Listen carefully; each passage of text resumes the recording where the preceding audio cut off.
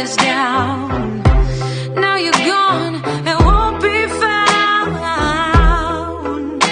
'Cause I don't know. Can I? Can I save up for it? Can I move in? Can I move on?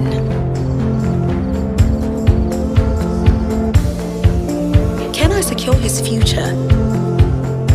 Can I keep it in the family? Can I bank here? Or even here? Can I keep my money safe? Can I get a little extra? Can I ask her?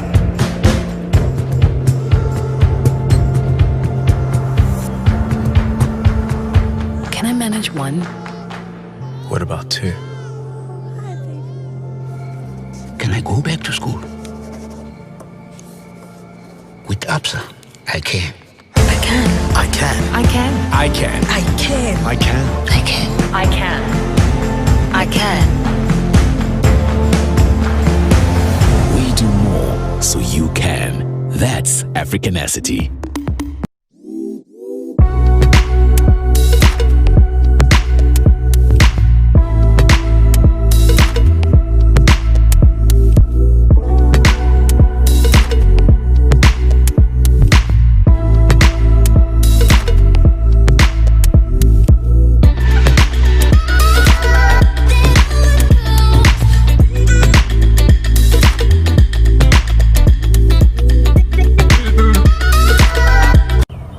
Define family. Family. Two parents and their children living together as a unit. Okay, that's one definition. But what if it means just the two of us? Or three? Or me and my brothers starting a business? Or umama, umamkhulu, nomagogo under one roof? It often means We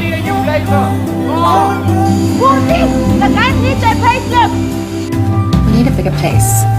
and doesn't family also always mean big plans? Big enough. It's huge. Little sparks.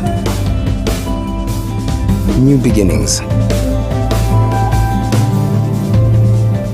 As you can see, I'm already saying virtual property podcast because I'm so used to saying the virtual, of course, the private property podcast. But this is not the podcast. This is the virtual property show that is hosted by privateproperty.co.za and sponsored by AXA, FNB, and Nedbank. It's a Saturday edition of the show. I'm sure so many of you are so excited to be with us today. We kickstarted this fantastic program, of course, yesterday, and I saw so many of you, who were participating, and I certainly want to see that same level of, productivity, that same level of interaction. And I think one of the very big things, of course, is to be able to interact with our exhibitors, and that's such an important one because we've got, a star-studded lineup of various exhibitors who are bringing us some of the best of what this country's real estate professionals and even service providers have on offer. So if you want to, link up with some of the service providers, and they such a wide variety of them. I mean, we're talking of service providers who are in prop tech, some of them who are, of course, estate agents. We're talking about attorneys. It's just such a huge variety of exhibitors that I think it's certainly one of the people that you want to reach out to. And all you have to do if you want to reach out to the exhibitors is, of course, go onto the exhibitors tab, and that tab you'll be able to find the various exhibitors. I was actually on there yesterday and also this morning, and just seeing various financial institutions who are there. And I'm sure so many of you also got to, watch the various sessions that some of the exhibitors had on offer. I certainly want to be able to hear from you about some of the, exhibitors that you have already started interacting with.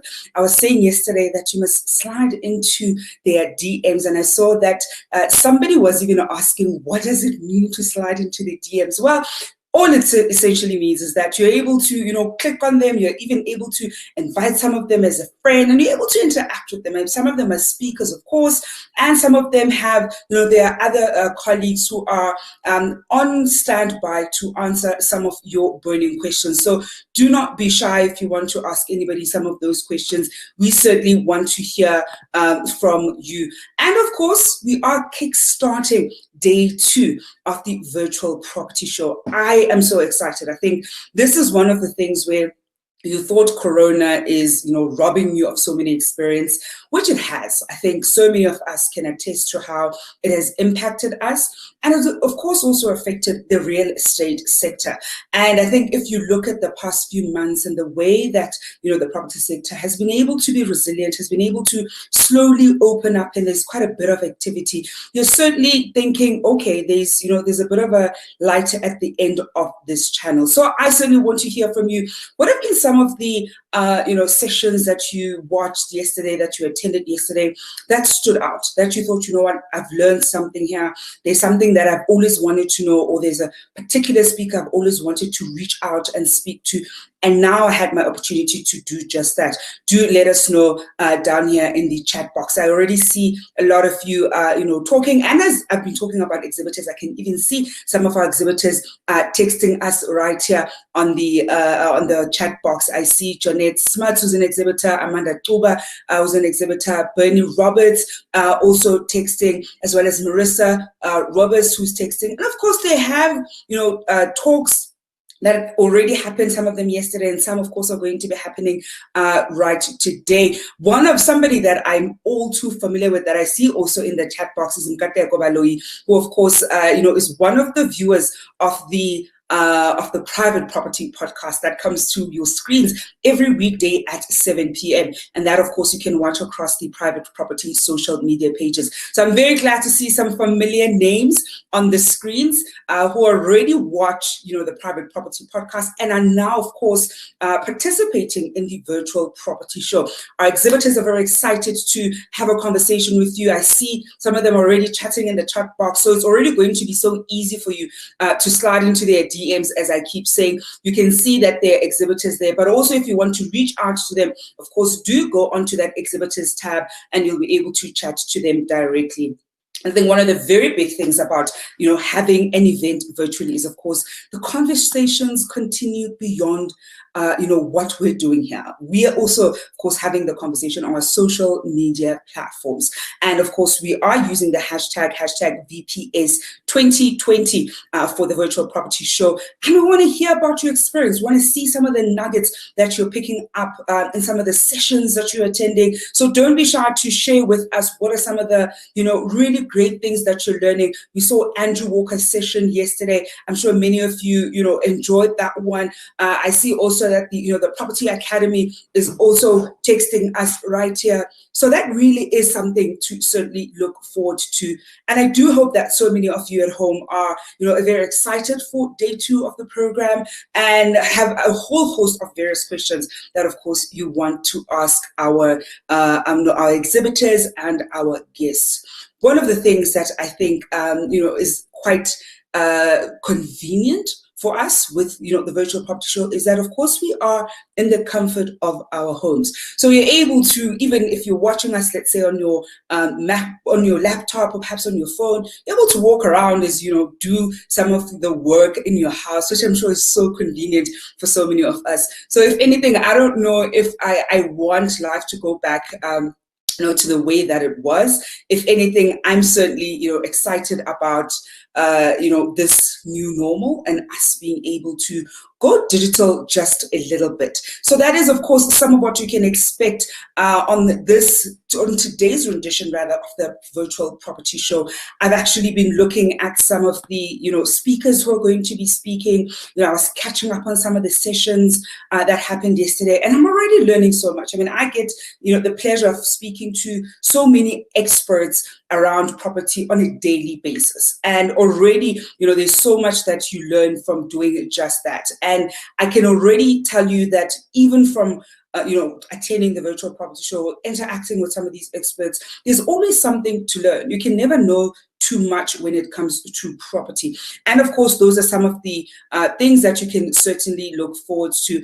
I love the conversations that I'm seeing on our chat box here. So many of you very excited for, day 2, and you're really looking forward to interacting with us, interacting with the speakers, going, of course, to, the exhibitors tab. So that's the 3rd tab, and really just having a conversation with some of them, but also you're having a conversation with each other, because you're also able to network, which is such an important thing when it comes to property. We sometimes underestimate the importance of networking, and I'm sure you've already picked up from some of the sessions that happened yesterday that networking is so crucial when it comes to property, especially as you start building and growing that property portfolio. You want to make sure that you are speaking to the right people, learning as much as you can from various people. And one of the places, of course, where you're able to learn quite a lot is when you go to privateproperty.co.za, and there's the advice tab that has a whole host, of tips and tricks, and even advice that you're able to use along your property journey. And the very big thing about, that advice tab is it isn't just for somebody who, let's say, is a seasoned investor and has been doing this for an extended period of time. No, you could literally be at the beginning stages. You've just woken up today and you decided, you know what, I think I actually want to get to know a little bit more about property. You're able to do that. And that's also what, the virtual property show is all about. It meets all of us where we are when it comes to our property journey. So it isn't only for people who are already seasoned property, investors, or already have a whole lot of properties under their belt. Even people who are perhaps you're staying at home, maybe you've been renting, it also caters to you, because you're also affected by property. It's not only people who own their properties or who've got a home loan that have to interact with a home. And I think one of the big things that is so important is you want to learn as early as possible, because we underestimate how knowing certain things early, or certainly young, because you're never too young or certainly too old to learn these things, becomes so important.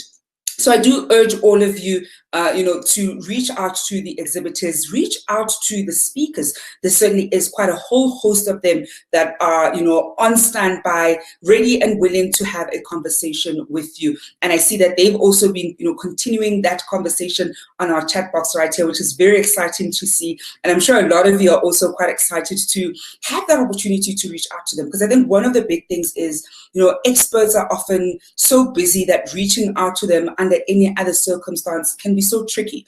But right now, they are literally at your service. They want to answer your property questions. We've brought them so that they're able to interact directly with you. And I think that's one of the big joys with the virtual property show, that it brings you the best of what this country has on offer, and you're able to access them directly. Well, it is certainly a pleasure to learn so much from so many different people who are on their property journey.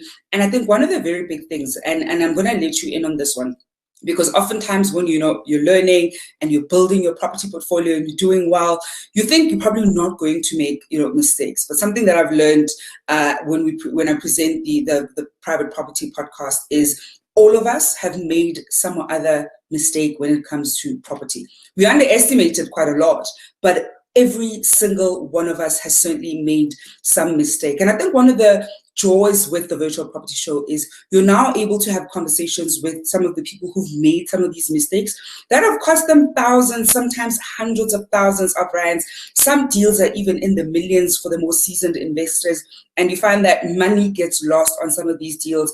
And I think the really great thing is being able to learn from other people's mistakes without you having to make them.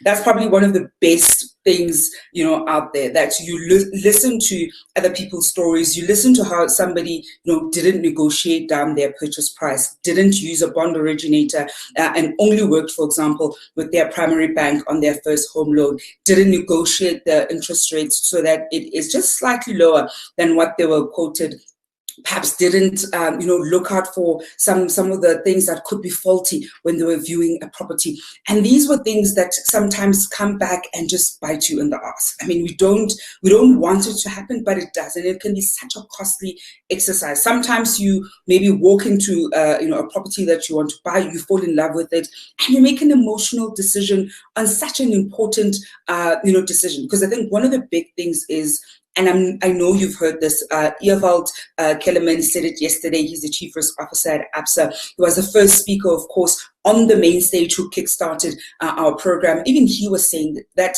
property is going to be one of the biggest decisions that you're going to make. For some of us, it's probably going to be the longest relationship that we found ourselves in. So you want to make sure that you are as thorough in searching for the right property in the journey that you're going to walk before you sign on the dotted line, as you would when you're dating. I mean, oftentimes when you're dating, you go on so many different dates. You even, have a conversation with your friends and want to dissect whether this person is the right person for you. Well, property is probably the same. You want to give it the care and attention that it needs at the early stages. You want to get the basics right as early as possible. And once you have that, sweet spot in that formula, you tend to find that getting the next property and the next property and the next property becomes easier and easier. And that's some of the nuggets that you certainly are able to pick up from some of our guests. I know Robin Booth is very big on that he will say processes. Once you get your processes right, you're able to grow and scale your property portfolio. And Robin Booth is, of course, one of the speakers right here on the Virtual Property Show. So as you can see, we've got quite a whole host of various guests who are, very excited, very knowledgeable about property, and also want to share their knowledge because they've made the mistakes so that we don't have to. And they like sharing the journey of some of the mistakes that they've had and how they simply do not want to see some of us making those same mistakes. So it's so crucial for us to be able to learn from their mistakes. And I think now more than ever to reach out to them so that we can get a sense of, what were the mistakes that they made? How can I best avoid some of those mistakes? Because I think that's also one of the things, that we take for granted. And I think one of the other things is, and this is a question I like asking, guests, and I think also go and ask some of the exhibitors this, is knowing what they know now. What would they have done differently when it comes to, property? Because by now they've got so much knowledge when it comes to, property. They've been doing this for quite a number of years. They've also, been interacting with various speakers, various, customers in the property space. So you also want to just get a sense of what is it that they definitely would do now, or that they definitely would not do now, given the whole wealth of knowledge that they have. I see another familiar face here on the chat box, somebody who is a very regular viewer of the Private Property Podcast. That is Umatha Shingange, who says, I see here her first message. She says here, true Zama, a solid and sound foundation is key.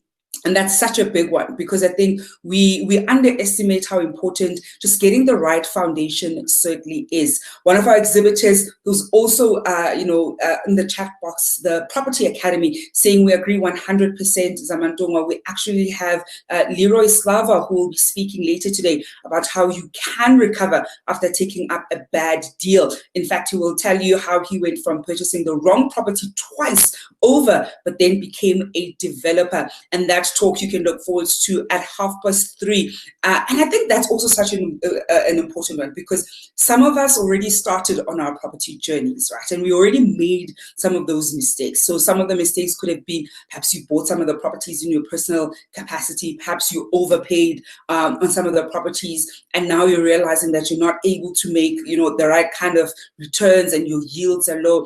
How do you then recover? Because you're not going to just throw in the towel. You certainly shouldn't throw in the towel. So do make sure that you catch that talk at 3:30. See the Property Academy. One of our exhibitors has already posted it here on our chat box. So you can already see the whole wealth of knowledge that we have on this, on the Virtual Property Show, and the variety of guests that are available. So it's people who are saying, here are mistakes you want to avoid.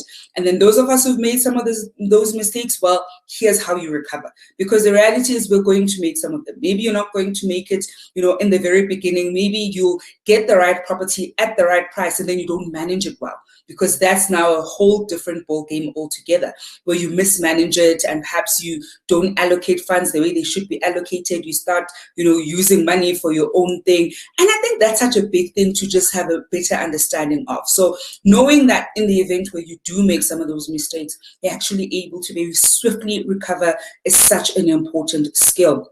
I see Yaku Grobela, who's also one of the speakers. I know his talk was yesterday. So if you did miss that one, do go back to watch it. And that one was such a really interesting talk that was looking at, and I think one of the big things with that talk was looking at, how to structure your portfolio. I think so many of us struggle with, structuring our portfolio and how to best leverage that portfolio. So Yaku is very good at helping people along those lines. And he's saying a big mistake that is often made is buying property in your own name, but can rectify it. Very excited for the session today. We are on structuring at 1:30. So if you missed yesterday's session, they're on today at 1:30, where they're looking at structuring, because I think that's also one of the very big pressure points, because a lot of us, and I'll admit, I also did this. You buy your first properties in your personal capacity, and sometimes you don't think maybe you're going to, stay in this property thing for the long haul, but then you realize the property bug has bitten, and it bites all the time. It's either you're going to love property or you're going to just absolutely not like it at all. But once it's bitten, you want to get another one and another one. And so how do you then go about making sure that if you bought it in your personal capacity, you're able to restructure so that you can maximize your property portfolio as efficiently as possible?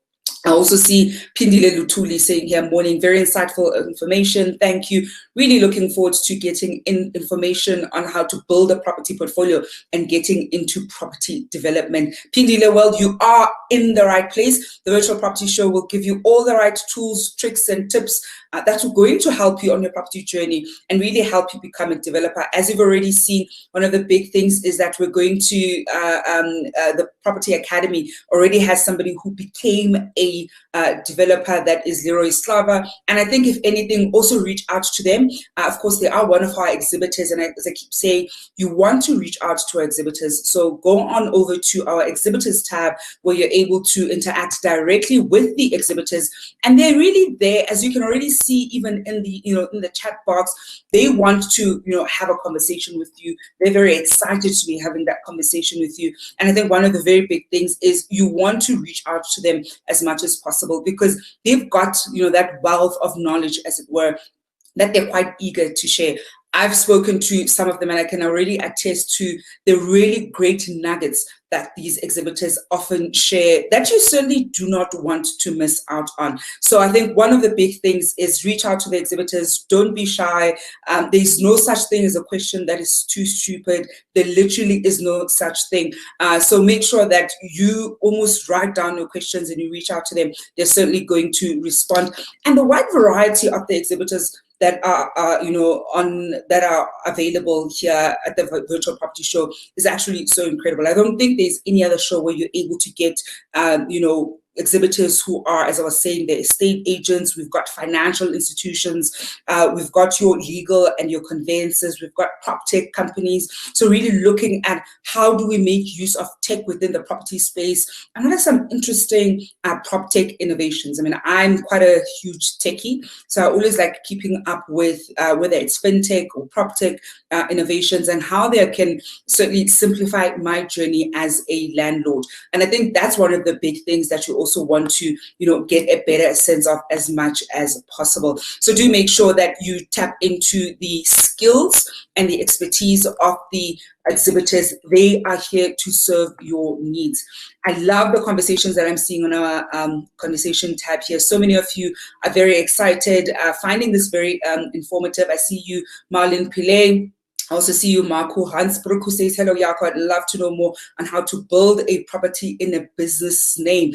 And that's another very big one, right? So if you're not buying, of course, a property in your personal capacity, so you're probably buying it under a PTY, perhaps you might be buying it under a trust. How do you do that? What are the benefits of doing it that way? Those are some of the nuggets that you're able to pick up on some of the sessions this evening, because you want to make sure that you are structuring your portfolio as efficiently as possible so that you can maximize your returns, maximize your tax, and make sure that you're as tax efficient as possible. And you can only do that when you're using the right entity to buy your property and run your property. So do make sure that you reach out to the exhibitors who are, ready to hear from you, certainly want to share with you some of the expertise that they have. And I'm sure so many of you are, going to be learning so much from some of the, exhibitors. And I'm certainly, excited to be, hearing from some of the, some of the speakers who are,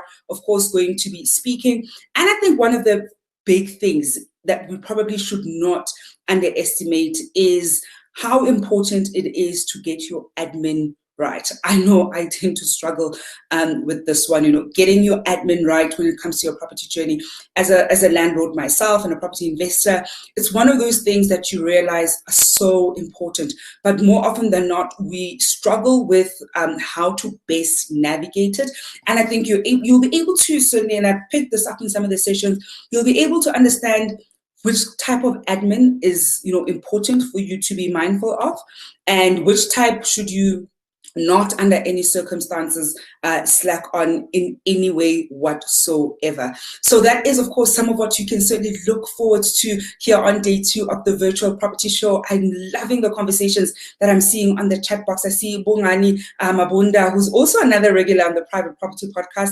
I love seeing so many familiar names who are also here on the virtual property show, saying good morning, looking forward to today's session. Silne Stein, who's of course one of the exhibitors that you can reach out to.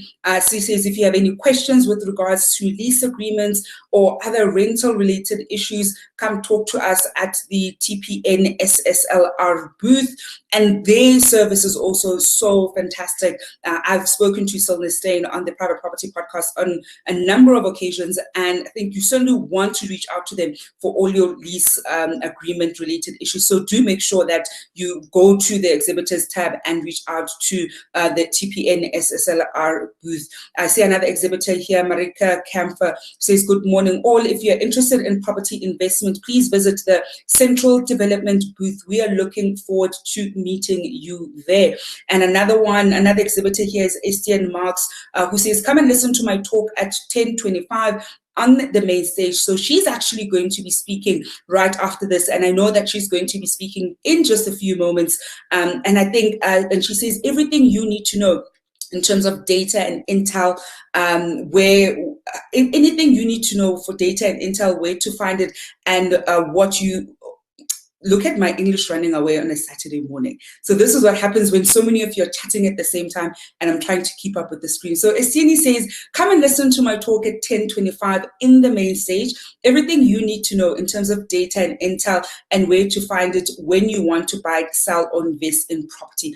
And that's such an important one. It's probably my cue when it comes to, when your English data bundles slowly start running out, that it's time for you to certainly wrap up. And that's, of course, making way for her to certainly join us in her conversation. And if you want to find the right data, then make sure that you stay tuned. That's it for me today. I, of course, will be handing over to somebody who's also no stranger, who, of course, hosts the Developers Show. And I'm sure that you're going to certainly enjoy the rest of the day. And I do look forward to seeing you on social media platforms, but also here on the chat box. That's it from me, Zamantungwa Khumalo. And here's to a great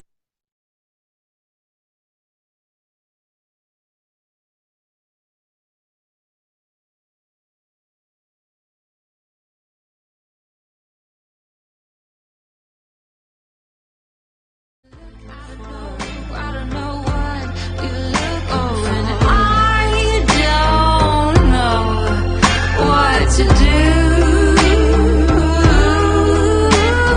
Hold back, let go.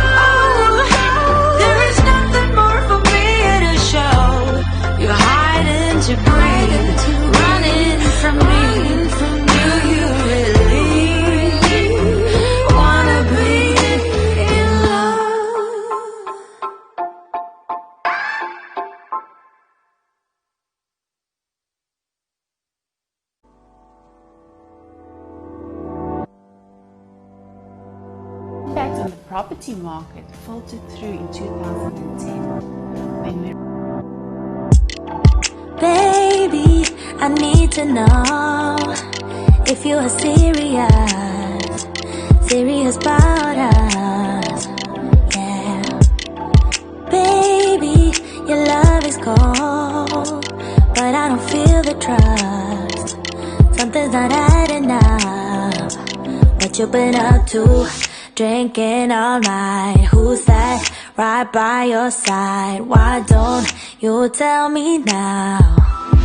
Oh, why you calling me late at night, saying you need a ride when you don't tell me why? South Africa's biggest online property event. Here's a quick tour of our simple and easy to use platform so that you can make the most of your 2-day expo experience. As you arrive, you'll be taken directly to the reception area. Here, you are able to browse our complete schedule of events for each day, including all upcoming sessions, speakers, and topics. See something you're interested in? Simply click the star icon to bookmark all your favorite sessions. These sessions will be saved under the tab My Interests, and we will send you a reminder before each session starts so that you don't miss a thing. Curious about the brands behind this event? Click the Sponsors tab to view our event partners and visit the info desk for FAQs or any assistance you may need. Now that you have your bearings, click on the Hello Visitor icon on the top right-hand corner and update your profile information for easy networking. You'll also be able to see your starred notifications here, as well as any meetings you may have scheduled. Now for the main stage. This is where all the action takes place. The main stage provides access to insightful keynote addresses from our incredible lineup of speakers, including industry professionals, influencers, and celebrities. Our laugh out loud comedy shows and stellar music performance by Sahara will also take place right here. You can easily navigate to check out our other speakers or see who's up next. With over 55 sessions, there is something for everyone. And now for the exhibition floor. Here you will meet all the brands that can assist you in achieving your property goals. We have categorized them to make it easier for you to find exactly who you are looking for. View them by category or view them all.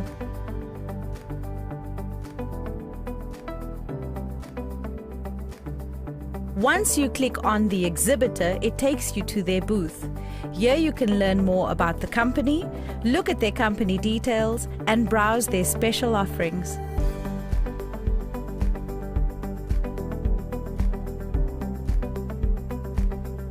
Now for the theatre sessions. Here you can easily join the live broadcasts and chat with fellow delegates.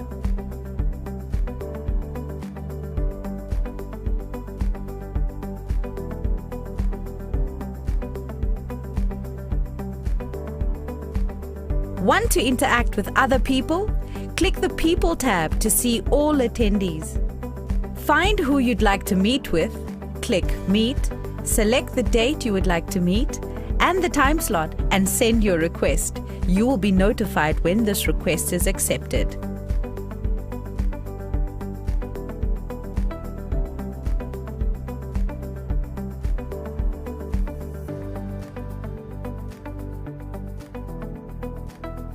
And that is everything you need to know to participate in South Africa's biggest online property event.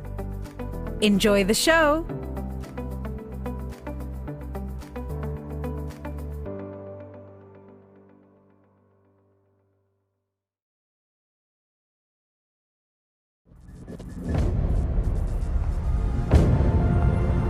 Can I? Can I save up for it? Can I move in? Can I move on?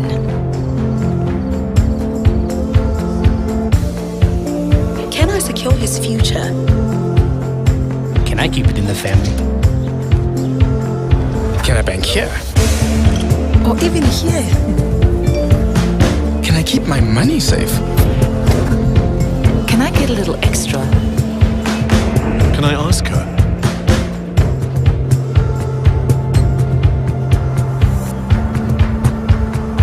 Can I manage one? What about two? Can I go back to school? With Absa, I can. I can. I can. I can. I can. I can. I can. I can. I can. I can. We do more so you can. That's Africanacity.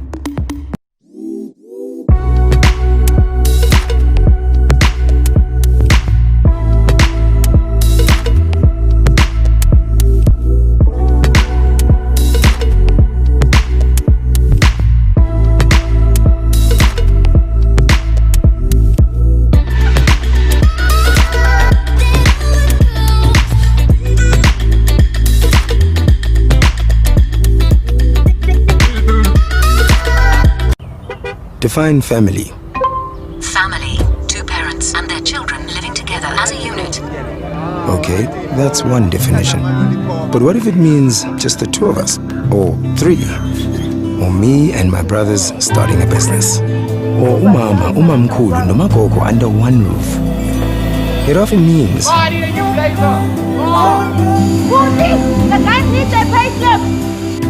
need a bigger place.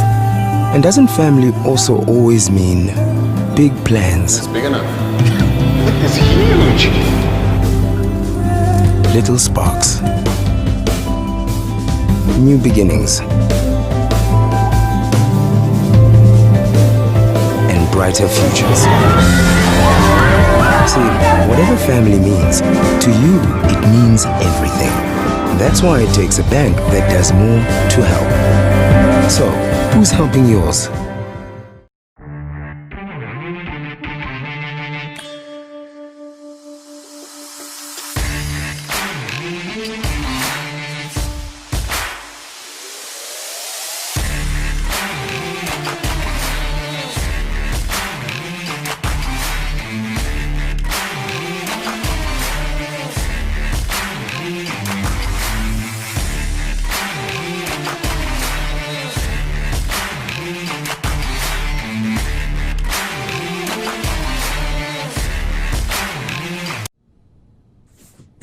Eta, it's me, Smooth the cab driver.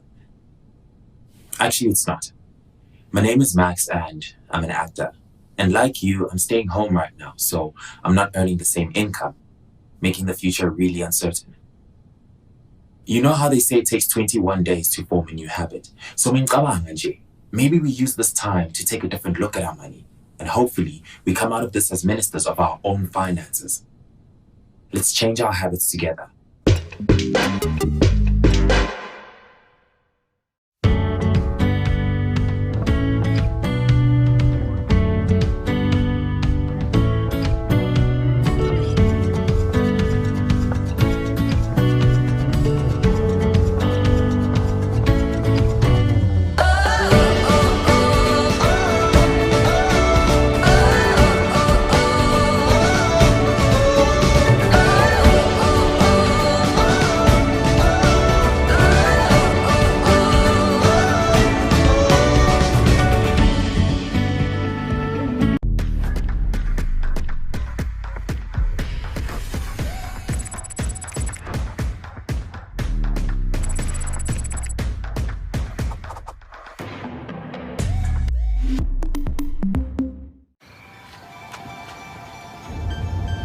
The world's a little different these days.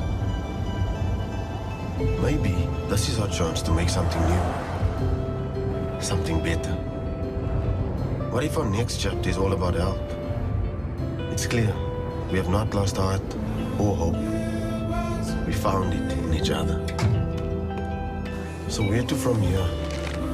Maybe we'll be as in this together as we are now. We will help businesses get back on their feet. We will give what we have. Want something to keep you with? And do what we can. Because when we all help, we have hope.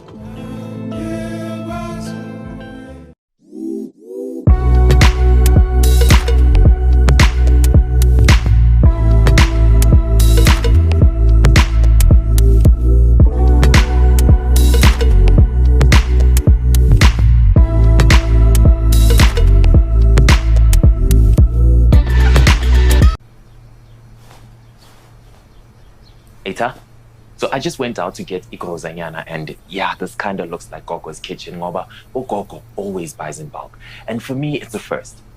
But now I get it. You see, Ugogo saves more by buying more. Now this is a habit I'll keep once this ends, because even these small savings make a difference. But just get what you need and take it easy on the toilet paper, guys. What habits will you be keeping?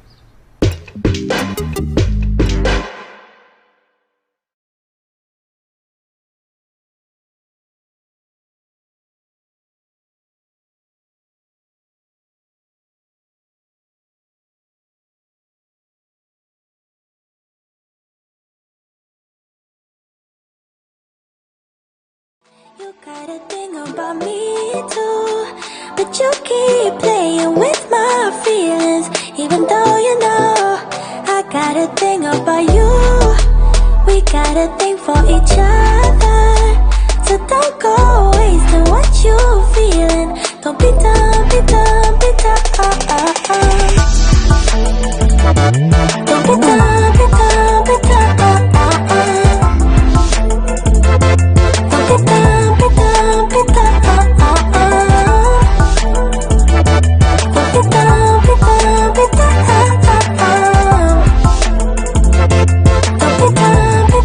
be dumb. Sorry is a word to you when you don't show on time, when you go out of line. Yeah, sorry is a word of truth. It isn't always enough. Sometimes you gotta hide what you've been up to, drinking all night. Who's that right by your side? Why don't you tell me now? Oh, why you calling me late at night, saying you need a ride when you don't tell me why?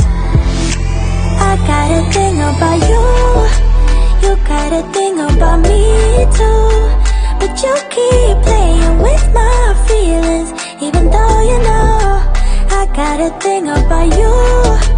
We got a thing for each other, so don't go wasting what you feeling. Don't be dumb, be dumb, be dumb. Don't be dumb, be dumb, be dumb. Don't be dumb, be dumb, be dumb. Don't be dumb, be dumb, be dumb. Don't be dumb, be dumb, be dumb.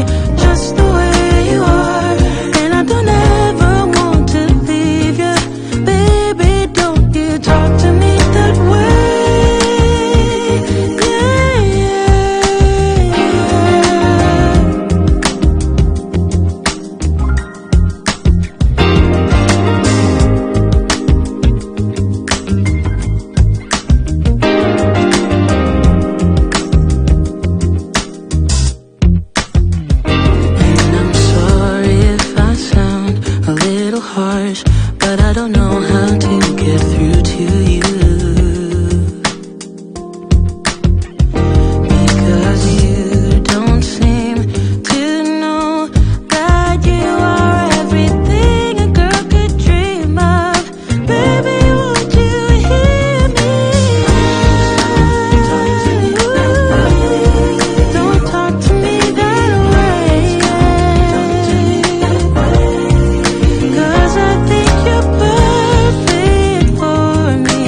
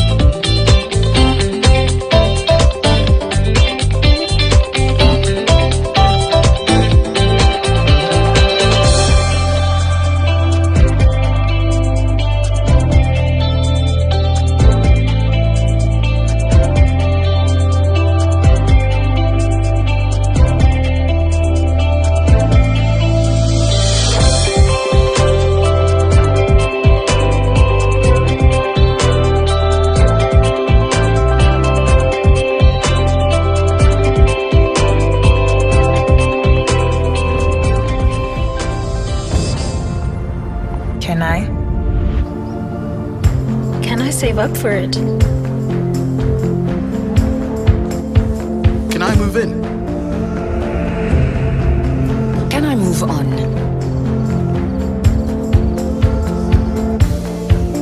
Can I secure his future? Can I keep it in the family?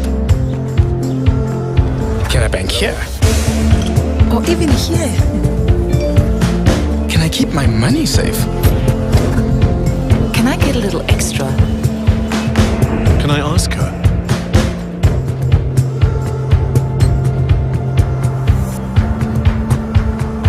Can I manage one? What about two?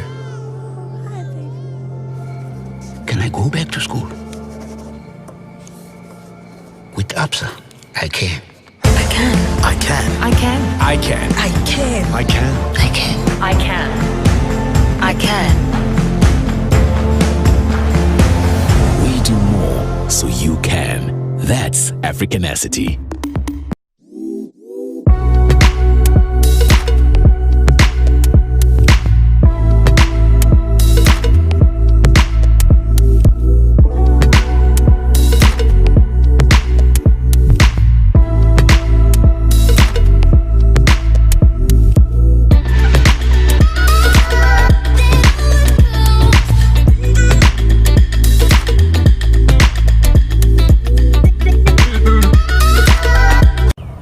Define family.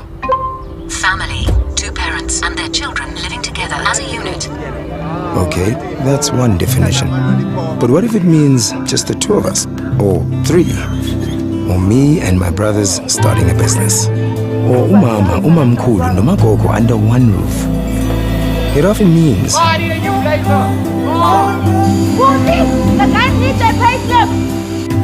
need a bigger place. and doesn't family also always mean big plans? It's big enough. It's huge. Little sparks. New beginnings. And brighter futures. See, whatever family means, to you, it means everything. That's why it takes a bank that does more to help. So, who's helping yours?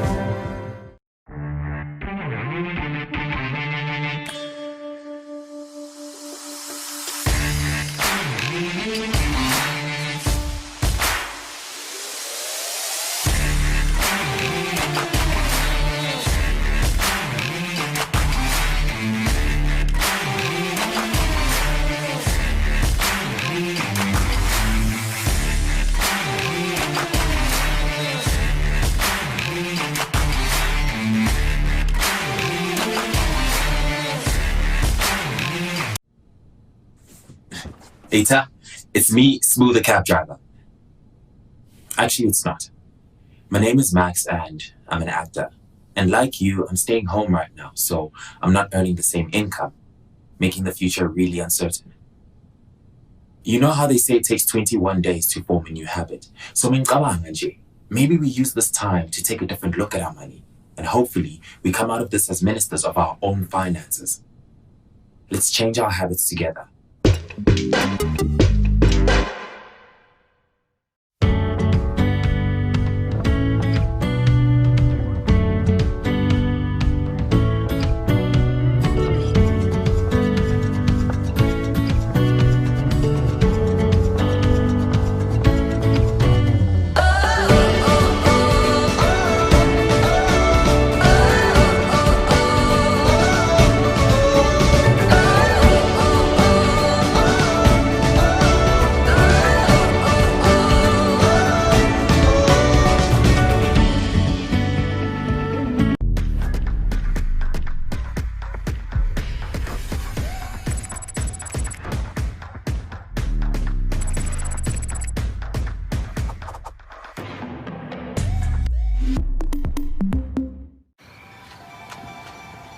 It is a pleasure to be your MC and host for the remainder of the day, and what a beautiful Saturday it is going to be. As you may know, we have a slogan here at Private Property, and that is your space, your rules. And we are honored to be able to join you in your space today and provide you with an innovative and interactive virtual show that is aimed at empowering you about everything related to property. Yesterday, we learned about how we can invest in property and the mistakes that we often make. And it was quickly apparent to me just how much there is still to learn in the property industry. And because of that, we have lined up a panel of experts who will advise you and answer every single one of your questions you may have about property. And what a panel we have in store for you today. We have financial services, estate agents, developers, property coaching company, conveyancers, inspection companies, prop tech companies. We have people from banks, bond originators, lending, property buying and selling advice. We have quite a mouthful there. So I'm sure the next question on your lips is, how can we navigate and interact with us today? Well, really, we have 5 tabs on your top left. So right over there will be 5 tabs. The first is the reception area. This will contain general event information. And also, this is going to contain places where you can register for events, where you can set yourself reminders. Click on that little star and you're going to get a pop-up when that event's about to start. So don't forget about that. We also have the main stage, the big kahuna, which is where we are right now. Then we have the exhibition tab. Now, this is the star of the show. This is the main guy. This is where I want you people to go and interact and engage with our exhibitors. Interact with them because they are at the ready to answer all of your property questions. So don't be shy. As Zama said before, no question is a stupid question. So please go and inundate them with all the queries you've ever had or ever wanted to ask about property. Number 4 is our theatre session. This will contain breakaways that are aimed at educating you and answering those questions as well. So please, guys, do attend, do indicate your interest for anything coming up. Last but not least is networking. And again, as Zama said, networking, networking, networking. You cannot do this enough. So go there, jump on, introduce yourself, speak to people that might be going through the same journey you are, or even that have maybe experienced things and had the answers to the questions you've always wanted to ask. So don't be shy. Lastly, if you click on yourself, click on your name right there, top right-hand side, you can edit your profile, give yourself a profile picture, give yourself a little bit of a bio, maybe write there what you're looking for today, what you'd like addressed, what questions you'd like answered as well, so people know just a little bit more about you. Now, during most sessions, you have the following features available. We have a live chat, which you guys can interact with me right now on. You can comment and you can also interact with general participants. We have polls that will be live as well. And then we have a Q&A functionality that allows you to interact with us and ask questions at any point. Now, ladies and gentlemen, again, don't be shy to go to the exhibition tab. We've got experts there to answer all of your property questions. There are also loads of great deals and plenty of property professionals ready and waiting to assist you on your property journey. But before we get started, there are a few things to note. We're going to be together the whole day today. So do yourself a favor and bookmark the link so you're able to access it throughout the day. We also have some exciting spot prizes for you that are going to be going out throughout the day. And this is how you can take part. Our most engaged audience members will stand a chance to win prizes. And also some of the best questions asked throughout the selected sessions will also stand chances to win prizes. So keep your concentration levels up and ask those all important questions. Now, our hashtag for today is hashtag VPS 2020. Go on our social media sites, go on Instagram, go on Twitter, go on Facebook, hashtag this and tag us as well. Tag us at privateproperty.sa. I want you guys, maybe while you're watching me, take a quick selfie, upload it, tag us, hit that hashtag. I'm very, very excited to see what you guys have in store for us. Now, every event is made possible through the involvement of sponsors, and we have partnered with Nedbank to bring you the latest insights and advice when it comes to purchasing a home. Like Zama had mentioned again, 20-year commitment when purchasing into a home. I think a lot of us that are first-time buyers, this is the longest relationship we've ever entered into. So this is a relationship that you need to go into with all the information, and Nedbank has been invaluable for sponsoring this event with that. Now, speaking of Nedbank, as our next 2 speakers are coming for them, I would like to introduce them, and that is Monty Makomo and Zoli Ndandwe. Nedbank, the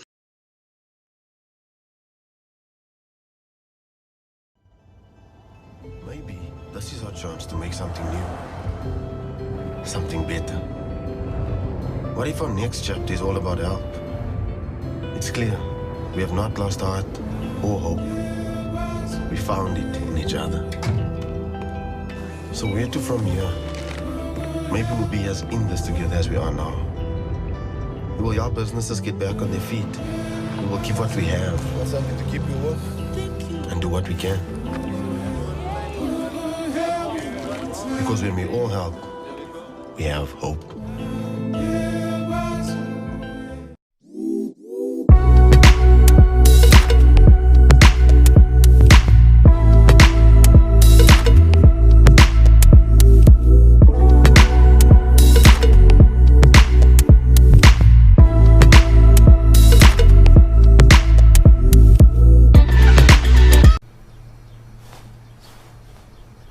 Eta, so I just went out to get ikozanyana, and yeah, this kind of looks like Gogo's kitchen. Ngoba Ugogo always buys in bulk, and for me, it's a first. But now I get it. You see, Ugogo saves more by buying more. Now this is a habit I'll keep once this ends, because even these small savings make a difference. But just get what you need and take it easy on the toilet paper, guys. What habits will you be keeping?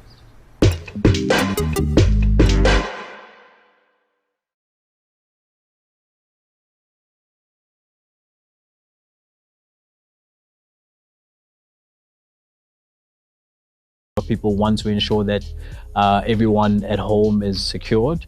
And we also have things like insurance, like homeowners cover in the case of a freestanding house, and things like life policy assurance, which are critical insurances to have if you want to own a property.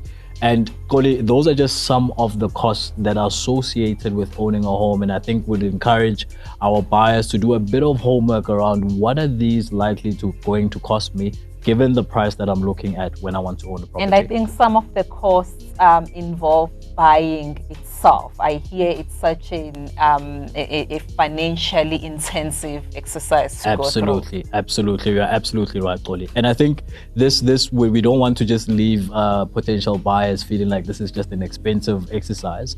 I think one thing that we have to highlight, just like you said, around the fact that as an economy, we find ourselves at record low interest rates for the first time in a very long time in our country. So what that means is that there is a significant amount by way of savings. So Koli, let's look at perhaps the prime lending rate leading up to the lockdown in South Africa. And I think they were around 10.5% by way of interest. And if you look at a variable of somebody who's buying a house for, let's say, 1.5 million over a period of 20 years, that person would be expecting to pay in the region of 14,900 Rand by way of monthly repayments back to the bank.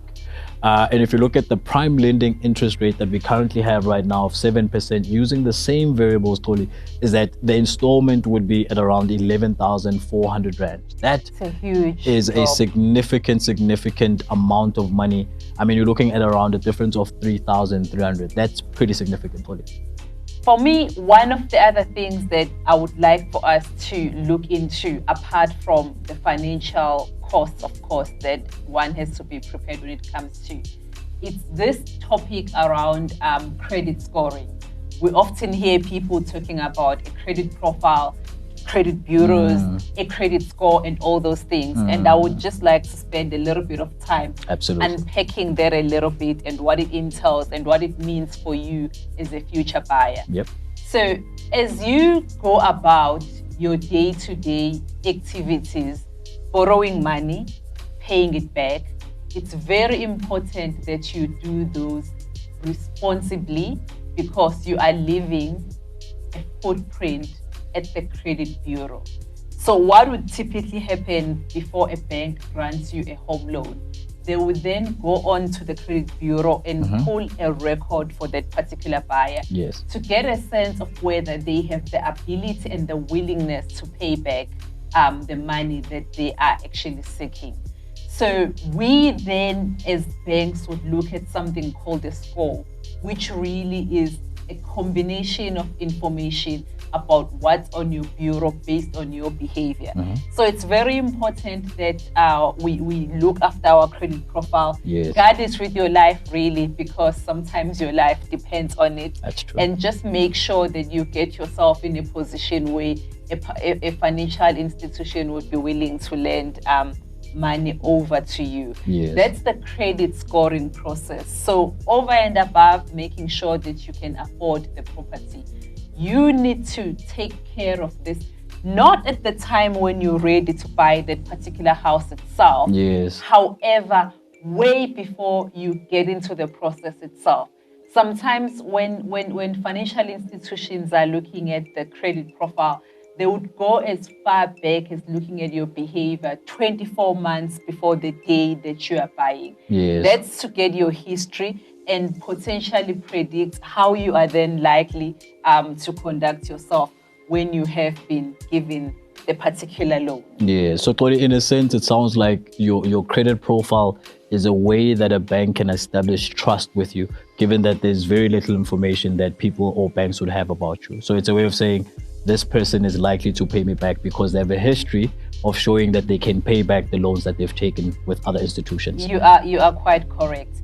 So maybe moving along, we can then look into, so you've been conducting yourself in a certain way, yes, and you are in good order to get a loan. Yes. You understand the cost and everything. Yes. Is there a way for people to get a sense of what they qualify for? Absolutely. So, Koli, I'm briefly going to cover what we've created. We call them tools in the home buying journey. And this is as a result of the bank taking a decision to say that the timing in which we establish a relationship with our buyers or potential buyers is rather a bit too late at a point at which they require finance, but that we have to take a step closer to the customer, particularly around the time when they are making those decisions and they are thinking about what is right for me, for this property, for my family. Am I financially ready for this? So we've created a couple of tools, and I'll start really with the first one called a pre-approval, where within literally minutes you can get a sense of how much the bank is prepared to lend you by way of a home loan.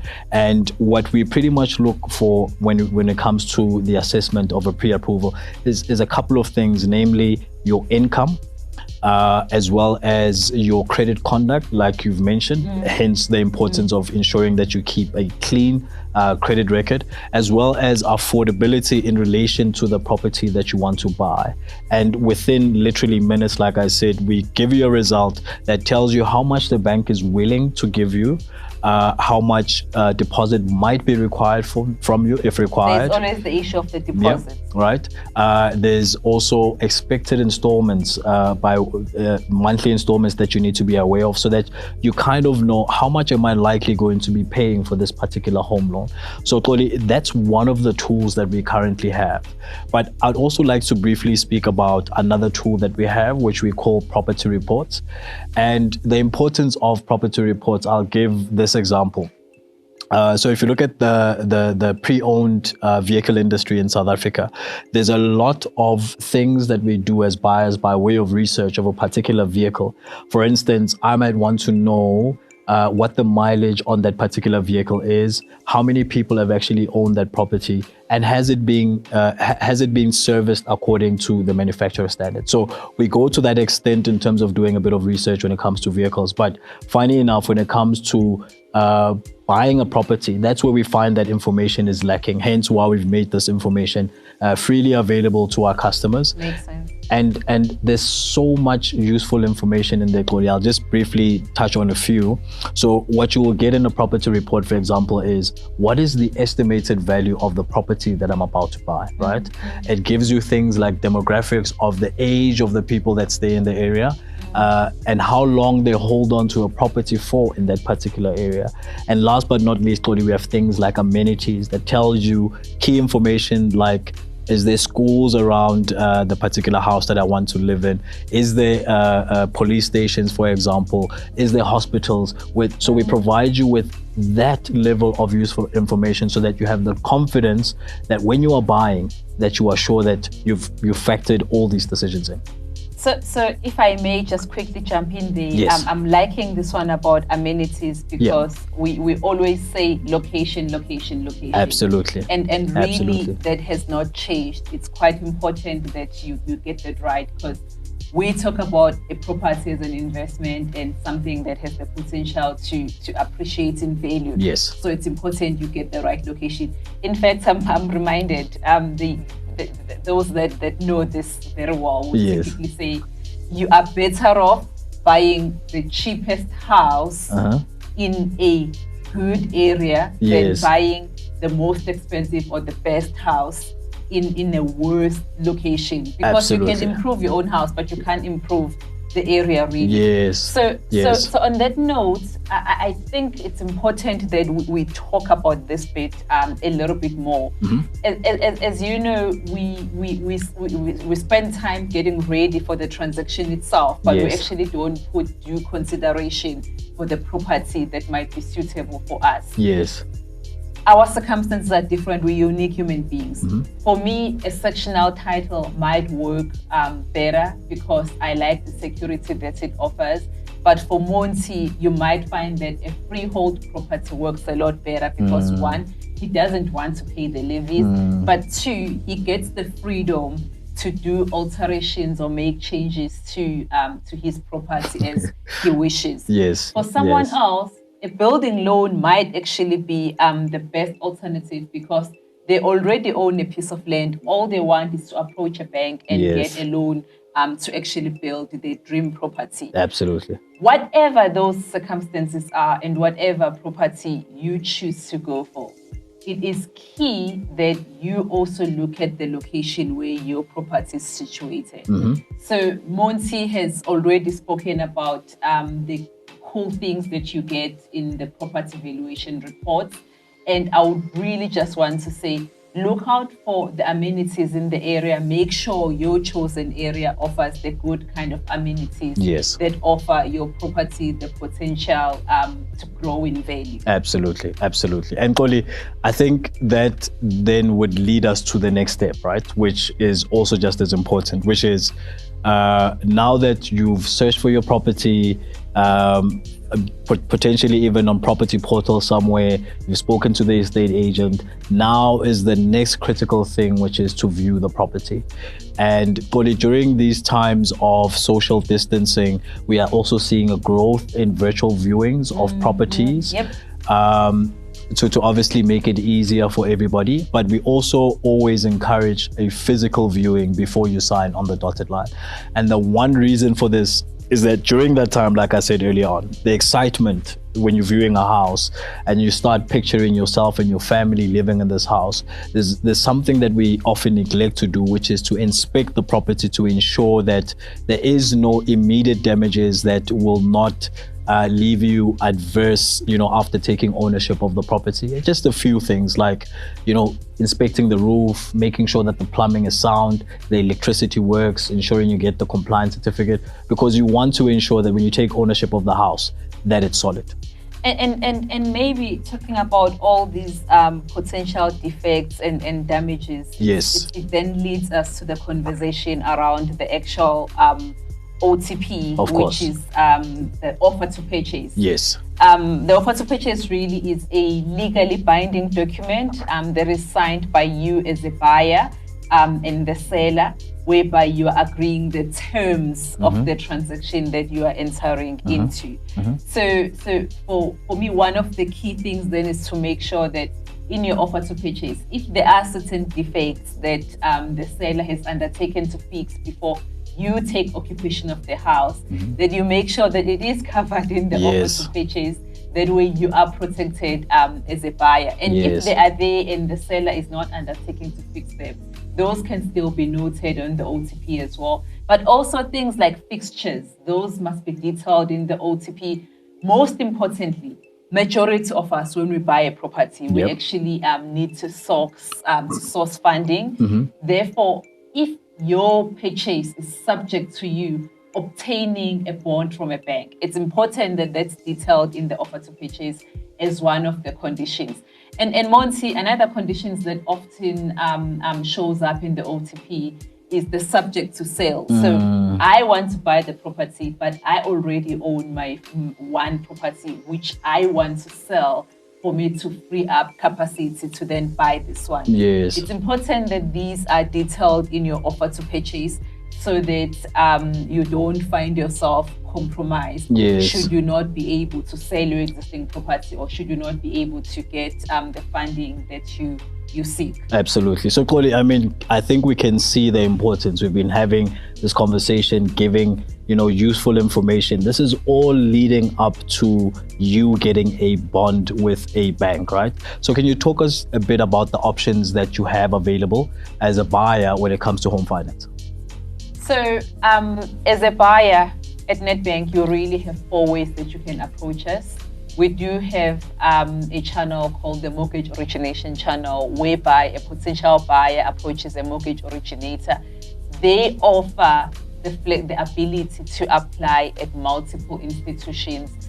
Therefore, you have choice.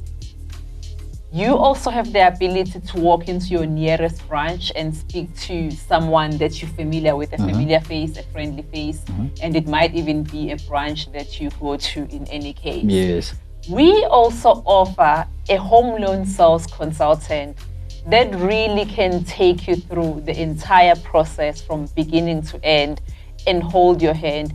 We don't want this to be an intimidating process for future buyers.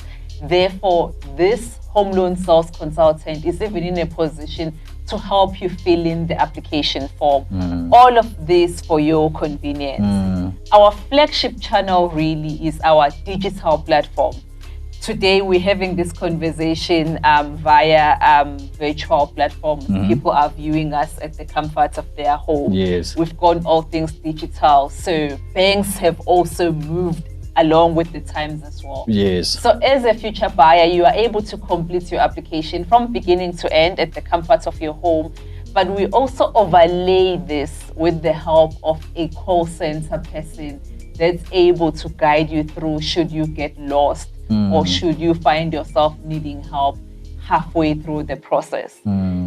So we reward you for your self-service behavior. If you use our digital platforms, we'll give you 1% cash back. So it's 1% of the loan amount that you are seeking. It's capped at 15,000 Rand. Yes. This is money paid to you at registration of your bond. And really, Monty spoke about the cost earlier, and this is money that can then help you to make bearable some of the costs that we have actually spoken about. It's paid at registration, so maybe it's fitting that we then talk about how the registration process works. I know a lot of people would talk about how long it takes to get the property and finally move in. And really, a big part of it is never quite the credit approval. It's really just waiting for registration. Yes. Koli, what I really like, I mean, that sounds amazing that for the first time in this home buying journey, that a customer is getting money back into their hand, or a buyer is getting money back into their hand, which is really going to be helpful given the expenses and the cost of owning a property. I think the registration process just as critical. It's a lot slower than your other products, given the fact that it needs to go through proper due diligence and ultimately registration into the new owner's name. It's a big investment. It's a big investment, absolutely. So there are a couple of participants in the registration process. Koli, firstly, you have the bond registration attorney who will be assigned by the bank that has approved your bond, who will then register the bond on behalf of the buyer as well as the bank. And then, Koli, on the other end, we have the transferring attorney, who will then transfer the property from the seller to the buyer. There's also some admin that's required by the transferring attorney, ensuring that rates and taxes are up to date, ensuring that transfer duties are paid to SARS, etc. And this particular process, I mean, just to give an example of how much a buyer can expect to pay. So using the same variables again of a property of about 1.5 million, you are likely going to spend in the region of 80,000 Rand, making sure that you pay for both attorneys as well as the transfer duties, amongst other things as well. So again, you can see the value of ensuring that you do your homework prior to you entering into this transaction. And talking about the transfer duty, I think one of the things that first-time home buyers need to know is if you purchase a property that costs less than 1 million rands in South Africa, you actually don't pay the transfer duty. You only start paying this from 1 million rands and higher. Yes. So I really think the playing field is quite leveled here. The ground is fertile. Yes. There's so many reasons why people.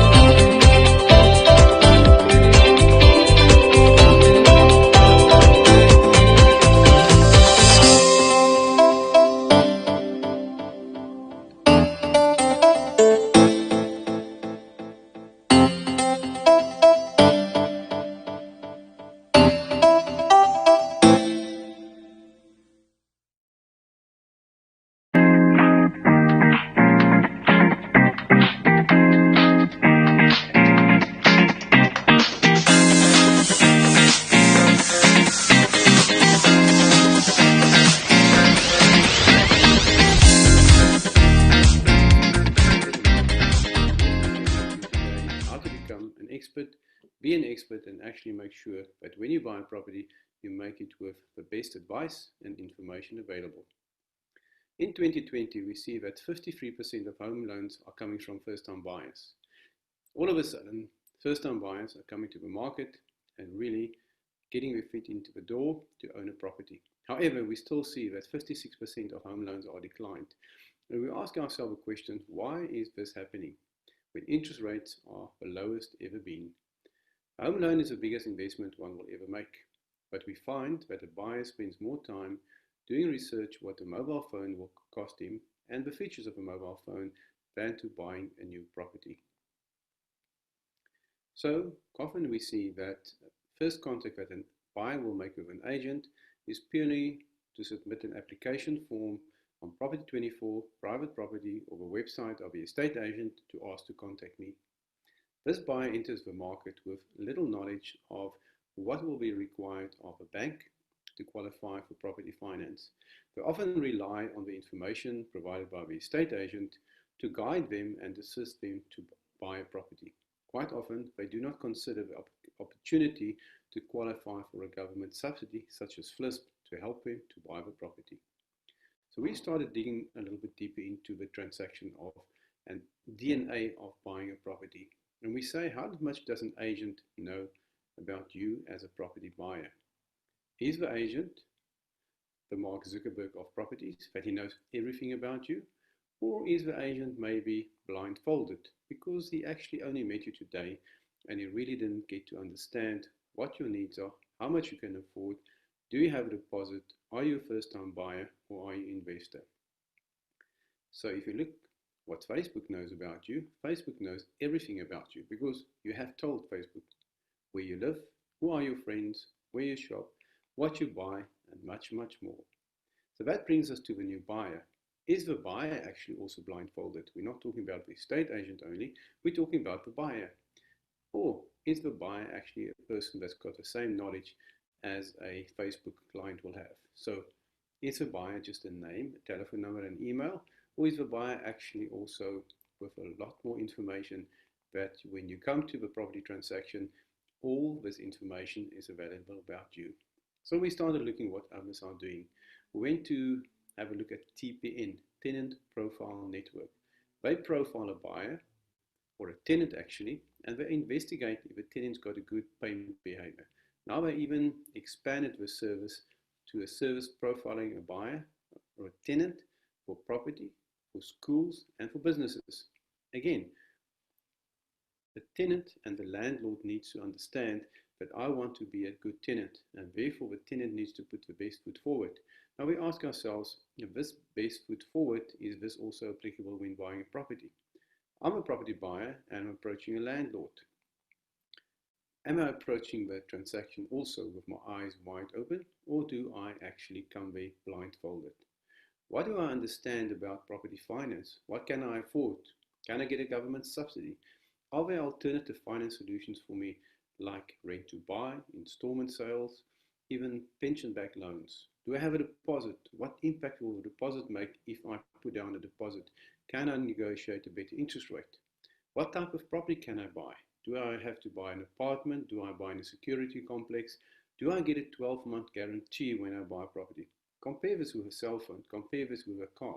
You get a warranty. You get an extended warranty for your car. But with a property, you buy it footstool. That means as is. A transfer process. How does it work to actually take transfer of a property? How long do I have to wait before the transfer is registered on my name? When can I move in? What happens with my keys? So we started doing some research, and we actually went online and we asked a lot of our readers and our subscribers, what do they actually want? Are you a first-time buyer, or do you already own a property?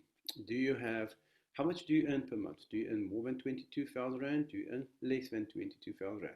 Now this 22,000 Rand is critical because 22,000 Rand is the ceiling or the cut of income that any buyer will get as a first-time buyer to qualify for a government subsidy.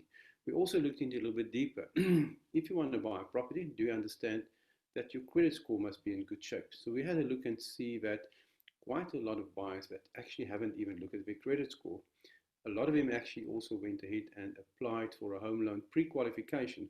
So they actually start shopping with some knowledge, some power in their pocket, that they already have qualified themselves and they understand the home buying process. Then we realized we have to combine this information with online consumer housing education, and we took this one step further. And it's been actually going before COVID that we decided to take this information online. So we developed 4 modules. How a home buyer can actually equip themselves, educate themselves, inform themselves to get ready and fit before they buy the property. We did a little bit different. Normally you first read the book. What we did, we first developed the videos and then we published the book. So you've got a complete home ownership guide available for yourself, and the content is exactly the same as in the videos. So now you can actually watch a movie and then you can read the book. So we started looking at me as a new property buyer. Am I educated? Do I understand the building blocks of getting to own a property? I'm looking at my affordability. Do I get a government subsidy? Do I have my FICA documents in place? Everybody will ask that about 3 or 4 times from myself. Do I have a deposit available? Now we can actually even change the block of deposit, bring it closer to FLISP, because quite often you can use your FLISP deposit also, your FLISP subsidy also as a deposit. Will I qualify for a home loan, and what home loan amount will I qualify for? What type of property can I buy? If I buy in a sectional title scheme, what do I need to look out for? Do I need to look for the financial affairs of the body corporate? What impact will that be if I buy a property and the body corporate is not managed well? So there are so many things that I need to educate, empower myself as a new buyer. So we decided to put all this information on one platform. If you go through the process, you get a view of your credit snapshot. Obviously, if your credit profile is low, rather go for repairs first. Then we determine your monthly budget. How much can you spend on a property, and how much do you want to spend, and how much are you able to spend considering all your debt and monthly obligations. We also need to look at your personal information, and from this information we will then are able to issue with a pre-qualification certificate for a home loan. This goes even further, that we are able to give you a FICA pre-qualification as well. And also we give you a FLISP pre-qualification. Now this FLISP pre-qualification is very handy because you can use a FLISP pre-qualification to apply as a deposit when you buy a property. We also then enable you to upload your FICA documents, so you only have to upload it once. We distribute it for you to the bond attorney, to the transfer attorney, to the estate agent, and everybody involved. Lastly, you can upload your property interest that we can understand if you are buying a property in a security estate, 2 bedrooms, 2 bathrooms, parking, whatever you require from this. So this is one dashboard that will cover all your requirements for you as a property buyer. So we started looking at the property finance. What will a bank require?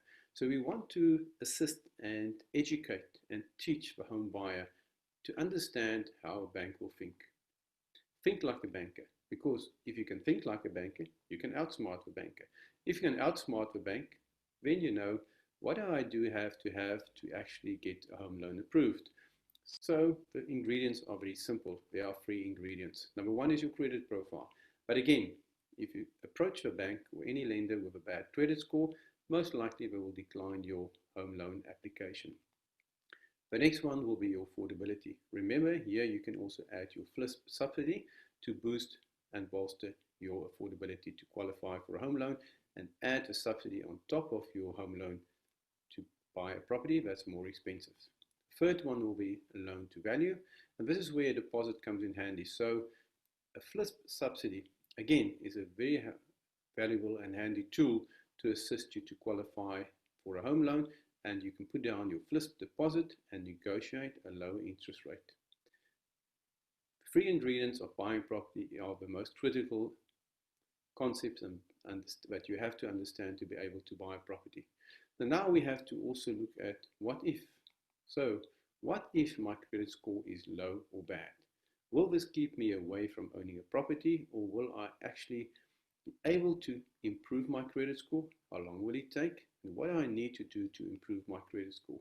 So we started looking at, quite often a person feels that a decline has actually stopped my home ownership journey. We look at 56% of home loans are declined. And we say that, does this flat tire actually stop you from reaching your goal?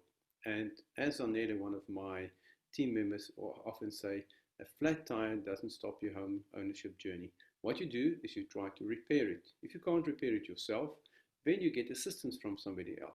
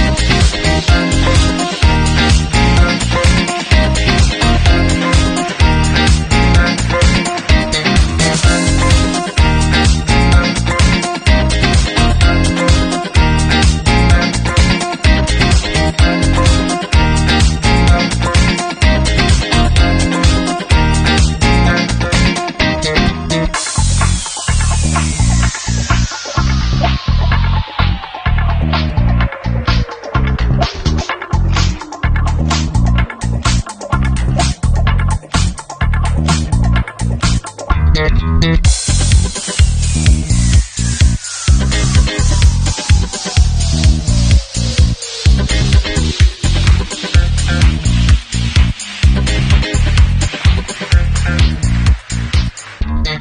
Betterbond. It's a free service, by the way. They don't charge for any of this. Even when you get the home loan, they don't charge for it, okay, at all. So it's a free service, and I would recommend you do it. Because when you have that pre-qualification, what a pre-qualification means is that you can take your offer to a seller confidently, knowing that as soon as you thereafter go and apply at the bank for a loan, it's a 99.9% chance that that loan is going to be granted. Now imagine the confidence that you'll have when making that offer in front of the seller. You'll also put yourself at the front of the queue with respect to all the other buyers. Assuming, of course, that there isn't someone else offering a cash offer. So, step one, determine what it is you can afford. Use a bond originator to help you to get a pre-qualification. In this market right now, more than 50% of home purchases right now are first-time buyers. Do not miss this opportunity that exists at the moment. Step two, search. Well, eventually you've got to go and look for the property, right? And where are you going to start? You're going to start in the newspapers. No, you're not. You're not going to start in the newspaper. Let me tell you, those days are gone. Okay? By the time one of our agents or any agents advertise in the newspaper, that property is already at least a week, if not older. Okay? And many of these properties are a lot older than that. There's no ways that Remax can put its 58,000 listings in the newspaper week in, week out. So this is what you do, and I'm sure you know this already. I'm preaching to the converted here, but you're going to go on to some of the property sites. You're possibly going to hop onto our remax.co.za website, and you're going to go and do a search, and you're going to narrow it down. Or you're going to hop onto private property where they aggregate all the listings, and you're going to put in an area. You're going to put in some criteria, obviously, within a range that you can afford, or maybe it's the features like beds, baths, and beyonds, and you're going to put that in, and it's going to bring up a search list. Here's a tip for you. You may want to register on some of these sites because new listings come on every single day, and unless you're one of those that hops onto the site every day, you can register yourself, and the site will actually alert you to any new listings in your price range and in your featured list range. So it'll narrow it down. It'll save you a whole bunch of time, and I recommend that you do that. So that's the search portion. You may also, and I would recommend actually, registering yourself, for want of a better term, or contacting, maybe I should say that, contacting a real estate agent, putting your name down and giving them the criteria of the home you're looking for. Why? Because when the market is hot, when homes are selling, and in these last 2 months, Remax has sold a ton of property. We've had 2 record months in these last 2 months. So if that's the case, I would recommend that you put your name down with an agent, so that when they take a listing, even before it hits the website, which you think is which most people see for the first time, they can contact you directly, set up an appointment, and get you to see the home. So get your foot in the door before the masses do. Okay, so there's my tip on search. 3, use a trusted advisor. Note, I didn't say just use a real estate agent, because there's real estate agents and there's real estate agents. Use a trusted advisor. A referral is always best. Someone that has used a real estate agent before, had a great experience, maybe it's a friend of yours. Generally, those referrals are the best source. I'm obviously going to promote Remax here, and if you hop onto our Remax website, you'll find a whole lot of trusted advisors. But generally, you're going to get from a referral the best source, right? So now you're working with someone, and they're taking you through the different homes. Be honest with them.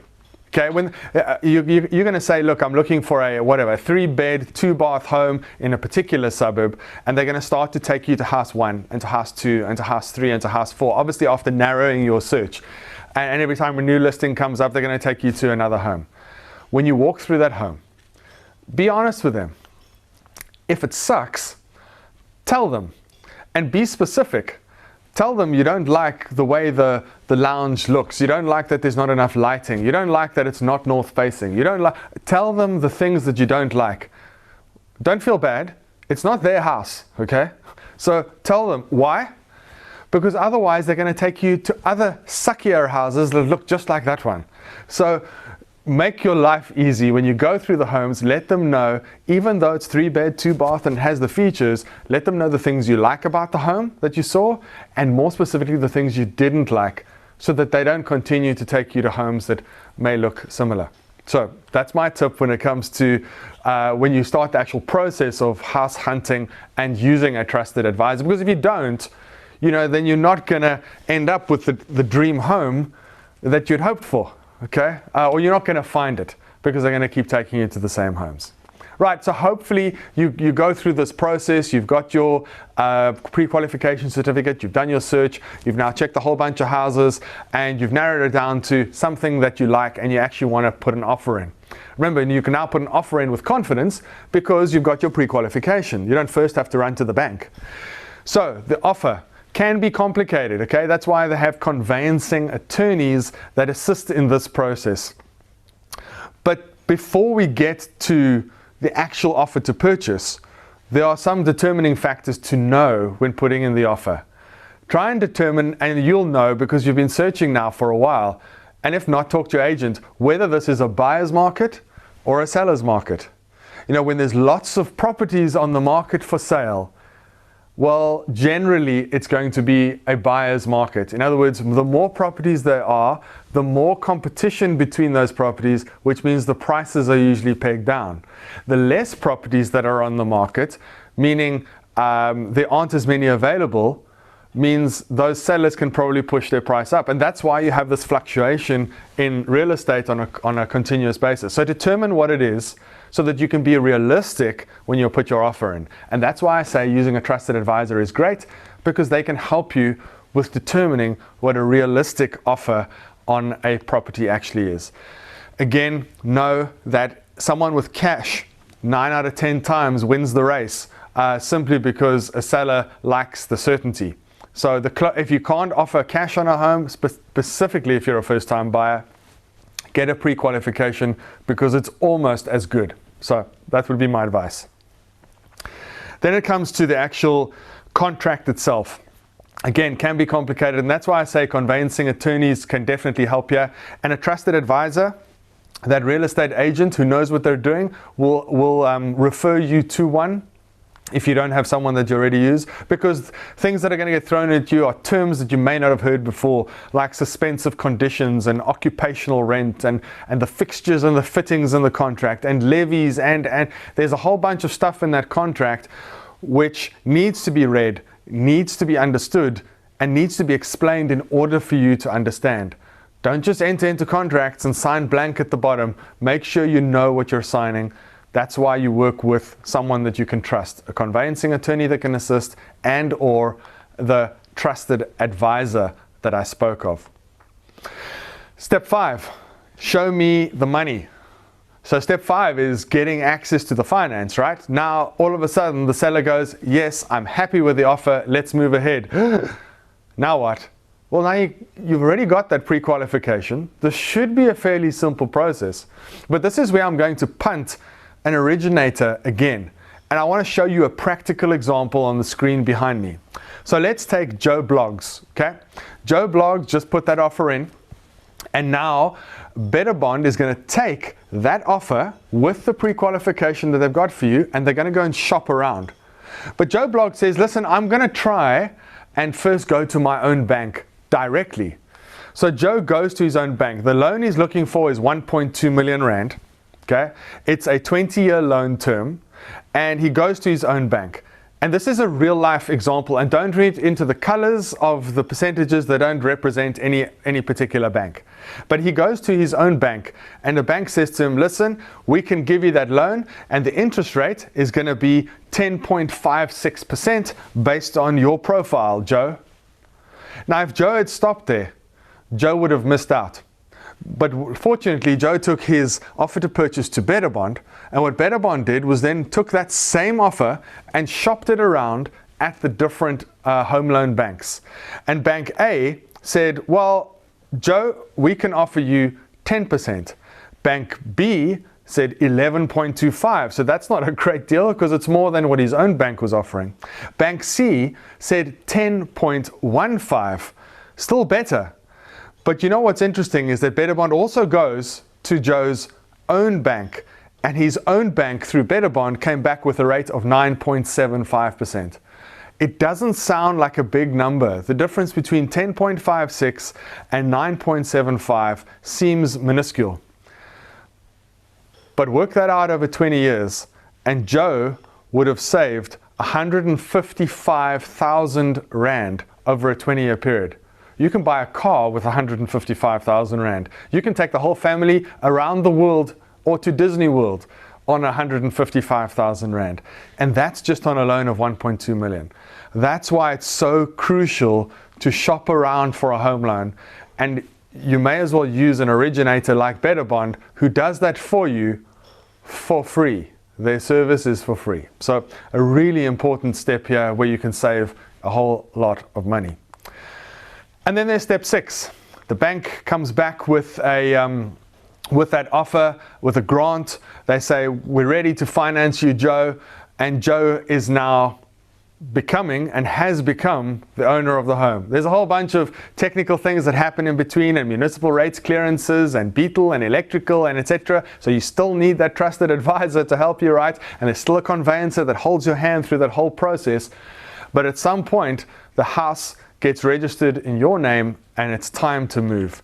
So schedule that move. And there's a bit of planning that has to happen behind that for those that haven't moved before.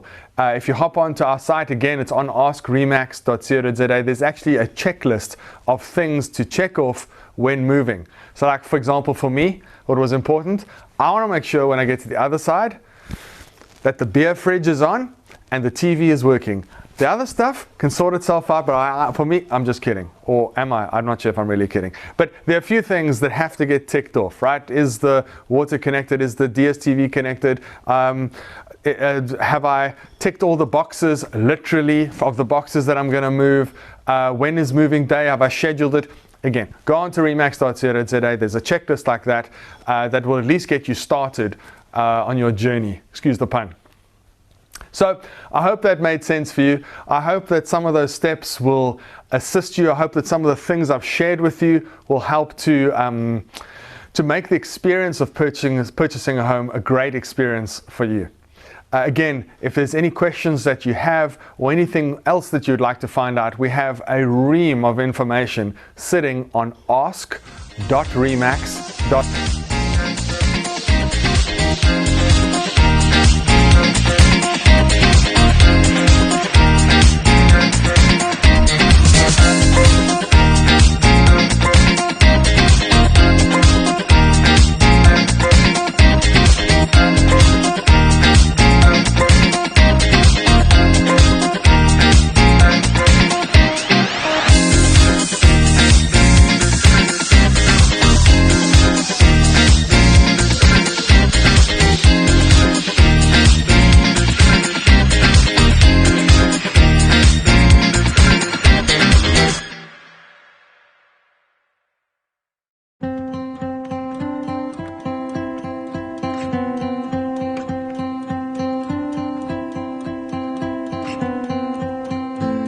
looking at you. I'm trying to get your attention. Can I come close? I don't know how to play this. Our hands touch once or twice, feeling kind of hypnotized. I'm looking at you and I feel the tension. You know, this could be like heaven. I am right here, doing my best to make you feel like I do. And just for a quality of the application is assessed to ensure that what you submit is what is required based on one's income, as well as the supporting documentation that may be required in that particular person's lifestyle or application status.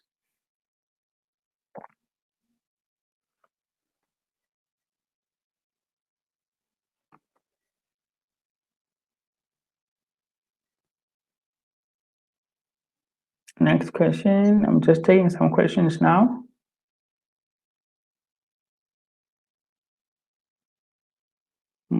Questions. Yes, there's another question. Yes, I've managed to highlight this already. One, without a financial dependent will not be able to qualify for FLESP. It is a must, and if you don't have a financial dependent either by either your husband or partner, you won't be able to qualify. I have highlighted that part.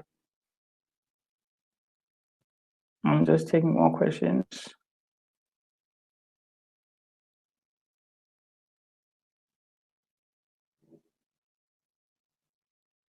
No questions thus far.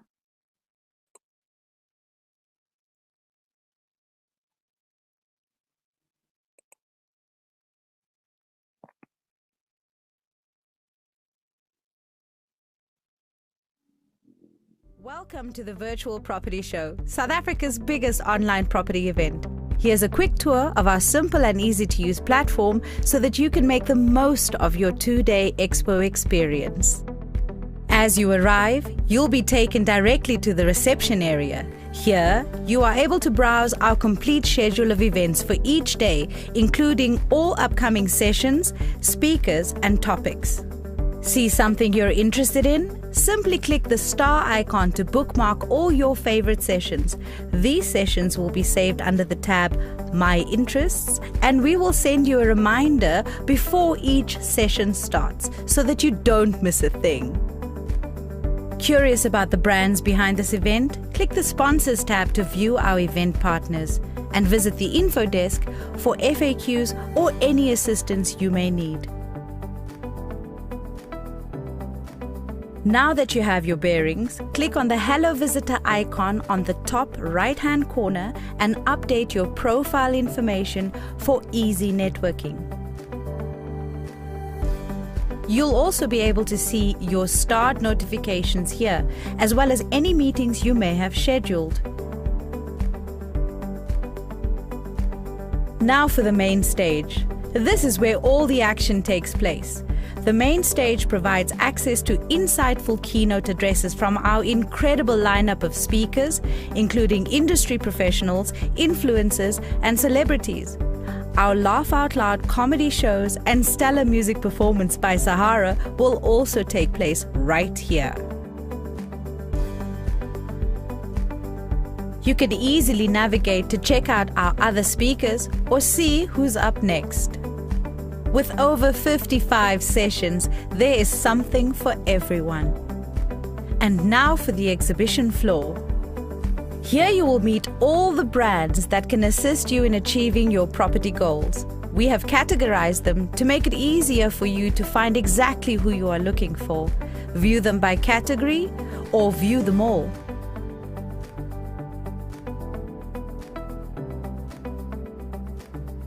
Once you click on the exhibitor, it takes you to their booth. Here you can learn more about the company, look at their company details, and browse their special offerings.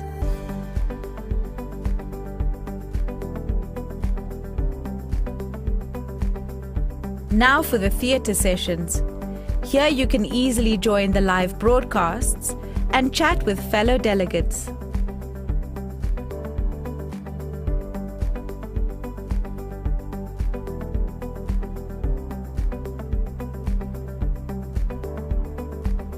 Want to interact with other people? Click the People tab to see all attendees.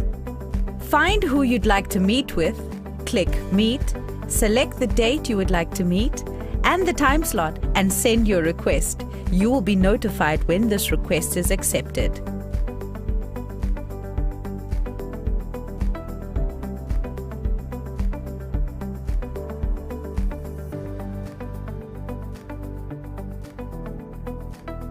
And that is everything you need to know to participate in South Africa's biggest online property event.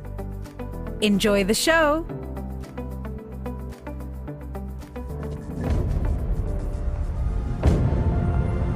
Can I? Can I save up for it?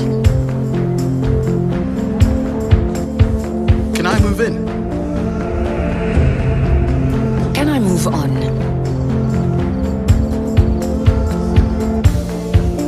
Can I secure his future? Can I keep it in the family? Can I bank here? Or even here?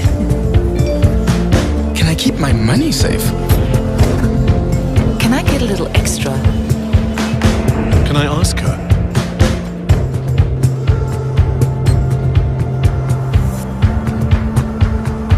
Can I manage one?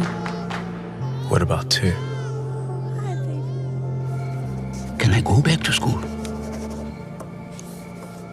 With Absa, I can. I can. I can. I can. I can. I can. I can. I can. I can. I can. We do more so you can. That's Africanacity.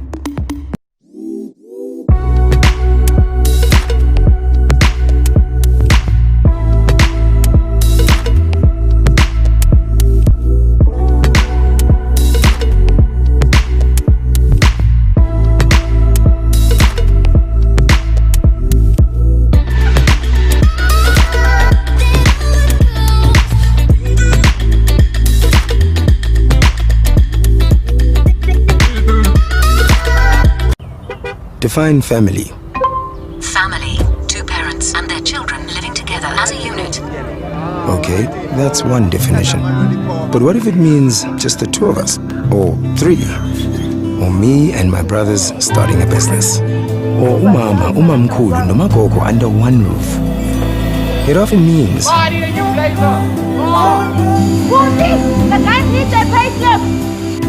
need a bigger place.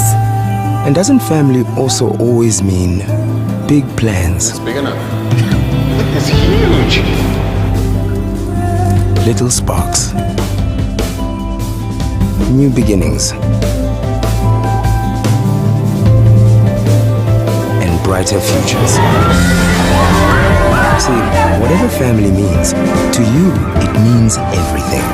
That's why it takes a bank that does more to help. So, who's helping yours?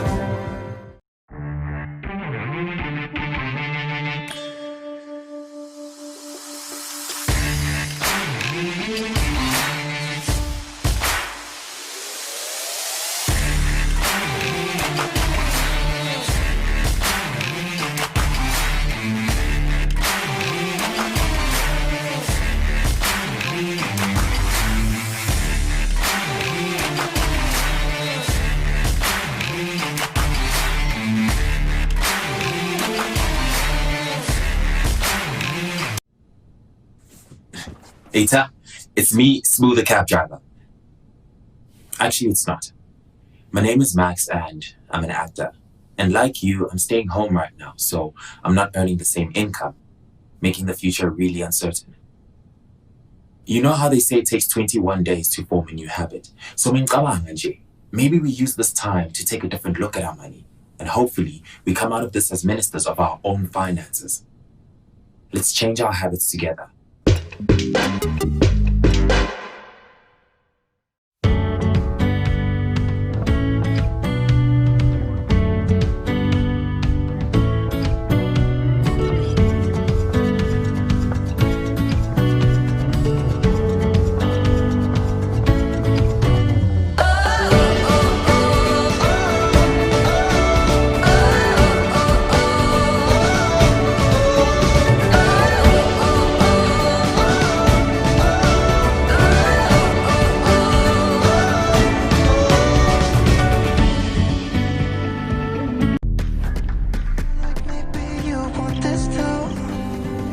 Give me your attention.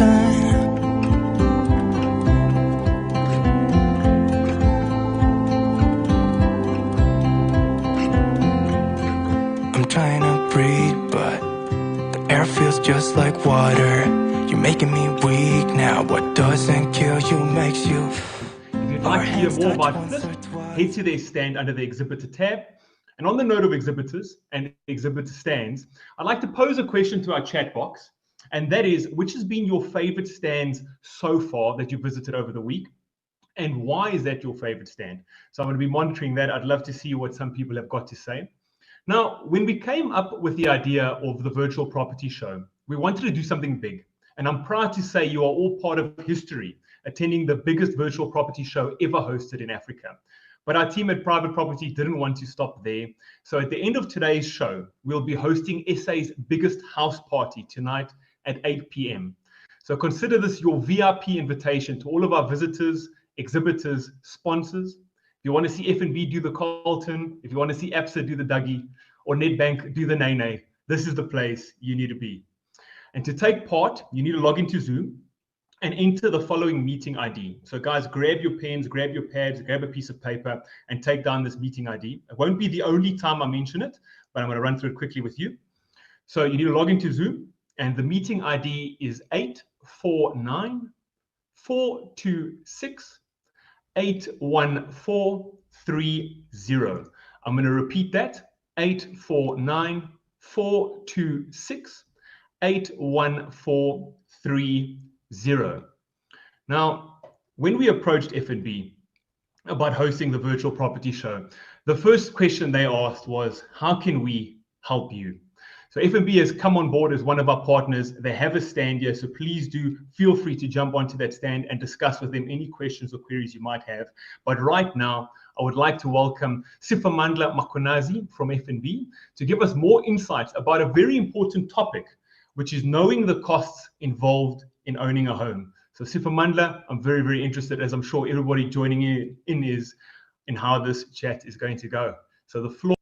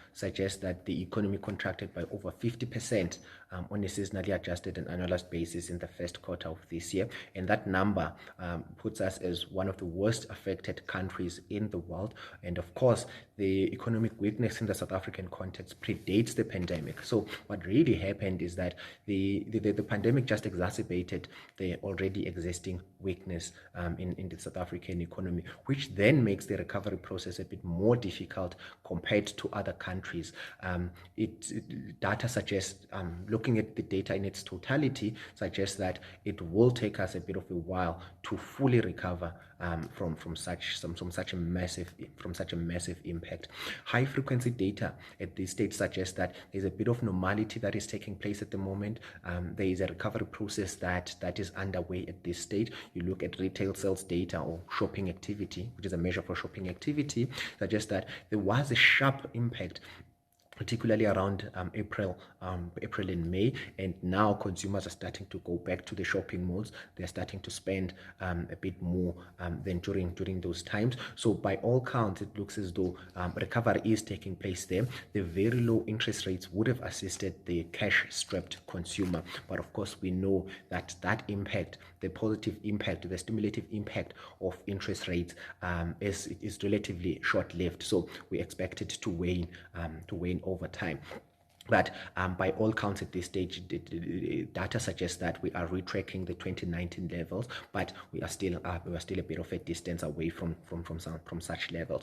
If you look at industrial production, which is a combination of mining and manufacturing output, which we measure, which we use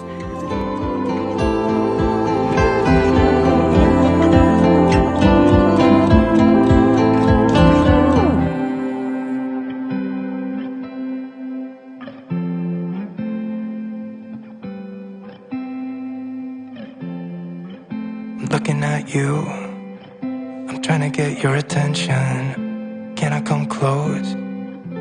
I don't know how to play this. You know, this could be like heaven. I am right here, doing my best to make you feel like I do. And just for a second, you're looking at me, making me feel like maybe you want this too. Give me your attention.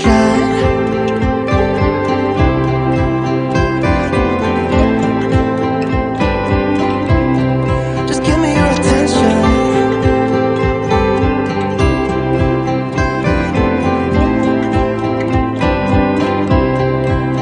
Give me your attention.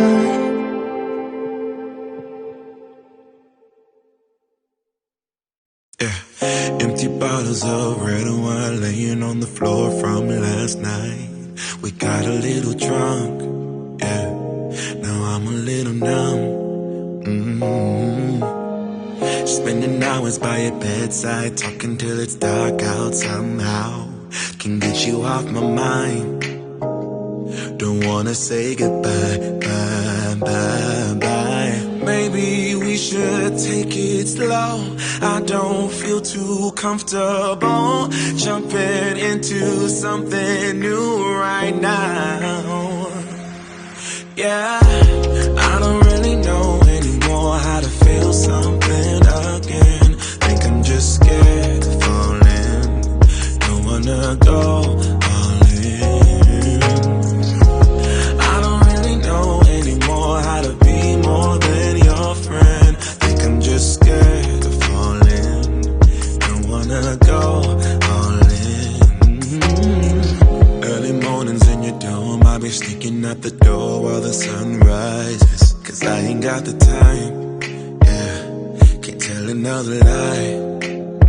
And baby, I know you want more than this, but you know I can't afford your kiss. So I'm staying for the night, but then I gotta say goodbye, bye, bye. Maybe we should take it slow. I don't feel too comfortable jumping into something new right now. I don't really know anymore how to feel something again. Think I'm just scared of falling. Don't wanna go all in.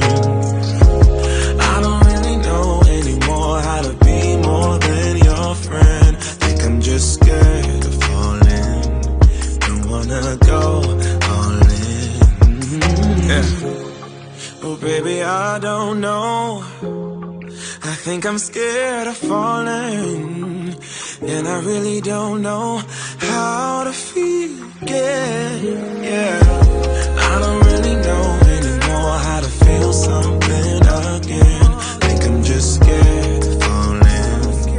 Don't wanna go all in. I don't really know anymore how to be more than your friend. Think I'm just scared of falling. Don't wanna go all in.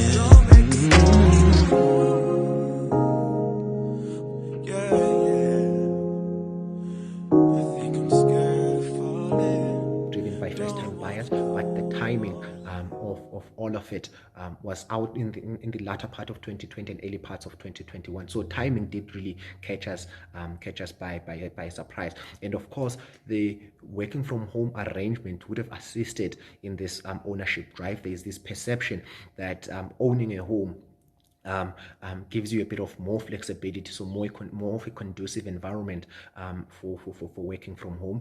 We are seeing, or we are going to start seeing, some types of properties gaining popularity in line with the working from home arrangement. So you're probably going to see properties that offer garden, properties that with an extra room for a study, gaining popularity due to this, due to the changing needs of the consumer, of the South African consumer, mainly driven by this working from home arrangement.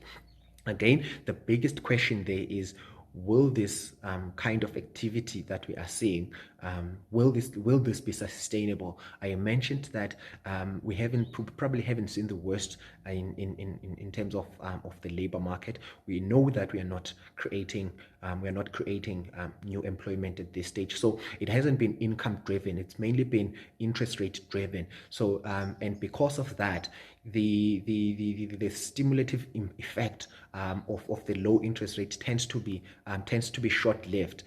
It wanes over time, and because it's not income driven, in our view is that once we start seeing large-scale job losses, that will put downward pressure on activity, and by extension, it will push prices down. So at this stage, it appears that it's probably not. This activity is probably not going to be sustainable for a long time. Seeing some pressure in the labor market, it's likely going to be to taper off, and prices are likely to then adjust from that point onwards. Now, speaking about improved affordability and participation of first-time buyers in the South African property market landscape, what is the outlook on interest rate? How long before we start seeing hike in interest rates, or are we going to see? Is the low interest rate environment a new norm?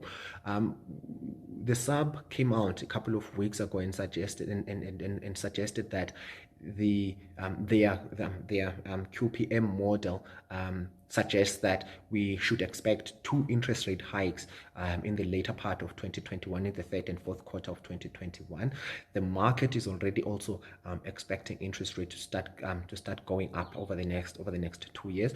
Our view is slightly different. Our view is that with inflation being so low and with more pressure likely coming from the labor market, demand is going to take another knock, which will mean that which will potentially mean that inflation will remain low for much longer than the SARB or the market expects. So from where we stand, there potentially is a room for one last interest rate cut, and interest rate would remain flat after that throughout the forecast horizon. So throughout the next over the next 2 years.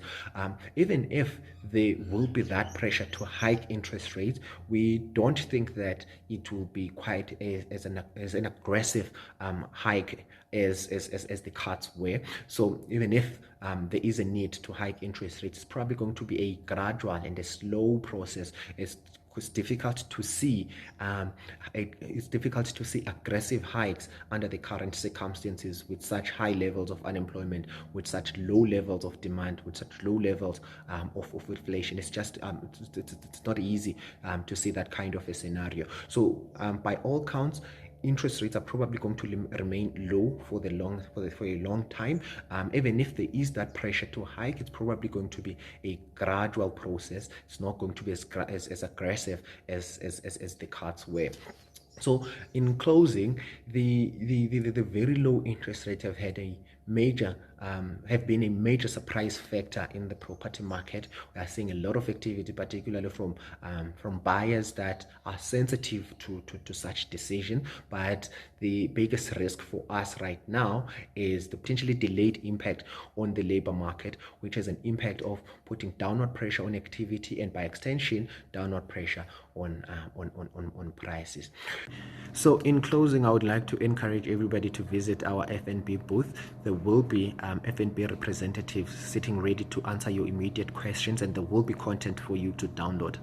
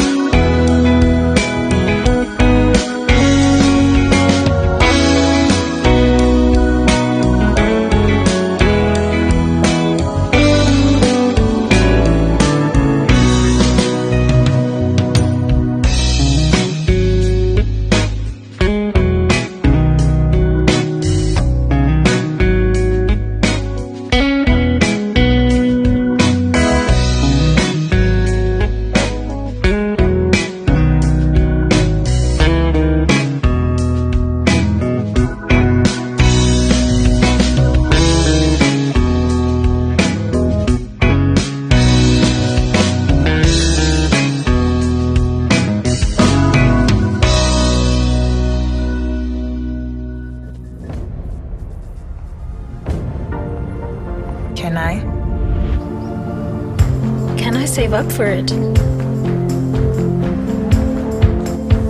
Can I move in? Can I move on?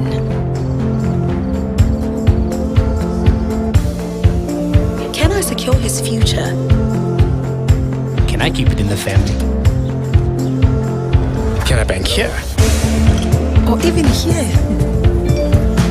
Can I keep my money safe? Can I get a little extra? Can I ask her?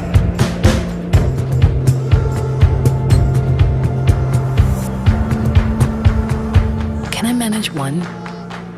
What about two? Can I go back to school? With Absa, I can. I can. I can. I can. I can. I can. I can. I can. I can. I can. We do more so you can. That's Africanacity.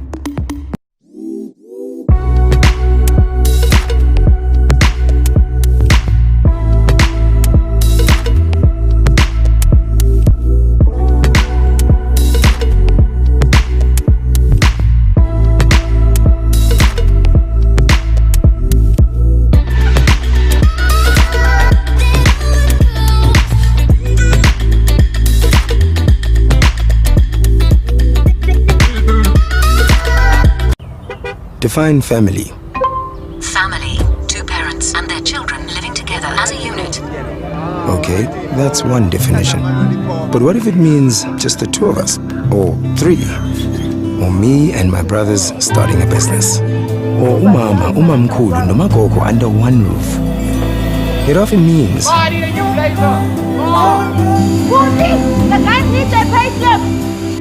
We need a bigger place. and doesn't family also always mean big plans? It's big enough. It's huge. Little sparks. New beginnings. And brighter futures. See, whatever family means, to you, it means everything. That's why it takes a bank that does more to help. So, who's helping yours?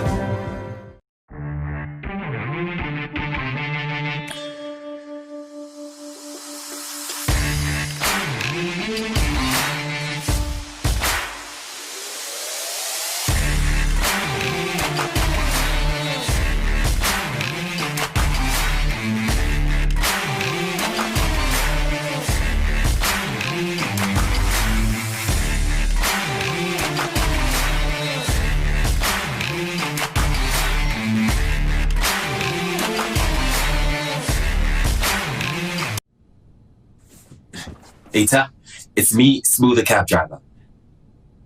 Actually, it's not. My name is Max and I'm an actor. And like you, I'm staying home right now, so I'm not earning the same income, making the future really uncertain. You know how they say it takes 21 days to form a new habit? So maybe we use this time to take a different look at our money, and hopefully we come out of this as ministers of our own finances. Let's change our habits together.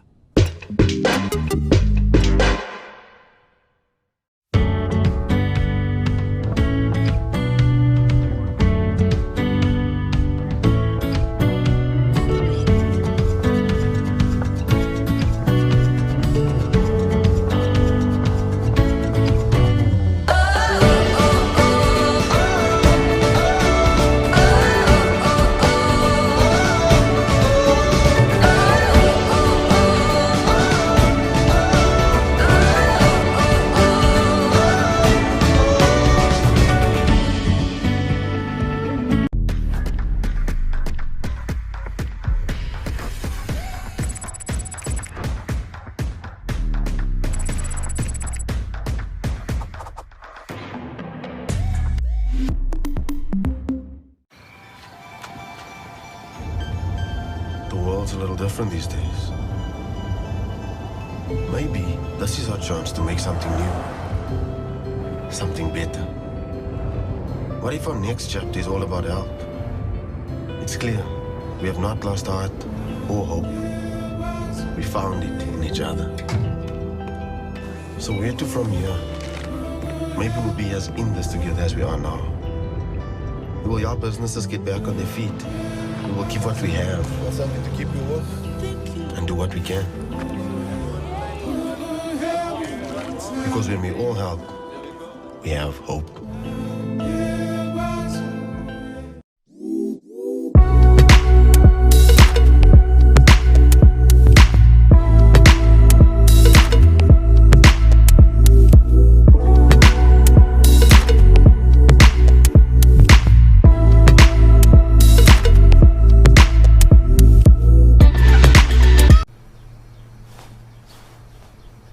Eta, so I just went out to get ikrozanyana, and yeah, this kind of looks like Gogo's kitchen. Ngoba uGogo always buys in bulk, and for me it's a first. But now I get it. You see, uGogo saves more by buying more. Now this is a habit I'll keep once this ends, because even these small savings make a difference. But just get what you need and take it easy on the toilet paper, guys. What habits will you be keeping?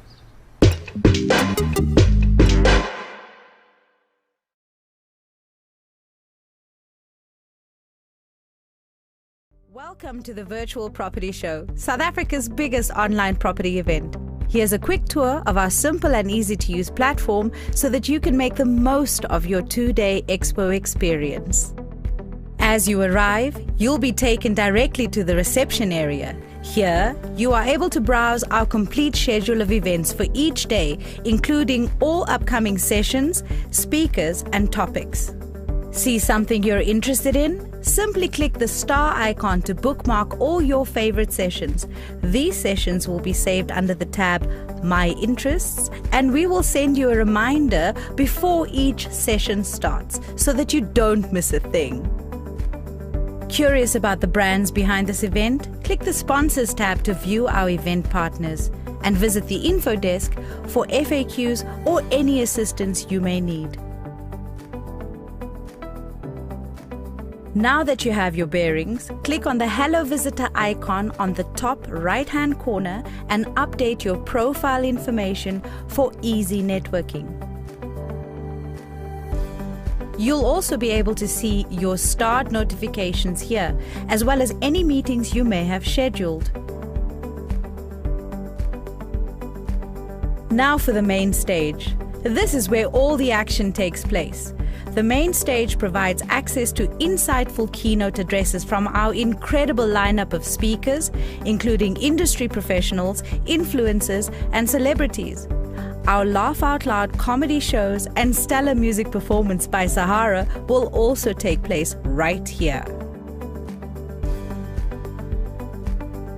You can easily navigate to check out our other speakers or see who's up next. With over 55 sessions, there is something for everyone. And now for the exhibition floor. Here you will meet all the brands that can assist you in achieving your property goals. We have categorized them to make it easier for you to find exactly who you are looking for. View them by category or view them all.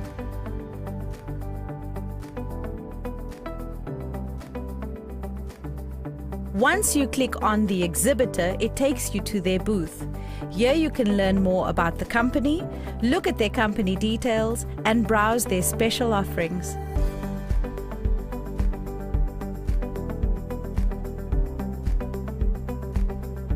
Now for the theatre sessions. Here you can easily join the live broadcasts and chat with fellow delegates.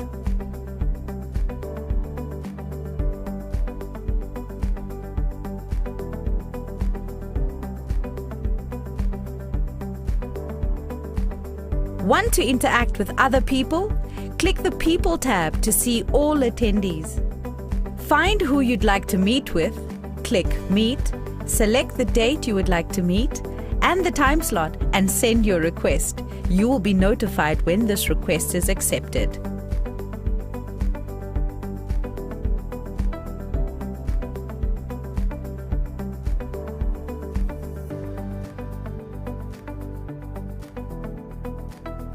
And that is everything you need to know to participate in South Africa's biggest online property event. Enjoy the show!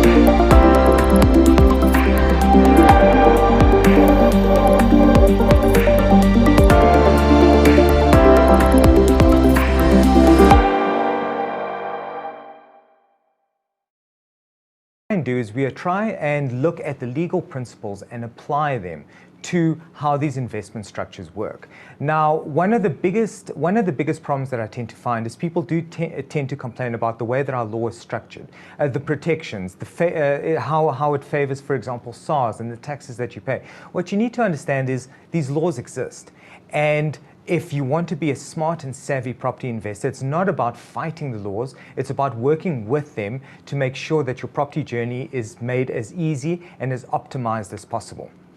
So the first thing that we start looking at is, I don't jump in and start trying to explain the different vehicles to you, because you need to understand why these vehicles are in place before you actually decide on the vehicle that you're going to use.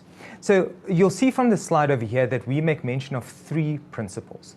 It's asset protection, tax efficiency, and financing optimization. Now, these are the principles, the core values and the core principles that we use when trying to structure a person's investment structure or property investment structure. The reason why we focus on these is there has to be a balance between them, because if you lack that balance between these 3 core principles, you will unfortunately be hampered or hindered somewhere along your property journey. So just to give you a brief explanation or definition of these 3 principles, when we speak about asset protection, we're speaking about being able to isolate your assets isolate them and ring fence them from exposure. So situations like this, for example, is when we suggest that you don't keep assets in your own personal name, and we'll explain why in a short while. You try and move them into companies or vehicles that don't carry as much exposure, so that if for some reason something goes wrong and creditors start trying to attach some of your assets, you've at least separated them and ring fenced them to keep them safe. Tax efficiency, Shiliboy will go through in quite some detail a little bit later on, where we start looking at short-term tax planning, long-term tax planning, what the implications are, what the benefits are, and again, how you can find that perfect balance to suit your own needs. Lastly, we look at financing optimization. Financing optimization deals with the ability of using these investment structures to be able to get as much external financing from banks, for example, other property investors, you name it. And we'll also quickly touch on how best to do this so that you can obviously get that external money so you can build your portfolio as quickly as possible. Now, with that being said, now the discussion of the vehicles becomes important, because this discussion is where we learn what vehicles exist, why they exist, and how we can actually use them to benefit us in our investment journey. So as most of you know, a lot of people, and we meet a lot of people that have bought properties in their own personal names. By buying a property in your own personal name, there are a lot of downsides to this. So I'll give you a quick example.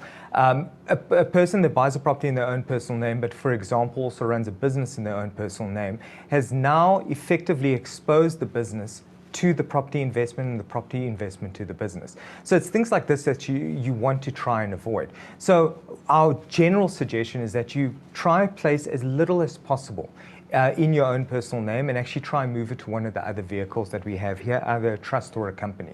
By moving these and isolating them and ring fencing them, you've at least got a level of asset protection behind this. Also remember, and Shiliboy will touch on this, you as a natural person have, unfortunately, a limited lifespan. And because of this limited lifespan, it means when you pass away, a number of things need to happen. And generally it means that you need to move these assets from your name into the name of your children or your spouse or your parents, whatever the case may be. And because of this, there's certain costs associated with that. So this is also something that you want to try and avoid, and where the long-term tax efficiency planning comes in. All in all, buying your own personal name sometimes has benefits, but for the most part, the downsides or the trade-offs, the negative trade-offs outweigh these. A trust and a company, we normally use combinations of these in order to try optimize the investment structure. What people normally don't understand is they'll ask us the question, should we buy in a trust or should we buy in a company? It's not a question of which one you should buy in, as much as it is why you're buying in these. So a trust, as far as we're concerned, is always the fundamental structure that we use. Why is that? Because Because a trust offers a level of asset protection that a company generally doesn't. Remember, as a company shareholder, the shares still form a part of your estate. So even though you own the company and the company has ring-fenced that property within its name, the problem is those shares haven't been ring-fenced because you're owner of those shares. And that's why we use trusts. We either use trusts to own the properties directly. There's some benefits to that. And there are some benefits for the trust to actually own the shares in the companies and let the companies trade, and the trust sit and as a holding structure, effectively holding these shares and not necessarily overly trading in its own name. So a trust offers this protection mainly because the way that a trust holds assets, it doesn't belong to the beneficiaries. The beneficiaries don't necessarily have a vested right in those benefits until the trustees say so.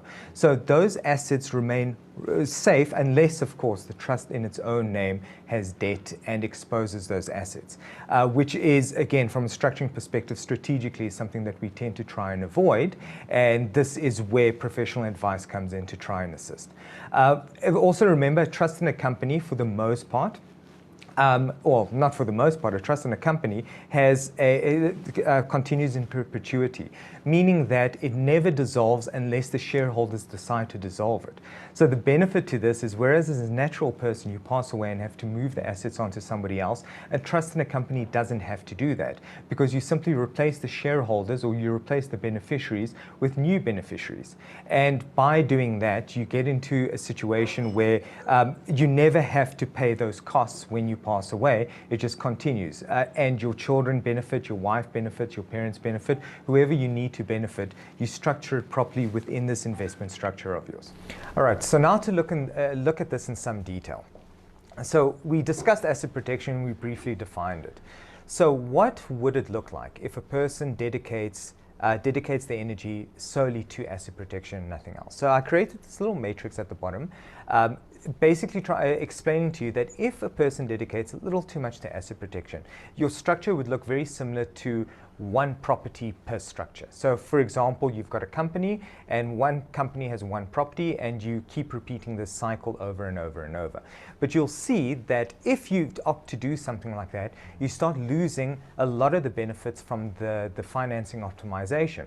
Reason being, for example, that when a bank does the assessment on a company and starts looking at the company as a business, as an operating business, and it realizes that all these specific companies are individual, and it looks at one of them and realizes there is no income. It isn't an actual fully fledged functioning business. And because of this, your financing optimization, your financing efficiency tends to disappear.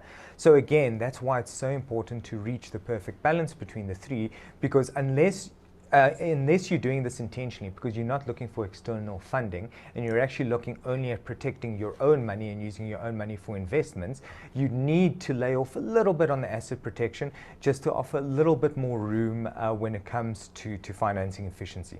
And the way that you do this, for example, is finding the balance. What a lot of my clients suggest is pool certain assets together in one company, let them run as a functioning business so that the banks will see this and appreciate this, but don't group high risk assets with lower risk assets, because you obviously still need that level of asset protection. So there are smarter ways of structuring this to suit your own benefits.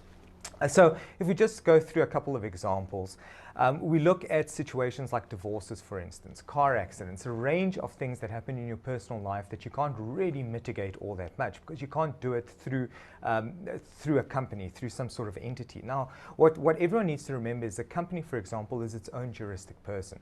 What this basically means is if a company incurs a debt, it does so in its own name, and the shareholders and directors of the company won't be liable for this debt. However, like you'll see from the financing efficiency, the banks normally, when buying properties, will expect you to sign a suretyship agreement that'll bind you personally to the debt of the company. But short of that, for the most part, if, for example, you hire contractors to do building work, you enter into any other sort of debt short of getting a loan from a bank, generally that debt will sit fixed in the books of the company and not in your own personal name. Now, that's the benefit. When it comes now, unfortunately, to your own personal name, it doesn't work like that. And the problem there is that, at least with the company, you can isolate this and keep it away from the debts in your own personal name. And again, that's what we meant by asset protection. Another thing to consider is exactly what we said regarding the mitigation of risk. You don't want to ignore asset protection altogether, put everything in one company, because that'll open you up. So, you know, the old saying, don't put all your eggs in one basket, really plays true to this. The next thing we're going to look at is the tax efficiency part of it. Here's where Shilly Boy will jump in and just take you through it. Thank you, Bruno. Okay, Bruno touched on the asset protection, how important it is, and he also mentioned the issue of financing efficiency and tax efficiency. So it's always an objective to a large extent of a property investor to pay as little tax as possible. But then with that in mind, you also want to make sure that you don't compromise the other two principles, where in such a way that you become more aggressive tax planner, and then you end up compromising access to bank financing. Because if you do that, you might not actually be attractive to banks, and in such a way that you compromise the growth of your property portfolio. You also want to make sure that you balance your three investment vehicles, which is the trust and the company, and you on your personal capacity. Because if from a tax point of view, individual has some of the tax benefits, being rebates and some of the exemptions that are normally applicable to a natural person. So we always try to strike that balance in such a way that we combine all those three investment vehicles together with these three principles to ensure that we reach some sort of a level of equilibrium, even though it's always a bit of a challenge. But we need to ensure that we reach that kind of what you call an equilibrium. So I'm going to explain some of the short-term and long-term and medium-term objectives when you come into tax planning. Do you want to? What's a very interesting point that we discussed earlier today is the impact that we tend to find with people that aggressively go into tax efficiency. The reason why your financing optimization gets reduced is because now, as you're running a business, there's an expectation that there's income. If there's income, there's an expectation that tax be paid on this income. Yes. If you're overly aggressive, which is exactly what he said, you try put this income or move this income or capture this income in such a way that you pay the least amount of tax. But then when a bank looks at it, they'll be able to identify that and realize that there isn't enough income to actually make this a fully fledged business. Why would they want to give you a loan in the company name if they feel that the company doesn't make enough income to be able to justify that loan? Yes, which that brings us to how do you then in a short term do a tax planning. And one of the principles that is commonly used is a conduit principle. A conduit principle is a common law that has been adopted or codified in an Income Tax Act. And that normally it tries to create a relationship between a trust and natural person. In a simple layman term says, if a trust were to receive, for example, rental income in a tax year and then get distributed to beneficiary, which in most cases is the natural person, then it means the trust is acting as a conduit. Then it's going to be a natural person that gets taxed in that particular year. So it can benefit you in a case where you find that a natural person is actually at the lower tax rate as compared to a trust, because we know that a trust have a flat tax rate of about 45%, while a natural person is between 18 and 45%. So in cases where you find someone is sitting at 18%, then it might be beneficial actually to distribute that rental income into the hands of a natural person. But now the question is, from asset protection, where Bruno was mentioning earlier, we don't want to make sure that you have so much wealth in your personal capacity. So we always use some of the rebates that a natural person has a privilege for to then move that money back into the trust kit. Things like 100,000 donation per year, you can actually utilize that to return the money and capitalize your trust as a result of that. So those are some of the short-term tax planning that you can think of. You can think of things like getting a salary out of the company and reducing some of those taxable income at the company level.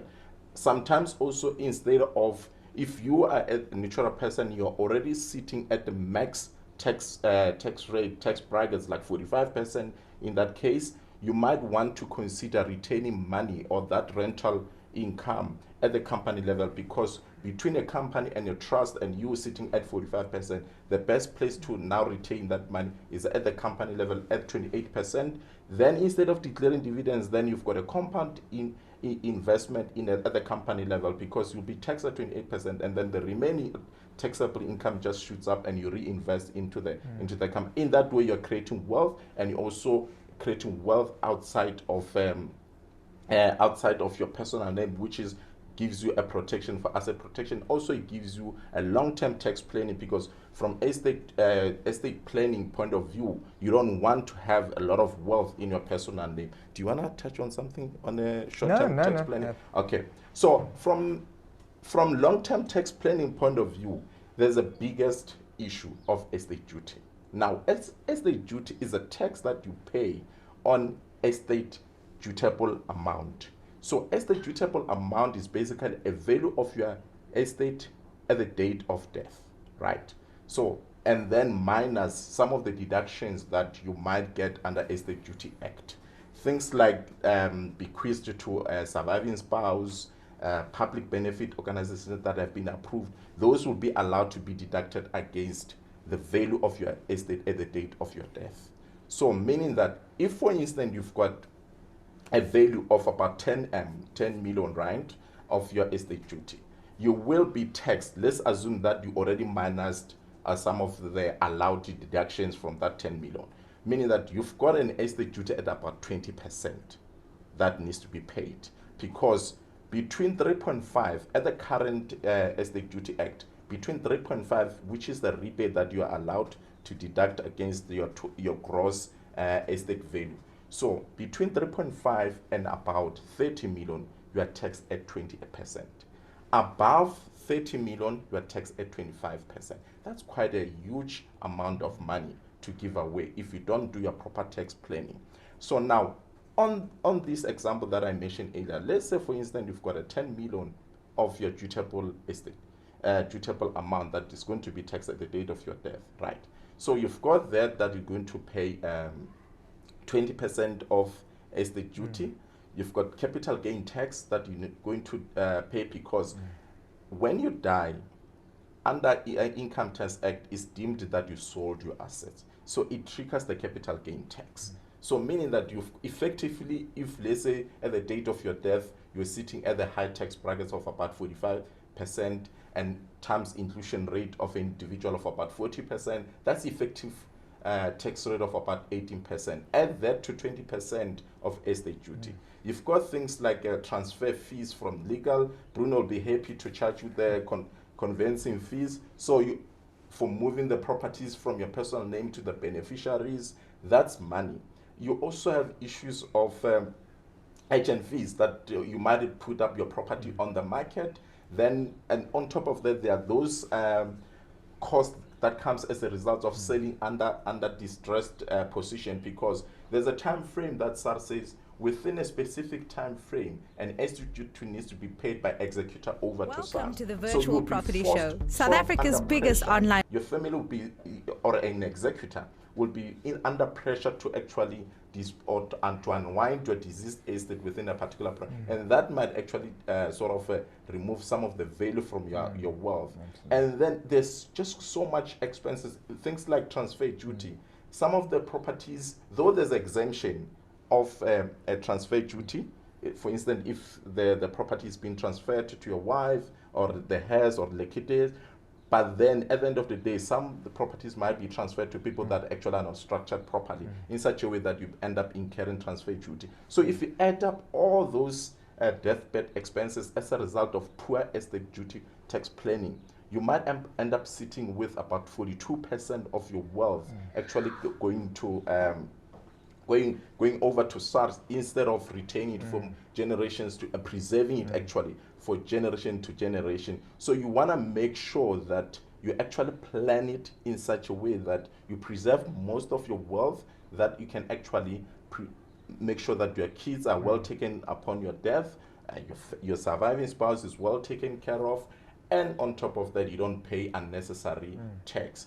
You also, at the end of the day, try to balance the tax planning, financing efficiency, and asset protection. So I'm going to hand over to Bruno to say, okay, after you structured your investment structure in such a way that a tax planning has been contained in a more optimized level without compromising the asset protection, how do you then ensure that all your investment structures are attractive to the banks, because you also want to grow and create wealth for your generation, from one generation to the next generation. So Bruno, please take them through the financing efficiency. Thanks so much. So it's pretty much a given now where the financing efficiency came in. We spoke about the other principles and what the impact is. So the converse applies. If a person focuses too much on financing efficiency, you might land up putting all your eggs in one basket. Potentially that's a great thing. There's a lot of income in that company and the banks love it. But obviously it does expose you, because if one thing goes wrong in that company, it impacts you. And it might actually even reduce your ability to obtain finance. So from a financing efficiency or financing optimization perspective, we work with professionals that help with this. But it is, certain rules to bear in mind, for example, is the fact that if you take out a loan in your own personal name, your affordability is impacted, meaning that the next time you want to buy a property and lands up being in your own personal name or even through a company, and they look at your affordability so that you can sign a suretyship, you may not be able to get that property, because your affordability, even to sign a suretyship agreement on behalf of a company, still needs to look good. So that one property in your personal name can actually cause a lot of trouble for you with respect to affordability. So ideally, you'd want to avoid having anything in your own personal name. A suretyship agreement is generally what is required in order to buy a property in a company name. So just bear that in mind. There is a level. After a few years, when the company starts running successfully, it does get to a point where the banks are willing to consider the company's own affordability without having to look at yours. And that is the goal, because you'd want to be able to achieve that, get this company running by itself, and move on and potentially start a new company after that and start again from the beginning. So that's where you want to aim. Like this, when you pass a certain age and the banks aren't willing to give you long-term loans anymore, you've got companies that can take it out relatively easily without you having to convince the bank, without you having to really try and apply to the bank and get very short-term 10 to 15-year loans. Sorry. Yeah, I just wanted to add to that also the trust, the trust setting up. They need to ensure that at least they've got 3 minimum trustees to be able to be attractive for financing efficiency. So other little tricks where it comes to considering the National Credit Act and whether you fall within the ambit of the Act and how the banks will consider your loans. So if you do your structuring properly, you could actually avoid all the stringent requirements that come with falling within the ambit of the National Credit Act, meaning that you could potentially apply for more loans or higher loans. So just to wrap up, the point of this is there are professionals out there that can help you with this. It is a very one-on-one consultation where we need to truly understand what your needs are in order to be able to take these principles and apply them to you. But use your wealth professional to your advantage, because if you don't now, unfortunately later, you will land up having to pay for it. And rather do it now when you can still control it versus later when unfortunately your property's increased in value and moving it really becomes difficult, or you pass away and your estate lands up paying 42% in tax. But more importantly, don't procrastinate and don't be scared of an investment. This is not overly complex. This is things that we do on a daily basis. It's just a matter of you wrapping your mind around the need for it. But once you do, you're good. You're good to go, and you're well off on your property journey. So good luck, and I hope this was helpful. Yeah, that was great. Yeah, thank you so much. We'll look forward to see you. Can I save up for it? Can I move in? Can I move on? Can I secure his future? Can I keep it in the family? Can I bank here? Or even here? Can I keep my money safe? Can I get a little extra? Can I ask her?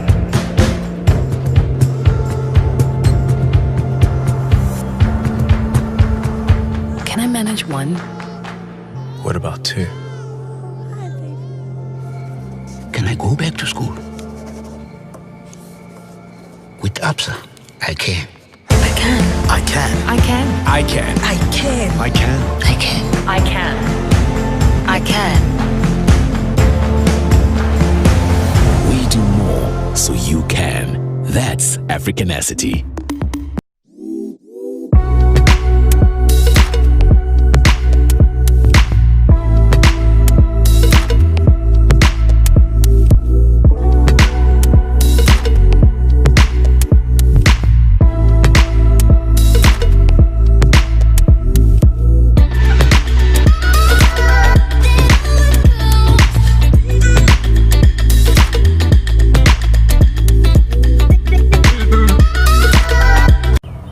Define family. Family, two parents and their children living together as a unit. Okay, that's one definition. But what if it means just the two of us? Or three? Or me and my brothers starting a business? Or umama, umamkhulu, nomagogo under one roof? It often means We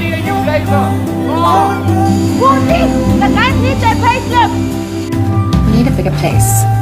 and doesn't family also always mean big plans? It's big enough. It's huge. Little sparks.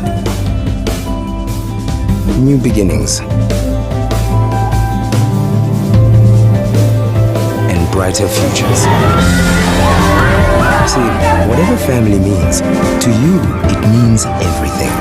That's why it takes a bank that does more to help. So, who's helping yours?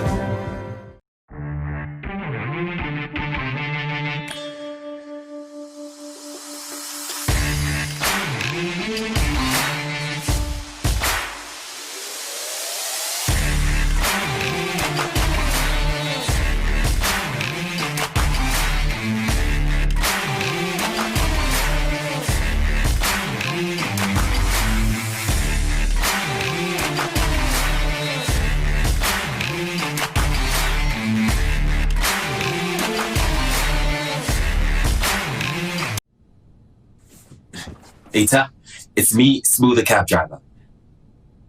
Actually, it's not. My name is Max and I'm an actor.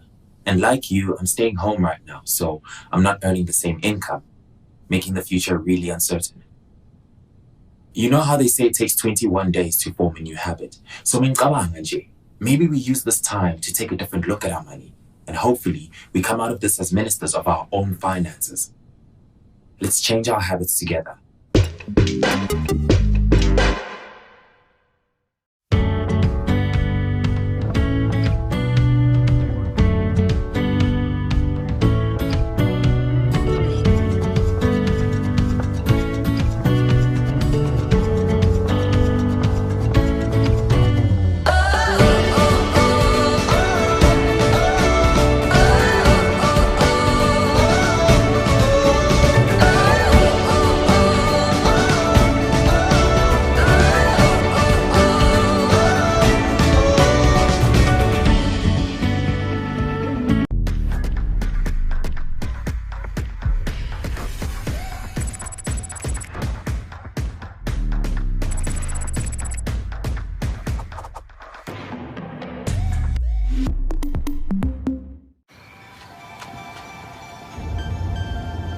A little different these days.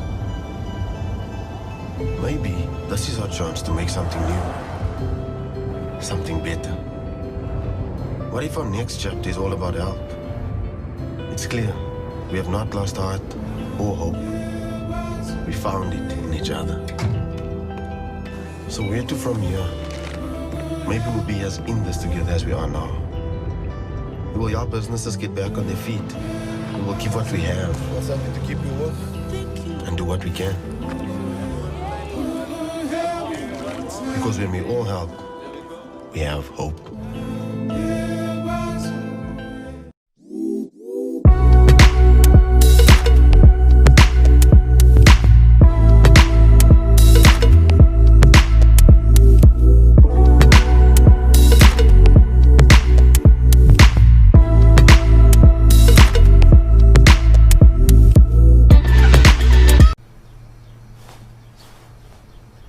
Later, so I just went out to get ikozanyana, and yeah, this kind of looks like Gogo's kitchen. Ngoba Ugogo always buys in bulk. And for me, it's a first.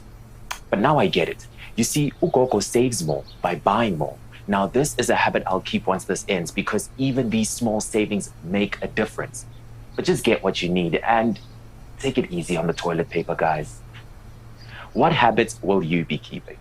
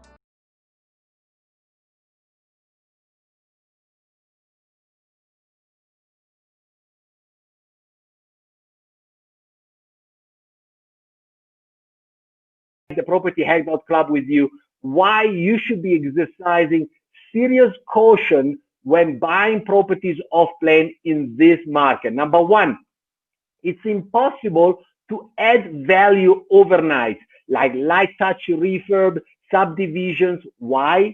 Because those big developers have got teams of architects, engineers, builders, quantity surveyors, town planners, you name it. They are designed to bring an optimized product, which basically means that once you're on the bus, all you can do is hope that the bus is going to go into the right direction. That's a very passive strategy. That's a dangerous strategy because you're not able to add value beyond what the market is doing. Number two, like the rental premium you get when you rent out these units in the market, because I'm working for investors, I'm helping investors, and investors, they're not speculators. They make money by renting these units over an extended period of time to good tenants. They pay in full, on time, all the time. And you're getting a premium, but this premium is small and diminishes over time. But the purchase premium that you're actually paying now, in 2020 to buy those units as opposed to buy similar units in the same area, units that are old, 5, 10, 20, 50 years old, is an all-time high since that gap has been measured in South Africa. So it's almost like you're going to Zara. You want to go to Zara when the sale is on or when it's full price? Well, you decide. I know the answer. So that's basically number one mistake you should avoid. Number two, you want to choose the right investment area, right? You want to choose an investment area that is going to do great for you. And my next hack for you from the Property Hack Club, it's all about affordability. Can people afford those properties? That's why I'm insisting, and I want to really sort of take this one with you. I hope you got pen and paper. And if you got pen and paper, write it down. The best strategy is going to continue to work in South Africa is orderly properties for orderly South Africans. And, BankServe Africa recently released data to say that the average take-home pay of South Africans at this point in time is just shy of 16,000 Rand. That gives you affordability for about 750,000 Rand. So that is the sweet spot for investors because that's where supply and demand is skewed, where you've got a lot of demand and relatively speaking, not a lot of supply. So that's another very important sort of hack that I've got for you. The third one is mass urbanization. Okay. So what do I mean by mass urbanization? That everybody's flocking to the same places. Okay. Everybody's flocking to the same places. But, let me tell you one thing. Let me tell you that this mass urbanization is actually not homogeneous. And let me show you some example. Okay. Let me show you some example because Gauteng, I'm streaming like today from Sandton. Like I spent 15 of my 20 years in South Africa in Gauteng. I call myself like a son of the gold. And in Gauteng in 1996, 7.3 million people, 2016, 13.4 million people and counting, plus 83%. And has Gauteng grown in size by 83%? No, it hasn't grown in size at all. Not only that, but everybody wants to flock to very few places in Gauteng. Okay. Now, with all due respect and lots of love, if anybody's connected, working and living in Orange Farm, that's great, but that's probably not where most of the people that are economically active want to invest at this point in time. But here's the difference. If you had invested in Northwest, look at what's happening in Northwest. We barely add any kind of population growth. Why? Because the Northwest is, to a large extent and still is very dependent on mining, an industry that is in a secular decline. So if you've been in the Northwest, you haven't had the increasing supply that has been doing really great for your property investment. Is this going to change anytime soon? No, it's not going to change anytime soon. In actual fact, it's going to accelerate. So where do you want to invest? Do you want to invest in the Northwest or do you want to invest in Klerksdorp? Look at this, Klerksdorp. This is an investment done by, one of the members of the Property Head.Club Club before she decided that enough is enough. I need to invest in property the right way. I cannot invest faga. I cannot invest just on a 4-3-2-1 rule. I spend 4 hours on a portal. I'll go out to 3 sort of show days, 3 weekends, then I'll make 2 offers and I'll buy 1 property. Because that's what might happen to you. Bought a property for 395,000 Rand in 2013, 2020, the property price is exactly the same. Not only that, the rental is 4,200 Rand, means every month this property is being subsidized. Is this a good or a bad investment? This is a shockingly bad investment, okay? That goes to talk to the people that says buy property and wait. No, but look at one of the things that I have done once I've gone through the University of Property Hard Knocks. Was quite simple. Bought in 2010, a 3-bed, 1-bath for 125,000 Rand in Johannesburg CBD, the heart of the sort of like financial and economic power hub of South Africa and Africa. Surprise, surprise, not only the market value of the property had gone up by to 215,000, but most importantly, and your focus on cash flow, if you want to take risk out of your property investments, by now that property is generating 4,400 Rand in rental every month at a 99.9% rental collection ratio. Is that a good or bad investment? Well, that is a great investment. That's how you make money with property, by investing in the right property, in the right area, at the right price. Boom. So you want to get another few hacks on, we've only got like 20 minutes from, the virtual property show. So if you enjoy what you're watching, don't forget to visit us at our virtual stand, the Property Head.Club Club, and I'll tell you more about why you should visit us in terms of free knowledge, special offers, just, towards the end of this masterclass. But let's stay tuned on the masterclass.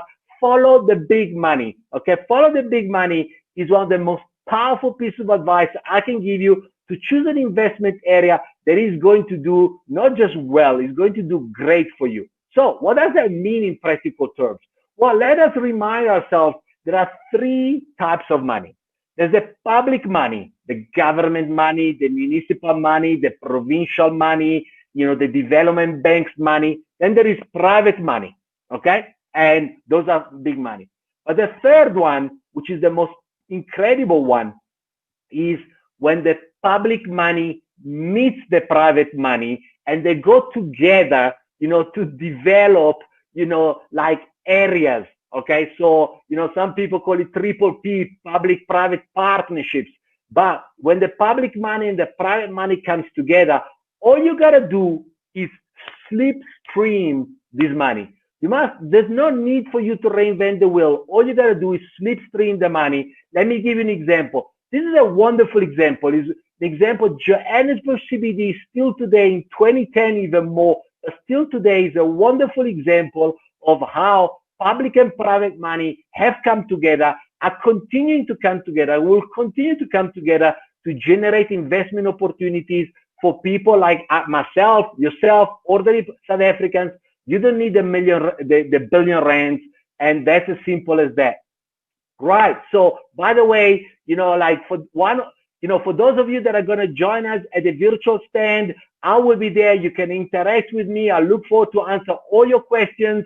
And 3 of you are going to win a one-on-one coaching session with me personally via Zoom or via whatever online platform, each worth 2,000 Rand. I'm going to sit with you. I'm going to understand your circumstances. I'm going to advise you on your strategy and how to craft and implement the strategy. So don't miss it.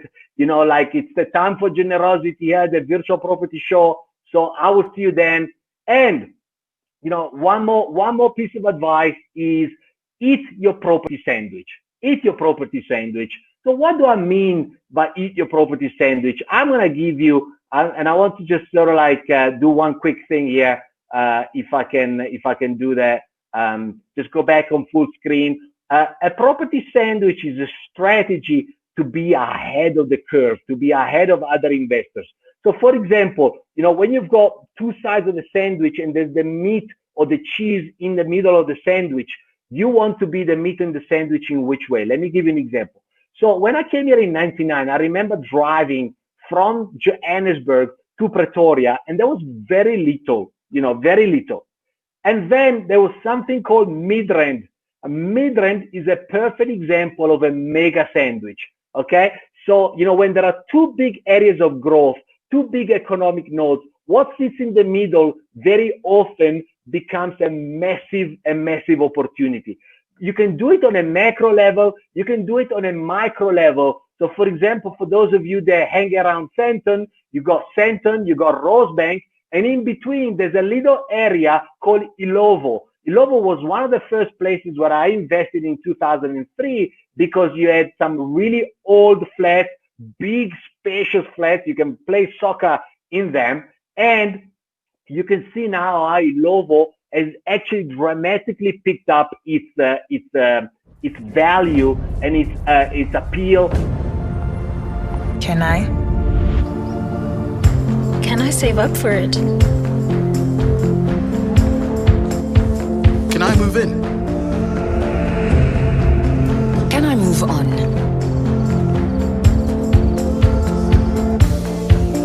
Can I secure his future?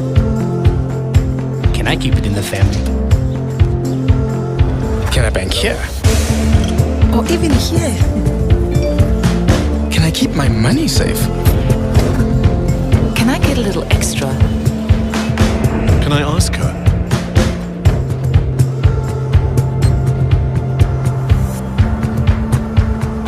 Can I manage one? What about two? Can I go back to school? With Absa, I can. I can. I can. I can. I can. I can. I can. I can. I can. I can. We do more so you can. That's Africanacity.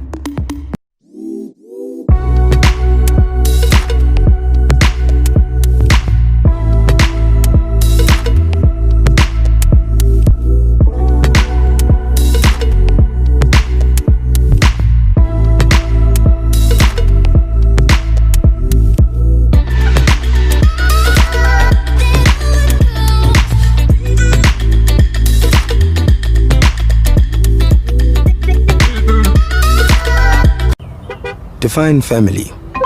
Family, two parents and their children living together as a unit. Okay, that's one definition. But what if it means just the two of us? Or three?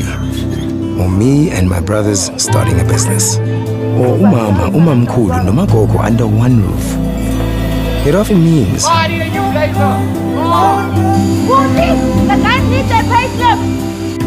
need a bigger place. and doesn't family also always mean big plans? It's big enough. It's huge. Little sparks.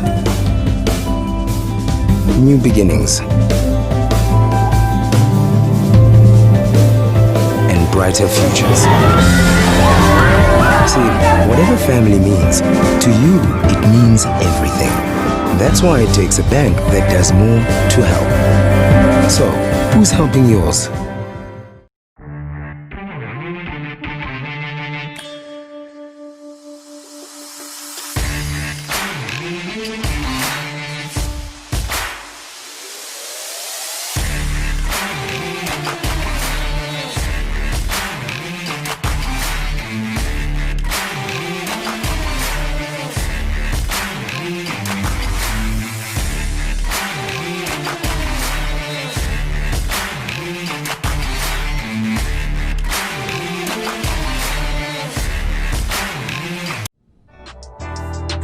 Data, it's me, Smooth the Captain.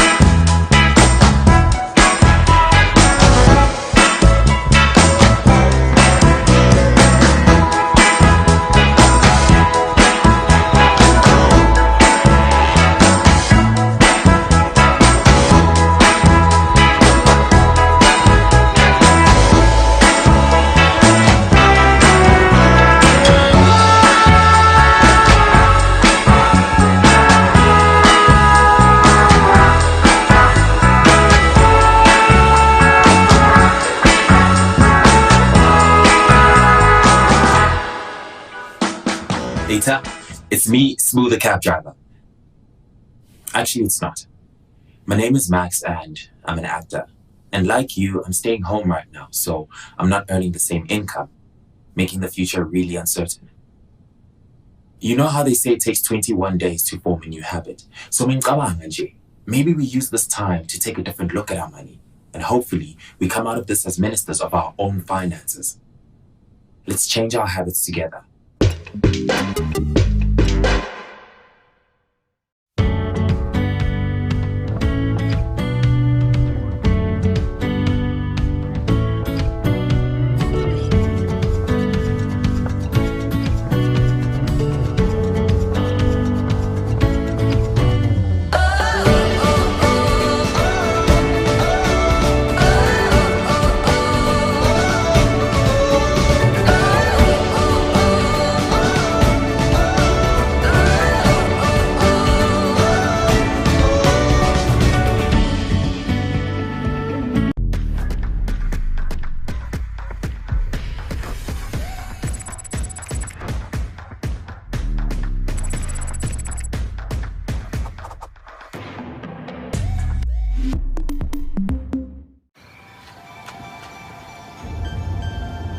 A little different these days. Maybe this is our chance to make something new, something better. What if our next chapter is all about help? It's clear we have not lost heart or hope. We found it in each other. So where to from here? Maybe we'll be as in this together as we are now. We will help businesses get back on their feet. We will keep what we have. Something to keep you warm. And do what we can. Because when we all help, we have hope.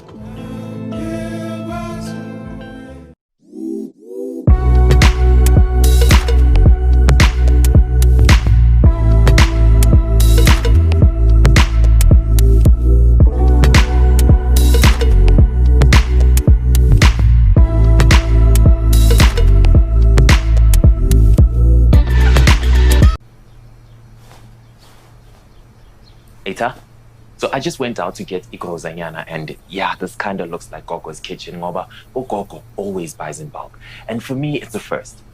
But now I get it. You see, Ugogo saves more by buying more. Now this is a habit I'll keep once this ends, because even these small savings make a difference. But just get what you need and take it easy on the toilet paper, guys. What habits will you be keeping?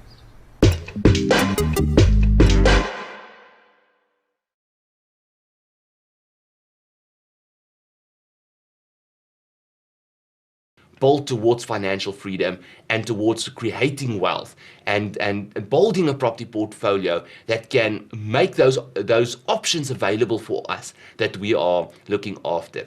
Now, ladies and gentlemen, let's talk about structuring. How should you, I know that's why all of you are joining, so we are jumping right into the meat, and that is, how should you structure your property portfolio? I'm sure many of you have got questions. First things first, there are 3 different structures in which you can buy property, as we have just mentioned. You can buy property in your own name, you can buy property in a trust, and you can buy property in a company. Now, each of these approaches has got its advantages and it's got its disadvantages. The question that I want to ask you is, how many properties do you want to own? Because if you want to build a property portfolio, you need to make sure that your structures are in place. Now, ladies and gentlemen, your structuring and the entities that you use to build your property portfolio is like the foundation of a building. Now think about it. The foundation of a building, you don't have any immediate benefit of it. You can't go sit in the foundation and enjoy the scenery. The foundation is not even seen. But ladies and gentlemen, if the foundation is not strong, everything that is built on top of that foundation is also at risk. So ladies and gentlemen, it is so important that before you start building your property portfolio, you need to make sure that you've got a strong foundation. Now, the example that I always use when I sit with my clients when it comes to structuring is the example of running a business. Imagine you've got a business and you run your business through your savings account. And as your business grows, you get to a point where you need to get financing from the bank or funding from an investor. And you go to the bank or to the investor and you say, listen, I've got this business, I'm running it through my savings account, I would like to get financing or funding. Do you think that the bank or the investor would take you seriously? Of course not. You are not running your business in a proper structure. Whereas if this business was, for example, in a company with its own bank account, with its own financial statements, obviously you would have been taken much more seriously, and the probability and the possibility for you to get financing or funding is significantly more. So keeping that in mind, ladies and gentlemen, the exact same thing applies to your property portfolio. When you are building a property portfolio, ladies and gentlemen, you are running a business. Make sure that you run your property portfolio like a business. This business should be in an entity of its own. It should have its own bank account. All the rental income should come into that bank account. All the outflows and expenses, your bond payment, your levies, your rates, your maintenance, your admin fees should go out of that bank account.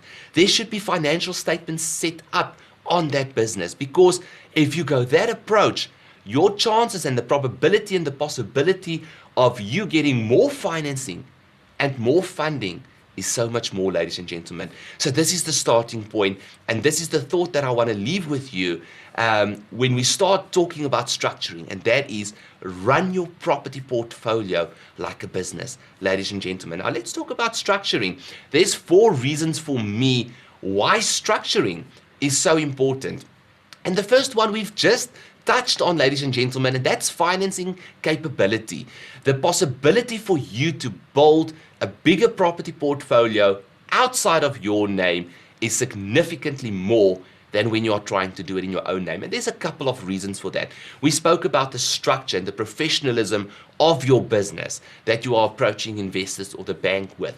But secondly, ladies and gentlemen, remember that as an individual, you fall under the National Credit Act. Now, the National Credit Act was established in the 2000s, and for a very, very good reason. It was to ensure that people are not over-indebted and that irresponsible lending does not take place. But for an investor, it has also become a limitation to the size of the property portfolio that you can build. But when you build in an entity such as a trust or a company, you don't fall under the National Credit Act. And that means, ladies and gentlemen, that you can build a significantly bigger property portfolio than what you would build in your own name. So the question that I very, very often get then is, how would an entity get financing if it doesn't have a track record? And you as the trustee of the trust or as the director of the company would still have to sign surety in many instances for the transaction. But remember now, the asset is owned in the entity and the debt is also in the entity, not in your name, even if you have signed surety. And that gives you a good credit record, and that gives you the ability to build a bigger property portfolio. The second reason why the correct structuring is so important, and especially trust structuring in this regard, ladies and gentlemen, is for asset protection. Imagine you've got one basket, and in that basket you've got apples, and one of those apples start going rotten. All the other apples could be affected by that rotten apple. But if you have multiple baskets and an apple in a basket goes rotten, it does not necessarily affect the other apples in the other basket. So ladies and gentlemen, that is what asset protection is about. It's about ring fencing. It's about protecting your assets. And in order for you to protect your assets, ladies and gentlemen, you have to have multiple structures in place. Firstly, you can't have everything in your own name. And secondly, you can't have everything in one structure. That is why we always have a family trust separate, and we have our property trust or holdings trust that holds our shares in our companies separately from that. That is very, very important, ladies and gentlemen, because that creates the opportunity for you to protect your assets. The third reason why structuring is so important, and especially again referring to trust structuring, ladies and gentlemen, is for continuity, for building a legacy, for proper estate planning.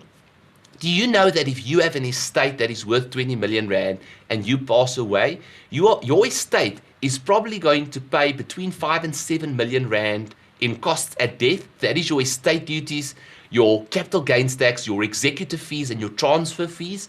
Now, if your assets are not held in your own name, but it is held in a trust, you know what that comes down to? Zero. You don't pay a single cent in estate duties or executive fees or capital gains tax. Now, that by itself, ladies and gentlemen, is a very, very good reason to not own assets in your own name, but to own your assets, everything you own, even if it is shares in companies or properties directly, to own it in a trust. And then lastly, ladies and gentlemen, and this is a topic that we can speak about for an hour by itself, is the great tax benefits that trusts and companies give. Now, when you build your property portfolio in a proper structure, there are so many more tax deductions that you can be aware of and that you can deduct to pay less tax. Now, a trust is taxed at 45% and a company is taxed at 28%. And often for that reason, people would say, okay, so that means a company's the better option as to how you should buy your properties. But that is not necessarily true, ladies and gentlemen, because in a trust you have got many distribution options. In a trust you have what is called the conduit principle. Now, how the conduit principle works is that any profit that the trust makes, whether it is income by nature or capital by nature, can be distributed to any of the beneficiaries. That trust will then not pay tax on that income. The nature of that income will be retained in the hands of the beneficiary, and the beneficiary will then pay tax in their personal capacity. So let me give you a practical example. Imagine you've got 2 children that needs to go to university and you need 200,000 rand for each of them. You could, through your structures or through your property trust, distribute money to your family trust. Your family trust could pay for those expenses for your 2 children, and we can allocate it as a distribution to your 2 children, which will mean that no tax for that 400,000 rand will be paid within the trust structures. 200,000 rand will be allocated to the one child, 200,000 rand will be allocated to the other child, and because those children are not working yet, that is the only income that they have, which means that we can do a tax return for each of those 2 beneficiaries, your 2 children, and the only income that they will show for the year is 200,000 rand. Now, with all the rebates and exemptions that you can apply, your effective tax rate on 200,000 rand of income is going to be significantly less than even what a company pays. So it is often possible, ladies and gentlemen, to pay much less tax in a trust than what you would pay in a company. Let's move to the different kind of ways that you can buy property. When you are building your property portfolio, like we said, first and foremost, you have to have a family trust in place. A family trust serves 2 functions. Number one, it's a place where all your assets, your personal assets, are acquired that don't have debt to it, attached to it. And number 2, it's the entity through which all your money will flow to all your other entities. But then when it gets to building your property portfolio, you've got a couple of options as to how you can build your property portfolio. Now, this is my favorite, ladies and gentlemen, and it's a simple structure. That is buying property directly in a property trust. So you've got your property trust, and in that property trust, you build your properties. The reason why I like this structure so much, ladies and gentlemen, first is because it's simple. It doesn't mean you have to have a lot of entities. And secondly, there's great tax benefits, especially if you have beneficiaries that you will need to distribute to in the future. So a great structure, ladies and gentlemen, for you to build your property portfolio in. Secondly, we've got an alternative structure in which you can build your property portfolio as well, and that is in a company. But it is very, very important, ladies and gentlemen, that if you are building your property portfolio in a company, that you have a holdings trust that holds the shares in that company. So you want to make sure that you don't own the shares in your personal capacity. Now, As we have said, because a company's tax rate is low, it is great for when you want to keep profits within the company. However, your distribution options to get the money out of the company is less than with a trust. So this option for me becomes applicable specifically when you and your children and your grandchildren and your parents are all on very high tax brackets and there are nowhere for you to distribute profits to anymore. Then the structure makes place. So the quick answer that I would give is if somebody asks me, should I buy a property in a trust or in a company with the shares held in a trust, would then be to, for your first number of properties, I would say even up to 10 properties, buy directly in a property trust or in property trusts. And after that, when you then look at expanding the property portfolio beyond that, then you can start incorporating holdings trusts and companies. Then, ladies and gentlemen, another time that you would use a company and not a trust is if you are doing a joint venture. The properties that I own outright or that I don't have partners in are in our property trusts. The properties that I own with partners, those properties are owned in a company, and I own my shares in my holdings trust, and my partner owns his or her shares in their holdings trust. So the structure that you would use when you do a partnership that's ideal for a joint venture or for a partnership is to buy the properties in a company, but for each partner to hold their shares in their respective holdings trust. Now, ladies and gentlemen, how not to structure your property portfolio and how not to own property is owning your property in a company with the shares held in your name. Because if the shares of that company is held in your name, even though the company owns the property, you still own the company, which means that if something had to happen to you, those shares are an asset in your name. And if you one day pass away, those shares will also form part of your estate, on which estate duties, executive fees, capital gains tax has to be paid. And even in some instances, transfer duties. So ladies and gentlemen, it's very, very important that you've got the right structure in place. And when you use companies, that you make very sure that those companies' shares are not held in your own name, but it is held in a holdings trust. Then, ladies and gentlemen, this is probably the worst way for you to own property, and that is in your own name. Owning property in your own name is risky, and it creates a lot of limitations, because very often or very quickly, ladies and gentlemen, you get to a point where you can't grow further.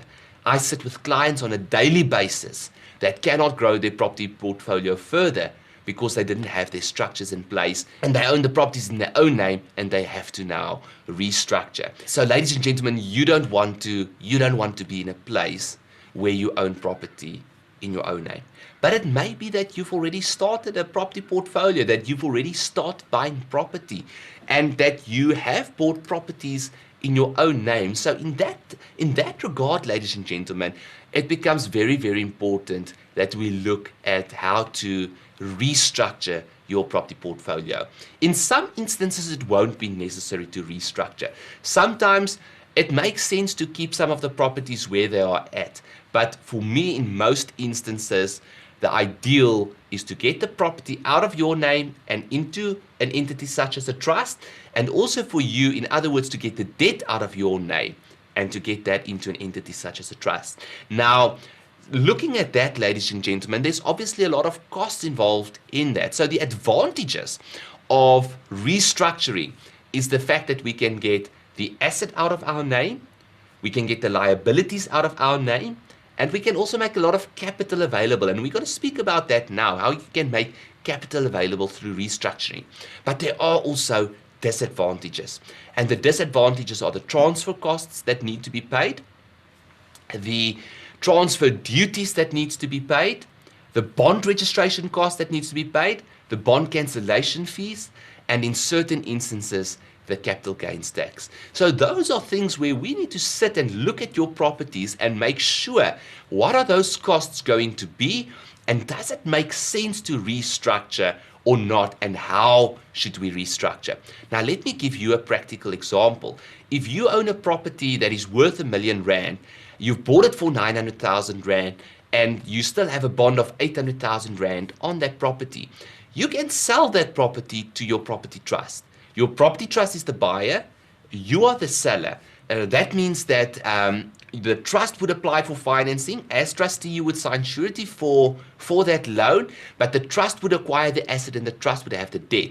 The R1 million would be paid out to the conveyancers, and the bond that's outstanding of 800,000 Rand would be settled, which means there's 200,000 Rand that gets paid out to you. That is how you make the capital available. Now, out of that 200,000 Rand, you can cover the restructuring costs. And let's say you, for example, have 150,000 Rand left that you can now not just keep in your property trust, but you can park it in your access bond. That means that you don't pay interest on that money, or that additional bond, or the higher bond that we've taken out now. You don't pay interest on that, but that capital is accessible for you. And you can use that capital for one of four things. You can put in your access bond as part of your reserve fund. You can have, you can keep it there for safety or for emergencies, number one. Number two, you can use it to expand your property portfolio for transfer fees and bond registration costs and deposits if necessary for your next property. You can even use it to cover shortfalls if there's shortfalls that needs to be covered. Or if that reserve becomes very healthy, you can start using and enjoying some of that money as your property portfolio grows. So those are all things that you can do when you restructure. That is...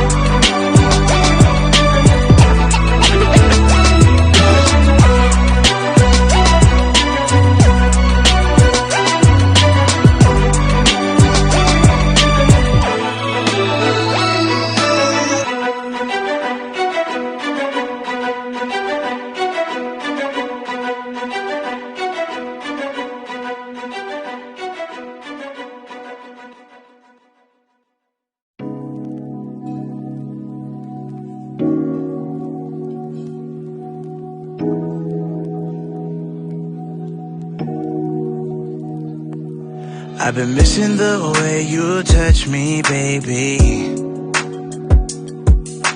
Kisses on my neck and the love you gave me. When I think about it, I go a little bit crazy. It's gotta be more than this for you and I to coexist.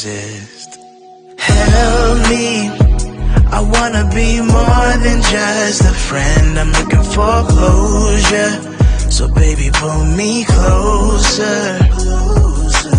Help me. I don't wanna be just a one night stand. I'm looking for closure. So baby, pull me closer. I've been scrolling through the text messages you sent me, trying to fill the holes where you left me empty. And when I think about it, get a little emotional, knowing that we might never ever be close to loving. Help me. I wanna be more than just a friend. I'm looking for closure. So baby, pull me closer. Help me. I don't wanna be just a one night stand. I'm looking for closure. So baby, pull me closer. Help me. I wanna be more than just a friend. I'm looking for closure.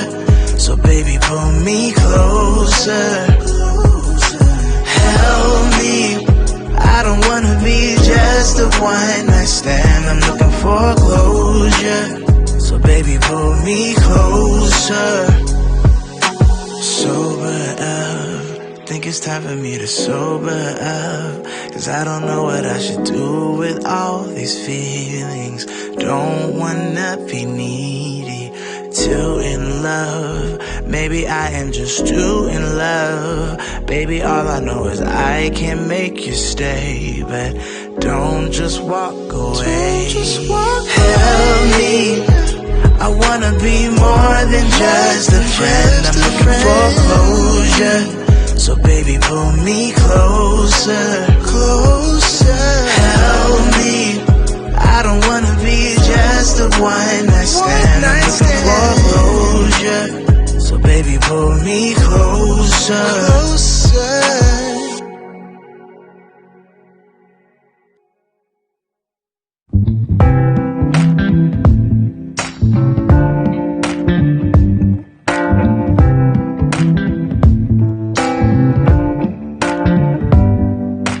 Show me your soul. Baby, I'll show you mine. Show me your soul. Honey, it's way past time. How expensive do I have to be? Need I spell it out before you get it, baby? Show me your soul. And honey, I'll show you mine. I'll show you mine.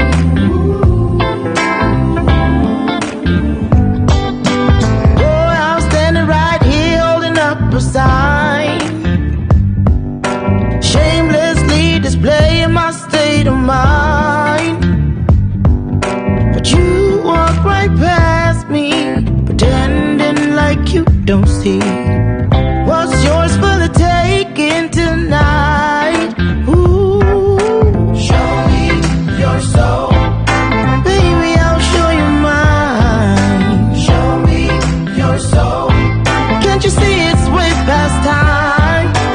How expensive do I have to be? Need I spell it out before you get it, baby? Show me your soul. And honey, I'll show you mine.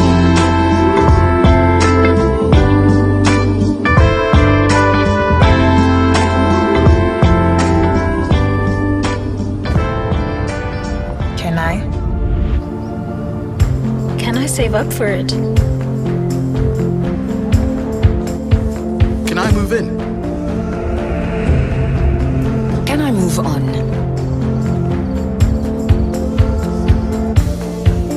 Can I secure his future?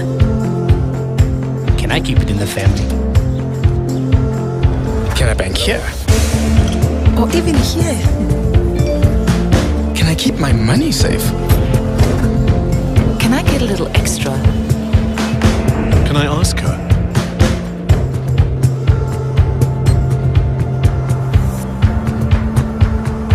Can I manage one?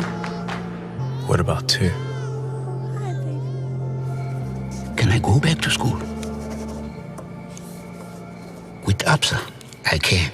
I can. I can. I can. I can. I can. I can. I can. I can. I can. We do more so you can. That's Africanacity.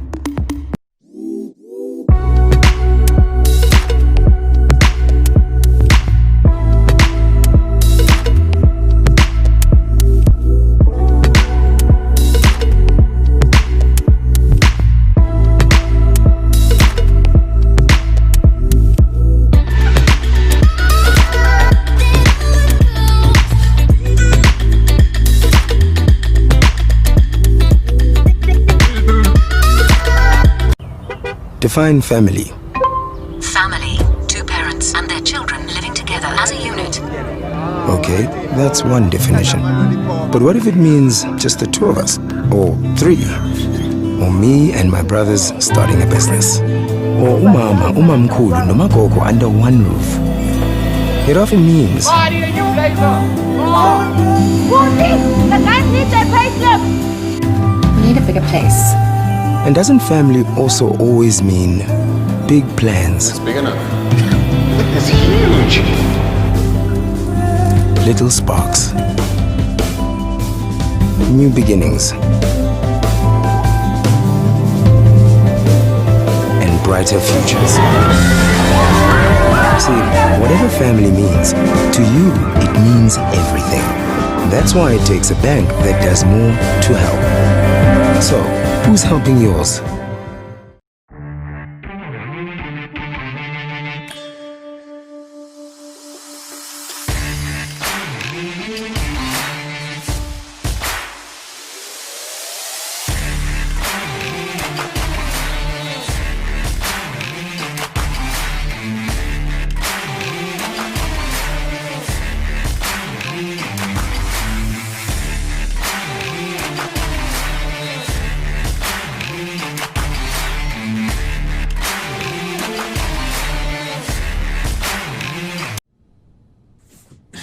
Eta, it's me, Smooth the cab driver. Actually, it's not. My name is Max and I'm an actor. And like you, I'm staying home right now, so I'm not earning the same income, making the future really uncertain. You know how they say it takes 21 days to form a new habit? So maybe we use this time to take a different look at our money, and hopefully we come out of this as ministers of our own finances. Let's change our habits together.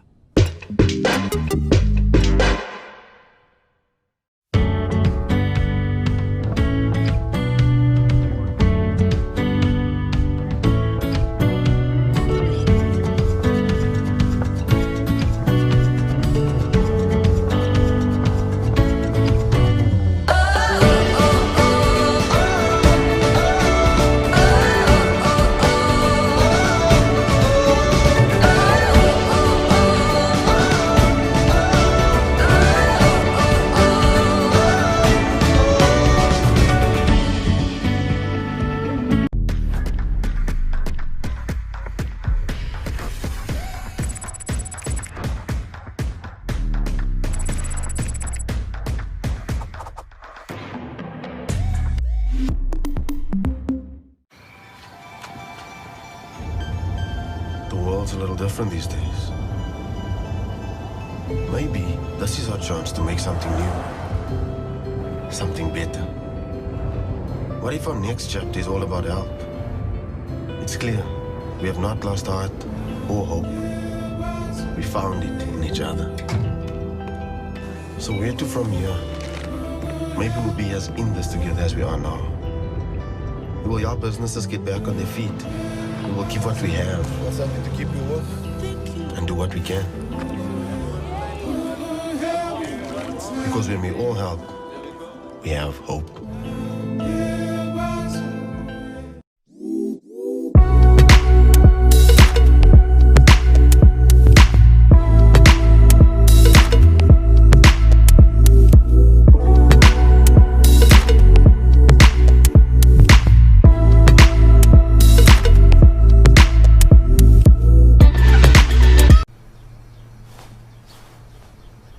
Eta, So I just went out to get ikrozanyana, and yeah, this kind of looks like Gogo's kitchen. Ngoba uGogo always buys in bulk. And for me, it's a first.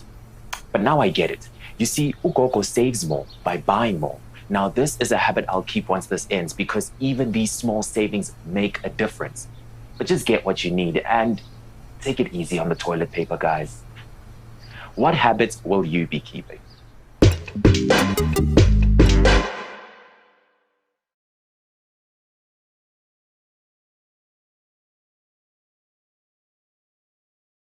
And what about COVID? Because yes, COVID has affected the market. You know, and like I said before, should we actually be flipping properties in this market? You know, typically speaking, people do say, you know, buy when the markets are low. And is the market low? Of course it is. You know, is there lots of uncertainty? Of course there is. So buy when the markets are low and sell when the markets are high.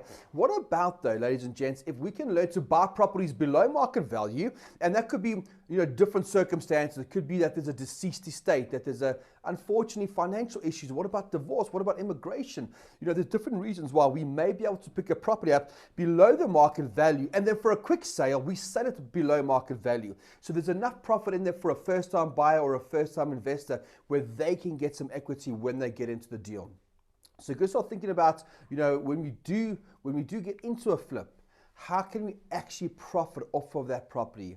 Because I can tell you, ladies and gents, that if you go out there and you don't run the market value, the future market value of the property, if you don't take all the hidden costs, and yes, for a lot of beginners, there are a lot of hidden costs that you need to know about. You don't want to miss that, because and I've seen it before, just by getting that market value wrong or not taking into consideration your holding costs, and write that down for me. What are my holding costs? Yes, it's very easy for you now to go to Uber and go, yes, my buying costs, my transfer attorney, bond attorney, transfer duty, there could be auction fees involved. We can easily add that in. But when you do, and if you do take transfer, what do those holding costs look like? And how long do you anticipate holding onto that property? That's a different question and a different story altogether. Because here's the thing. If you get that wrong, if you don't take your holding costs into consideration, and you get the market value, the sale price wrong, even by 5-10%, that could be your profit wiped up, and you may end up with what we call a white elephant. You're all excited, you get into a property deal, you're like, wow, it's my first flip, and I'm going to make loads of money, and then you come out on the other side going, I've actually made a loss. You don't want to be in that position. You want to be in a position where actually you're getting it right from the outgo. You know what the risks are. You know what the holding costs are. You now know how to run the true market value of the specific property, and now it turns into a cash machine. Now you're literally printing money every single year. You just got to know where to buy and what to buy, but we will cover that. I mean, have a look at this guy, Sifiso. So I've known Sifiso for a number of years. You know, I took him under my wing. He's one of my coaching students, and I've helped Sifiso do multi-lets, buy-to-lets. He's paid off some of those properties already, and one of them was a flip. Just here in the East Rand of Johannesburg, Rhodesfield, Kempton Park, it was a deceased estate through Omniland, which is an auctioneer.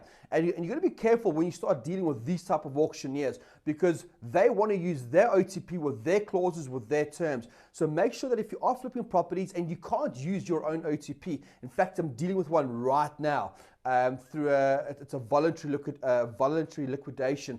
And yes, I can understand why they want to use their terms, of course, but the terms also need to work for you. So don't just go sign any odd offer to purchase. Read through them. Speak to your property coach. Go to your attorney and find out. And this specific deal, if we have a look at the numbers, you pay 470,000 Rand for the property. Now that's quite a good price for that property. Got it way below market value. And he sold the property for 1.1. In fact, the market value was higher. It was more like 1.3 million after the renovation. So he did do a renovation to this specific property. And he walked out with 214,000. That is a cha-ching, ladies and gents. He could have made more if he had held on. But I said to him, look, flipping properties is about cycling money. Money in, money out as quick as possible. Write that down for me. Cycle your money. Get into the property, out the property, and into the next one as quick as possible. Look, he was happy with 214,000. I mean, what would you do with 214,000? And that is just a property here in Rhodesfield, Kempton Park. The CC estate was empty. It needed a few 100,000 Rand spent on it to bring it back to life, to modernize the property. And it was perfect for a first-time buyer coming along. He could have made probably more like 400,000. But at the stage, there's a good offer on the table, and if someone puts a good offer on the table, and you can still walk out with some money, and there's a little bit of profit in there for the next person, that's what I call a win-win situation. Now, what I've realized with flipping properties, both here in South Africa and in England, it's not, I can't say it's not for beginners, but I wouldn't suggest trying to flip a property if you have no background, if you have no experience, if you have no support. Look, if you don't have any experience in the property market and you come across a potential property flip, don't go try to do it yourself. It's not worth making the mistakes. Because remember, you pay your school fees either way. In property, it's a guarantee you'll pay school fees either way. You're rather going to try to do it by yourself and think you know what you're doing, but remember, you don't know what you don't know, and you make a mistake and you lose, and you could end up losing a few $100,000. Or you just get a bit of education. Put yourself through a property course. There's plenty of property courses out there. Find a property course which is all about flipping properties. Understand the different ways of doing it. Because once you really understand how to do it, you will make less mistakes. So it's up to you if you want to pay your school fees and mistakes, or do you want to invest in yourself? Do you want to get the knowledge and the support? And when you do go do a flip, at least you have someone to call and you have a baseline of education. So ladies and gents, before we get into it, let me maybe introduce myself. I can see I do recognize quite a lot of you, which is fantastic, but there are some new names on there. So just for the individuals that don't know who I am, let's just go through that very quickly. Nice hot cup of coffee. My name is Andrew Walker, of course, as you know. I'm from Edenvale, Johannesburg. My past life, I used to be a sound engineer. I used to love it. I went to Eden Glen High School here in Edenvale, big into sports, rugby, football, cricket, excuse me, and I became a DJ. And I used to do that full-time after school, study sound engineering, and I used to love it. The problem was, though, is that when I was doing it 7 days a week and I started missing social parties and I was missing out on a lot of social life, put it that way. And I found myself working 7 days a week. Think about what DJs do. I got a sound rig, I got a video rig. I was always setting up and taking down. And I just thought to myself, there's got to be something else out there. I can't keep working 7 days. What will happen if one day I get married and have kids? And by the way, I'm married to Simone. I've got 2 kids, Logan and Skylar, 7 and 9 years old. What happens? I can't keep working 7 days a week. It didn't sit right with me. So I was looking for something else. And that's where property came along, ladies and gents. And that's where I really, back in 2001, I bought my very first property. And through that, that's when, after buying my first property and selling my property and selling it, that's when that's when the journey really began for me, ladies and gents. And look, over the last number of years since I've been back from the UK, since 2013, I set up the Property Academy. And the Property Academy, think about it, it's almost like Wits University, right? Where I believe that if you want to become a pilot and fly a plane, you've got to go study it. You have to pay your school fees. You have to spend years and years studying how and learning how to become a pilot. It's no different to property. You've got to invest in yourself and you've got to really understand what you're getting yourself into. Because if you do that, ladies and gents, that's where the big cha-ching comes in. And that's what the Academy is all about, is empowering you and giving you that information. Because like I've just said, ladies and gents, do you think I've always been a property investor? No, I haven't. Like I said to you, brought up in Edenvale in Johannesburg with the boys. I was just an average guy going to Eden Glen High School. And like I said, I was working 7 days a week. But this is what property can do for you. If you take it seriously, if you feel property is for you, property can literally change your life. You've just got to take the next step. And that's how the Property Academy can help you. Whether you're looking for online courses, whether you're looking for property coaches, whether you want to join a 12-month program with the Academy where someone can literally hold your hand, whether you're looking to buy your very first property, or you might even, we've helped people with 15 to 20 properties upscale their property portfolio. Because in property, what you'll realize is people do get stuck. People don't know how to take the next step, or their bond affordability runs out and they don't know where to go. That's where the Property Academy comes in. And it's been set up by South African investors for South African investors. And we can help you. So make sure when I'm done with this video, make sure you come say hi to myself and hi to my team to see how we can help you. But for now, ladies and gents, tell me, right now, who is serious about property? Who here really wants to flip properties? Let me know in that box who here really wants to learn how to flip properties. Because here's the thing, this is not for everyone. And flipping properties, unlike a buy to let, I can say it's for everyone. Flipping properties is not for everyone. So this is not for you if you're a lazy investor. If you don't want to get out there and put some hard work in, this isn't for you. Or perhaps you're very comfortable, you're wealthy, you got loads of money, you don't need to flip properties. This is not for you either. And if you're not prepared to take calculated risks, flipping property is not going to work. But here's the thing, if you're watching this, you're like, look, Andrew, I'm willing to take some calculated risks. I'm happy to put some time and effort in, and I do want to change in my life, then flipping properties is definitely for you. So listen carefully. We're going to go through some awesome content now. And like I said to you, at the end of this webinar and during this webinar, we will be sharing a link with you that if you click the link, you can join me for a good hour, hour and a half, where I'll go into a lot more depth into flipping properties. The first thing is, what market, what price bracket should we be investing in? Should we be investing in, the older areas below $1 million, or should we be investing in the higher levels, the 4 millions, the 5 millions? What level do you think we should be flipping? And let me know. Your 400,000s, your 600,000s, or perhaps we should be going to the very affluent areas, where you're buying mansions for 8 million, 10 million. Let me know, where do you think we should be flipping properties?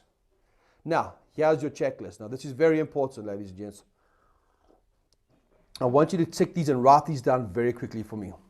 We've spoken about, yes, I'm sure we all agree, get the right education. There is a flipping course by the Property Academy. Identify one area and write this down, older area. Identify the risks. If we can't sell the property, what can we do with the property? What's your exit strategy? And if you can get direct to private sales, so I'll do this through estate agents as well. Don't get me wrong, but it also helps if we get direct to private sellers. And you need to learn the different ways of structuring deals. It's not always just the conventional way of buy the property, take transfer, renovate the property and sell. There's different ways to do this. Now, understanding how to run the numbers, this is where a lot of beginners go wrong, is they don't know how to run the numbers. So you've got to learn the different structure, way to structure deals, and then how to actually run the numbers. Now, a place again, and you can see there's quite a few areas where people do go wrong, is they underestimate the cost of a renovation. They're not quite sure how to renovate a property. Do we get builders in or individual tradesmen? Do you have time to project manage a property? But now coming back to the offer to purchase, how do you even secure it?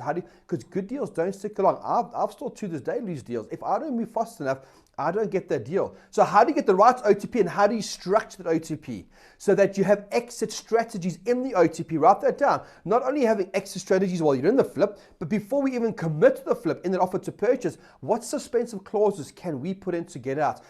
Are you seeing this, ladies and gents, that there is more to this than meets the eye? And that's why I said earlier, it is a specialized strategy. Now, this is my view. I want to focus on properties below $1 million. Write that down. Let's focus on properties below R1 million. Now, who are we going to be selling to in this market? People are downsizing, but there's still loads of fresh new first-time buyers coming through the market. So if I can find an old distressed property, renovate to make it look very good and affordable to a first-time buyer, I'll still be able to sell to a first-time buyer in this market. Why and how do I know that? Because I'm in the market and I'm speaking to first-time buyers on a regular basis. You've just got to make sure it's affordable for them. At the same time, in any recession, plenty of property investors coming through, so we can sell to property investors as well. Now, the trick here is not to buy and when it comes to selling a property, you pray and hope that it's going to sell. No, you must start lining up your buyers. Now, it's easier said than done, but imagine you go find a property that you're going to flip and you've already got a buyer for it. That's a cha-ching, because that starts to de-risk the investment, because now you got buyers lined up saying, "Yeah, geez, Andrew, if you buy that, I'll buy that. I'll buy that from you." Now there's ways and means to do that, which I'll cover in that free webinar. Here's a prime example. I mean, if you know the Greenstone, Edenvale area here in Johannesburg, because I'm from Edenvale, if you go to a place like Greenstone, it's a newish area. You go to the avenues, it's an oldish area. So I want you to write this down. Look for older areas, because what you'll find is you'll find more distressed properties and properties where there's equity. And write this down as well. What you're looking for is motivation and equity in a deal. So is the seller motivated and is there equity? Because if there's no equity and there's no motivation, you probably can't do the flip. A strategy like installment sale agreements may work. Write that down. South Africa's biggest online property event. Here's a quick tour of our simple and easy to use platform so that you can make the most of your 2-day expo experience. As you arrive, you'll be taken directly to the reception area. Here, you are able to browse our complete schedule of events for each day, including all upcoming sessions, speakers, and topics. See something you're interested in? Simply click the star icon to bookmark all your favorite sessions. These sessions will be saved under the tab My Interests, and we will send you a reminder before each session starts so that you don't miss a thing. Curious about the brands behind this event? Click the Sponsors tab to view our event partners and visit the info desk for FAQs or any assistance you may need. Now that you have your bearings, click on the Hello Visitor icon on the top right-hand corner and update your profile information for easy networking. You'll also be able to see your starred notifications here, as well as any meetings you may have scheduled. Now for the main stage. This is where all the action takes place. The main stage provides access to insightful keynote addresses from our incredible lineup of speakers, including industry professionals, influencers, and celebrities. Our laugh out loud comedy shows and stellar music performance by Sahara will also take place right here. You can easily navigate to check out our other speakers or see who's up next. With over 55 sessions, there is something for everyone. And now for the exhibition floor. Here you will meet all the brands that can assist you in achieving your property goals. We have categorized them to make it easier for you to find exactly who you are looking for. View them by category or view them all.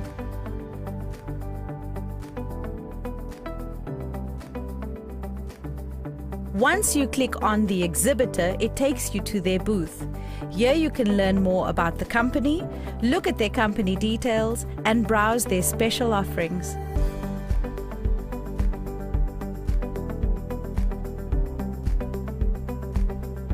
Now for the theatre sessions. Here you can easily join the live broadcasts and chat with fellow delegates.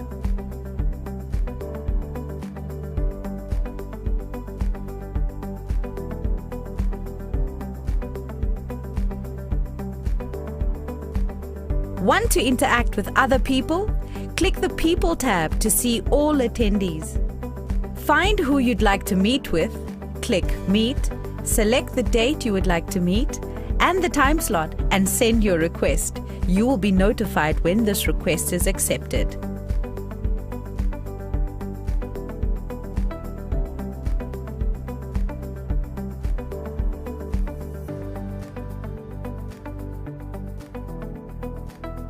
And that is everything you need to know to participate in South Africa's biggest online property event. Enjoy the show!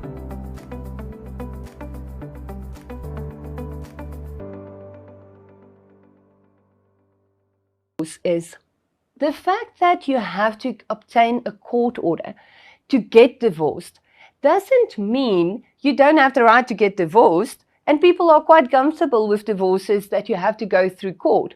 But for some reason, the fact that the same rules apply to evictions scare people, and they say, but I don't have the right to evict someone. You do, but you need to obtain a court order. So I'm jumping the gun a little, and I'm going to go back to breach and cancellation. And why I'm doing that is we can always commence eviction proceedings as soon as the occupant is in illegal occupation. So say, for instance, you buy a property and there are random people there that doesn't have a right to be there. They are already in illegal occupation, and you can commence eviction proceedings. Well, most of the time. You can commence your eviction proceedings immediately. But when it comes to a non-paying tenant, the feeling is always, my tenant didn't pay rent, I can evict him. Unfortunately, it's not that simple. In terms of our law of contract, you need to place a tenant on terms first. So place him in mora. This means you send him a notice to say you are in breach of your lease agreement You have a certain time period to remedy your breach. If you do not do that, we will cancel the agreement, and that will mean that you are in illegal occupation. And if you do not vacate, we will evict you. Your lease agreement will tell you what the time period is that you need to give a person to vacate to remedy his breach. If the lease agreement is silent on that, one of two pieces of legislation can be relevant. If the lease agreement is governed by Section 14 of the Consumer Protection Act, then you need to give the person 20 business days to remedy his breach. Only if he doesn't remedy his breach would you be allowed to cancel that agreement. Remedy means a full remedy. So say, for instance, the breach is non-payment of rental, which it normally is, and the tenant pays a portion of the outstanding amount. That's not full remedy, and we can still cancel the lease agreement on day 21 and commence eviction proceedings. If Section 14 of the CPA does not apply to the lease agreement, and it's a residential lease agreement which is silent on the time period that you need to give the tenant to remedy his breach, the Rental Housing Act will kick in, and the Rental Housing Act then requires the landlord to give the tenant 7 days, 7 calendar days, to remedy his breach, and if he doesn't, you can cancel the agreement. Otherwise, you will be guided by the terms of your lease agreement. Something very important is to know whether Section 14 of the CPA applies to your lease agreement or not. So the good news is I don't have to bore you with that on this particular recording, because you are welcome to visit the SSLR and TPN joint stand. I have a downloadable PDF for you with a flow chart which will guide you in the right direction whether the CPA applies to your lease agreement or not. But in short, if the lease agreement is for a fixed period, you're already at risk for Section 14 of the CPA applying. And if either one of the parties, landlord or tenant, is a natural person, then Section 14 of the CPA will apply to that lease agreement. The provisions of legislation will always override your lease agreement, regardless of the content of your lease agreement. Once you get to that point of cancellation, you need to send a separate notice cancelling the lease agreement, and at that point, the tenant is in illegal occupation of the premises. So what do we do then? We get to cancellation. Now what now? Can we go take the doors off or, move somebody else in? No, you cannot. That is spoliation. Spoliation is something where a person is deprived of possession. The possession that the person was in does not have to be legal possession. So the fact that the tenant is in illegal occupation, so in illegal possession, doesn't change the application of the mandement van spoelie. The mandement van spoelie, you can clearly hear, is a Dutch law term directly incorporated into the South African legal system, which says that if you've been illegally deprived of possession, you can approach a court and your possession must be restored. Okay, so legal jargon aside, easy answer is, if you lock the tenant out, you disconnect his electricity supply, you take the front door off to do maintenance. We all know that's not really a thing, guys. If you do any of those things, the tenant can approach any court or even the Rental Housing Tribunal, still in the state of disaster. They can even apply, in terms of the lockdown regulations, approach the Rental Housing Tribunal on an urgent basis, which is usually not something that a tenant is allowed to do. So be very careful.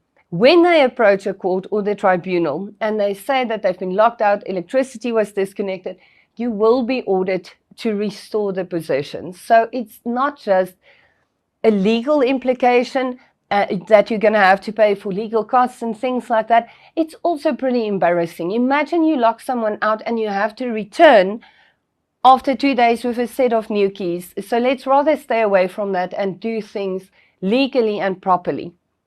When you get to that, I am quite sure there's a few people that can do their own evictions, but the truth is I've been training attorneys to do evictions for a good 10 years. And this is definitely something that takes quite some time for an attorney to get comfortable with. So as somebody that doesn't really understand the law, I would not even attempt to do an eviction without the guidance of a specialist eviction attorney.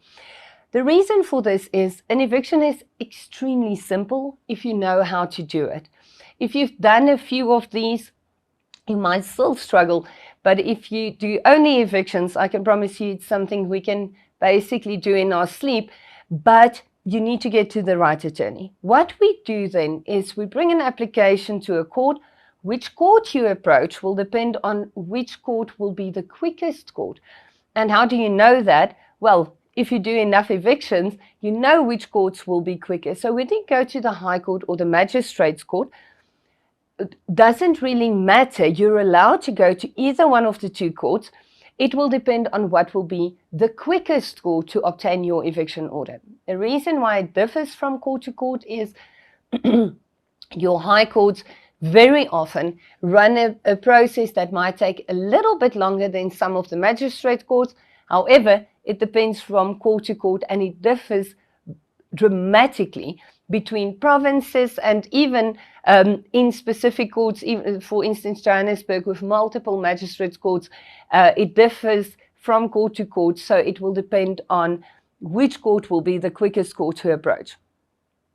You do the eviction on application, which means that you want to make sure that there is nothing left outside of the lease agreement, so you can do this on application. Application means all the facts in the matter gets brought to court on an affidavit. So the moment you need to prove something by way of oral evidence, you run the risk of having to go on trial. And why is this bad?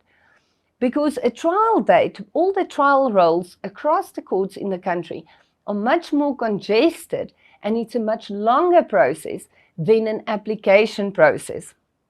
So we bring an application, we comply with the provisions of the Prevention of Illegal Evictions Act, and we, in doing so, show the court that the owner is in fact the owner of the property, that the occupant is in illegal occupation of the property, and that we have complied with the provisions of the Prevention of Illegal Evictions Act in giving the correct notice in the correct time periods, explaining to the court what the personal circumstances of the illegal occupants are, to allow the court to make a decision that would be just and equitable to evict the illegal occupant within a specific time period.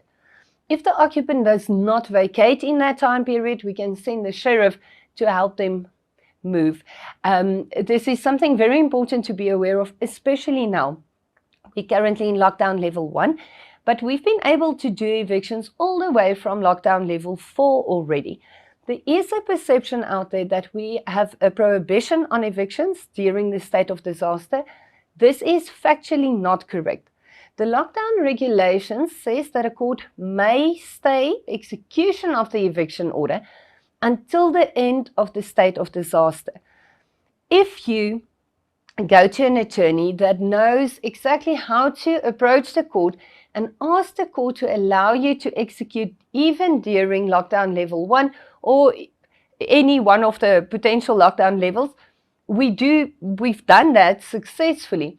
All 3 of the firms that's part of the Property Law Alliance, we've executed on quite a few eviction orders that we've obtained during lockdown. So please don't fall into the trap of thinking that there's a prohibition on evictions.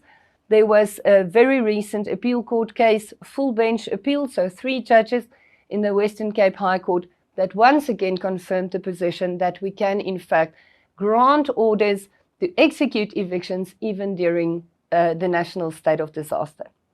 So I'm going to wrap up at this point because Bruno and I will both be present for questions pretty much now, and you are welcome to ask us anything. If there's any eviction detail that you need, we are happy to answer that.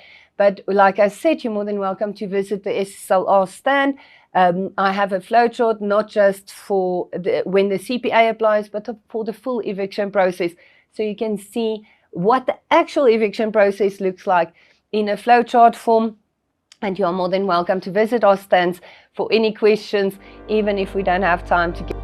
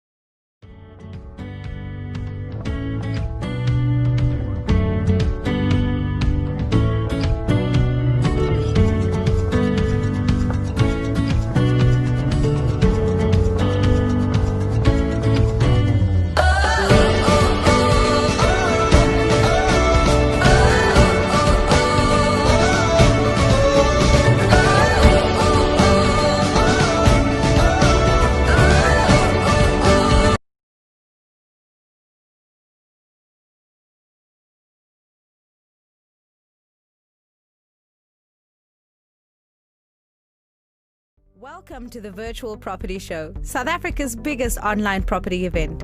Here's a quick tour of our simple and easy to use platform so that you can make the most of your 2-day expo experience.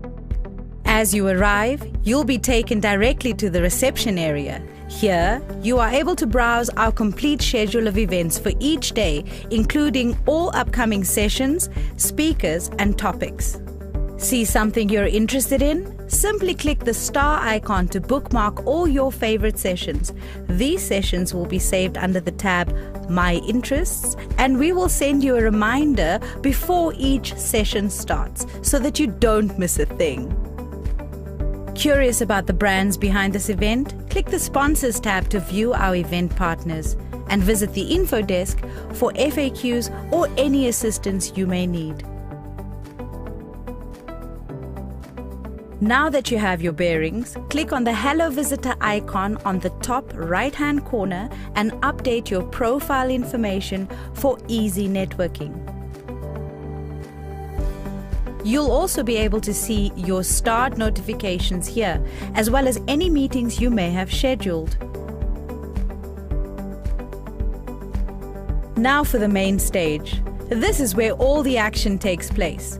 The main stage provides access to insightful keynote addresses from our incredible lineup of speakers, including industry professionals, influencers, and celebrities. Our laugh out loud comedy shows and stellar music performance by Sahara will also take place right here. You can easily navigate to check out our other speakers or see who's up next. With over 55 sessions, there is something for everyone. And now for the exhibition floor. Here you will meet all the brands that can assist you in achieving your property goals. We have categorized them to make it easier for you to find exactly who you are looking for. View them by category or view them all.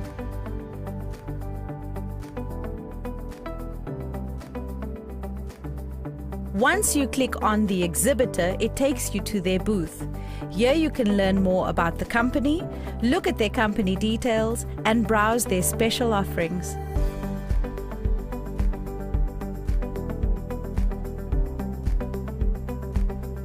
Now for the theatre sessions. Here you can easily join the live broadcasts and chat with fellow delegates.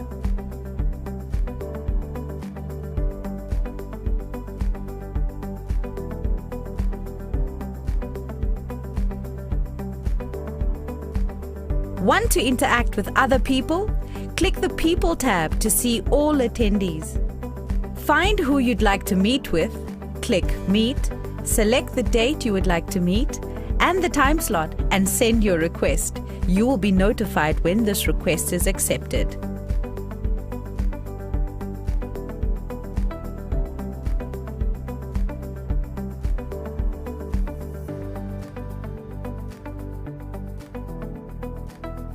And that is everything you need to know to participate in South Africa's biggest online property event. Enjoy the show!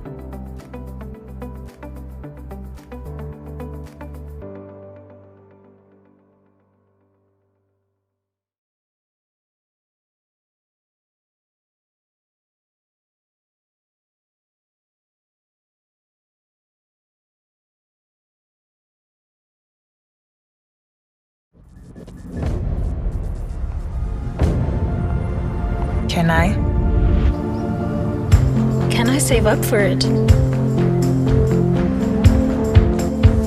Can I move in? Can I move on?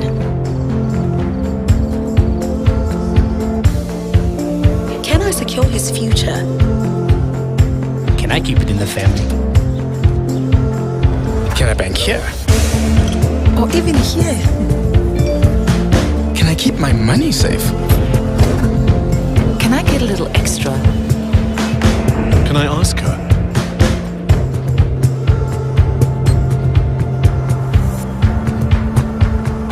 Can I manage one? What about two? Can I go back to school? With Absa, I can. I can. I can. I can. I can. I can. I can. I can. I can. I can. We do more so you can. That's Africanacity.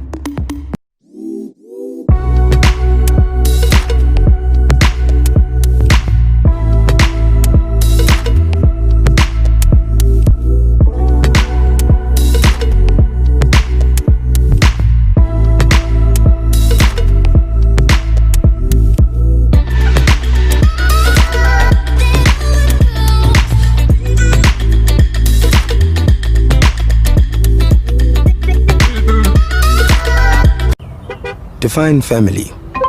Family, 2 parents and their children living together as a unit. Okay, that's one definition. But what if it means just the 2 of us? Or 3? Or me and my brothers starting a business? Or umama, umamkhulu, noma gogo under one roof? It often means The guys need their payslip. We need a bigger place.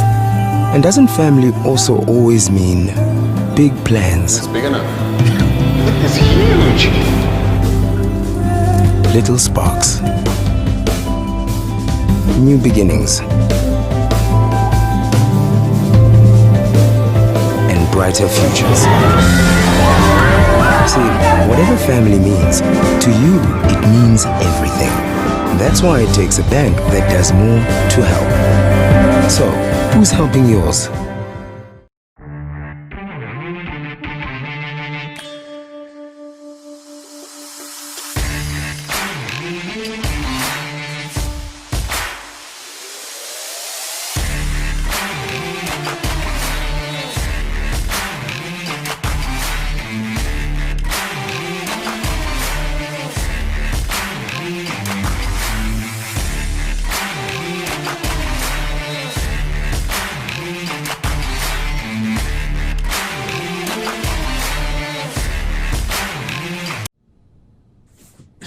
Eta, it's me, Smooth the cab driver.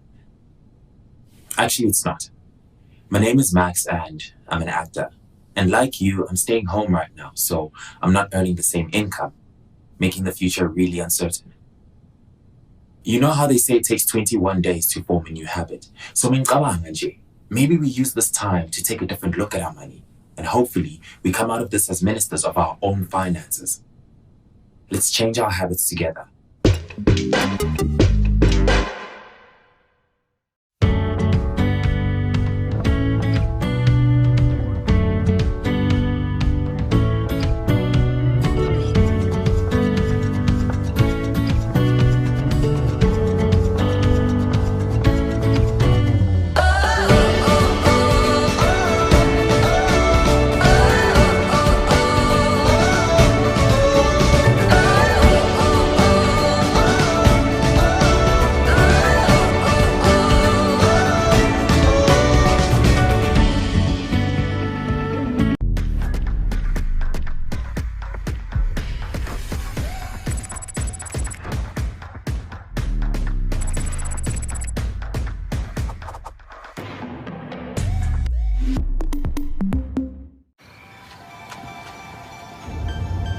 The world's a little different these days. Maybe this is our chance to make something new. Something better. What if our next chapter is all about help? It's clear, we have not lost heart or hope. We found it in each other. So where to from here? Maybe we'll be as in this together as we are now. We will help businesses get back on their feet. We will give what we have. Want something to keep you warm? And do what we can. Because when we all help, we have hope.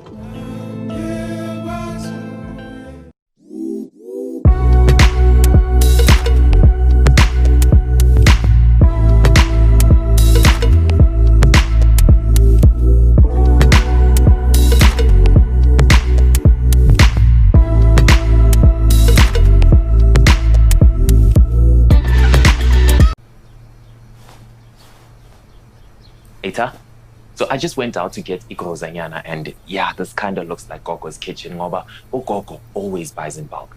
And for me, it's a first. But now I get it. You see, uGogo saves more by buying more. Now this is a habit I'll keep once this ends, because even these small savings make a difference. But just get what you need and take it easy on the toilet paper, guys. What habits will you be keeping?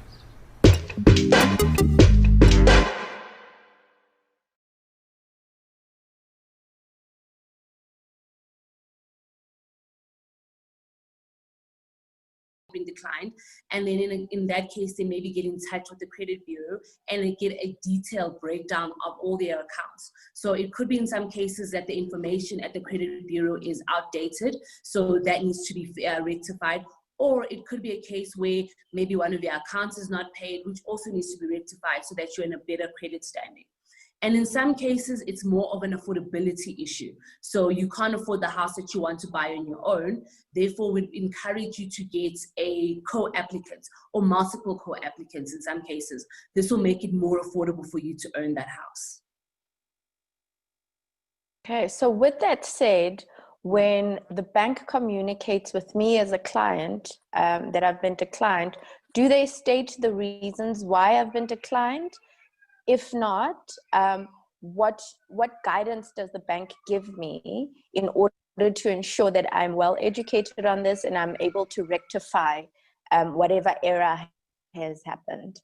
Yeah, look, so the bank will definitely, so the bank will definitely give you details around why you've been declined. So if it is an issue with your credit profile, they will let you know that this is the reason why you've been declined, and then there are different options that then become available to you. If it's an issue around affordability, right, or the fact that you don't have enough of a disposable income, there are options that we offer as FNB to help you get into a better financial position.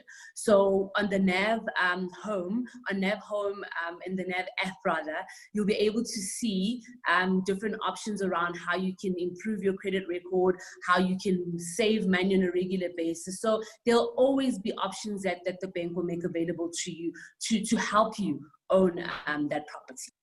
Oh, that sounds like a great value proposition. I for one would be one that takes it up. So earlier on, when we were talking about being declined and the various options that are available if I'm not able to maybe solve my financial crisis, is the bank open to me applying with a partner or a friend or a family member in order to be a homeowner? And if so, what are the processes and what are the advantages around that? No, definitely. Look, we encourage customers to look at collective buying, which you can either look at doing it with a spouse, a friend, or a family member, because this allows you to afford that property that you want. And also it improves your affordability. So that payment, that monthly repayment or the home loan installments will be split among the individuals who will own the house, right? And the great thing about it is that all the individuals own the house and all of you will be on the title deed. So it's a great way for young individuals who are starting off in getting into the property market to actually start building their property portfolio. And it's also great for parents who want to help their kids own that first property. So with that said, we all know that when people get excited and they discover that they've been approved for a home loan, there are processes that are involved and timeframes that are involved. Would it be possible for you to indicate the timeframes between me applying for a home loan and moving into my house?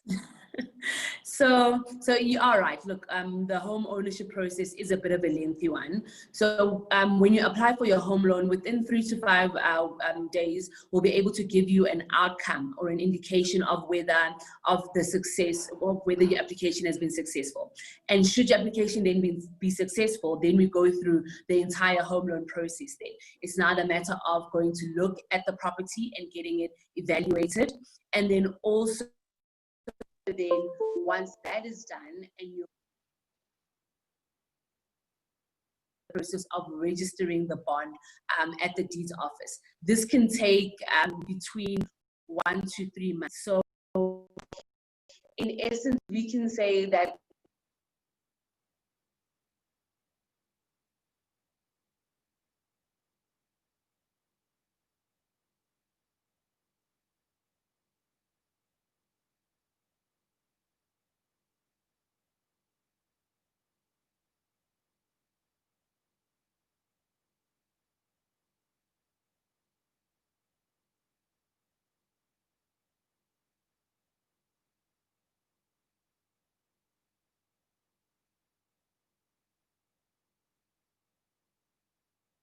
Welcome to the Virtual Property Show, South Africa's biggest online property event.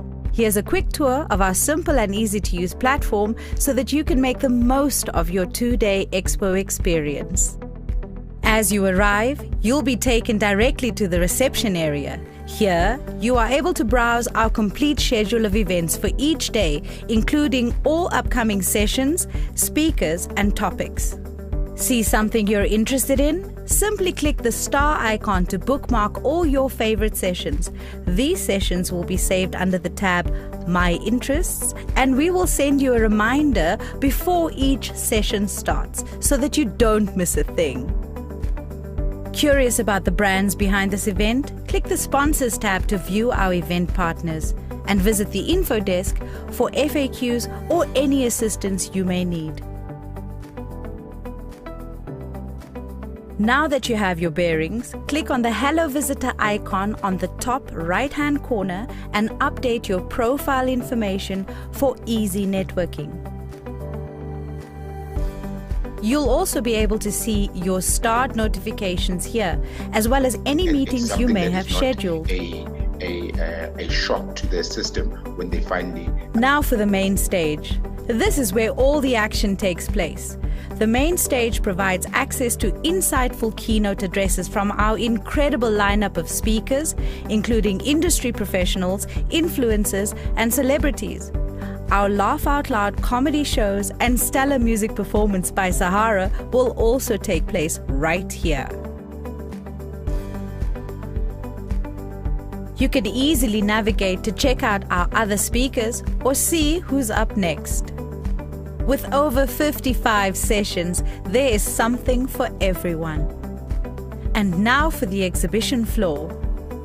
Here you will meet all the brands that can assist you in achieving your property goals. We have categorized them to make it easier for you to find exactly who you are looking for. View them by category or view them all.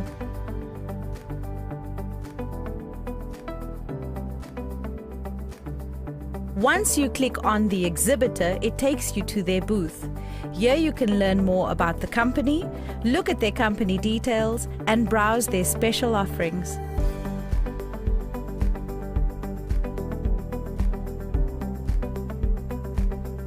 Now for the theatre sessions.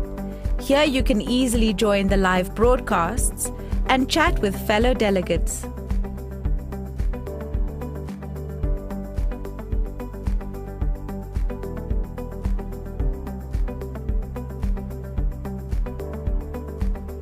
Want to interact with other people? Click the People tab to see all attendees. Find who you'd like to meet with, click Meet, select the date you would like to meet, and the time slot, and send your request. You will be notified when this request is accepted.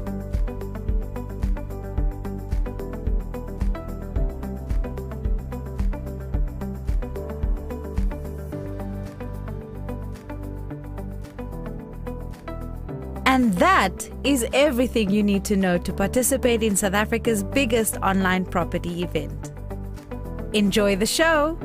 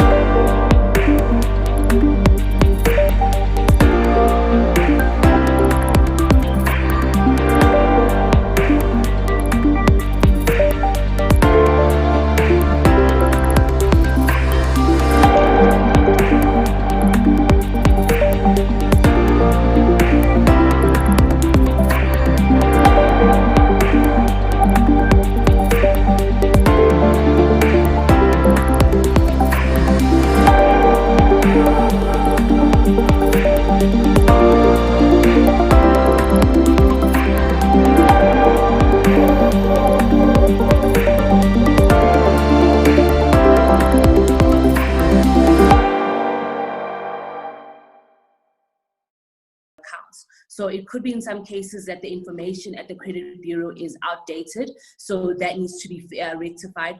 Or it could be a case where maybe one of your accounts is not paid, which also needs to be rectified so that you're in a better credit standing. And in some cases, it's more of an affordability issue. So you can't afford the house that you want to buy on your own. Therefore, we'd encourage you to get a co-applicant or multiple co-applicants in some cases. This will make it more affordable for you to own that house. Okay, so with that said, when the bank communicates with me as a client that I've been declined, do they state the reasons why I've been declined?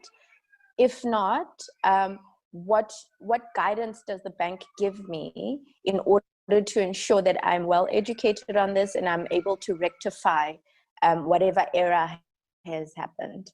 Yeah.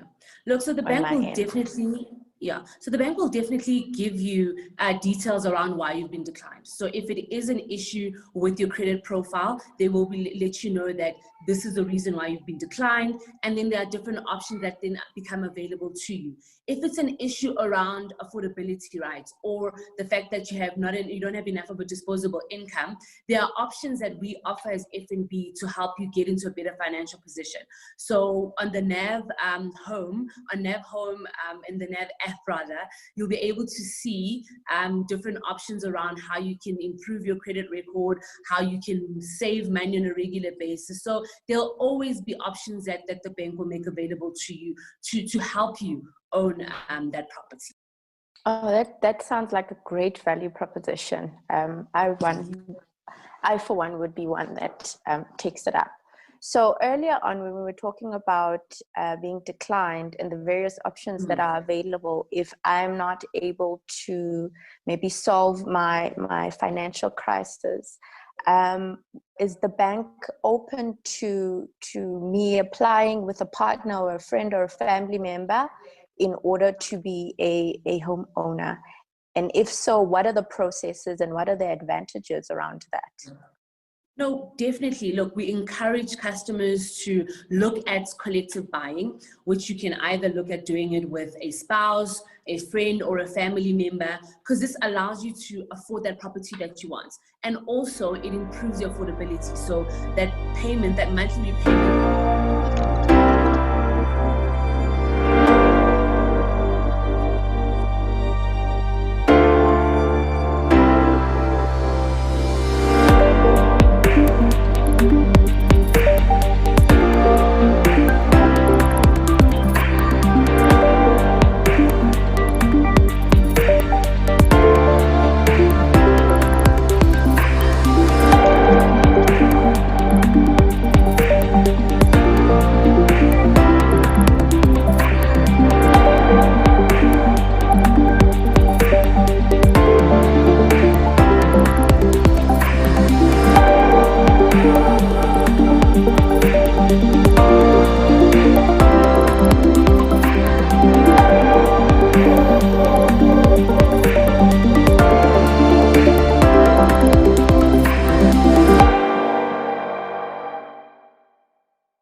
You've got a dream.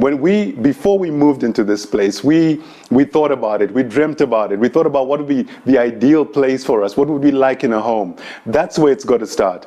And I know, we've been going through some pretty difficult times in the last few months or so, and you're probably thinking, I don't have time to dream. You know what I'm thinking, what I'm going through right now? I've got no time for dreaming. But listen, everything starts with a dream. What's going to change your situation? Maybe you're saying, do you know how much money I have in my account? Do you know what's happening in my life right now? I've got no time to dream. Well, let me ask you a question. What does it cost to dream?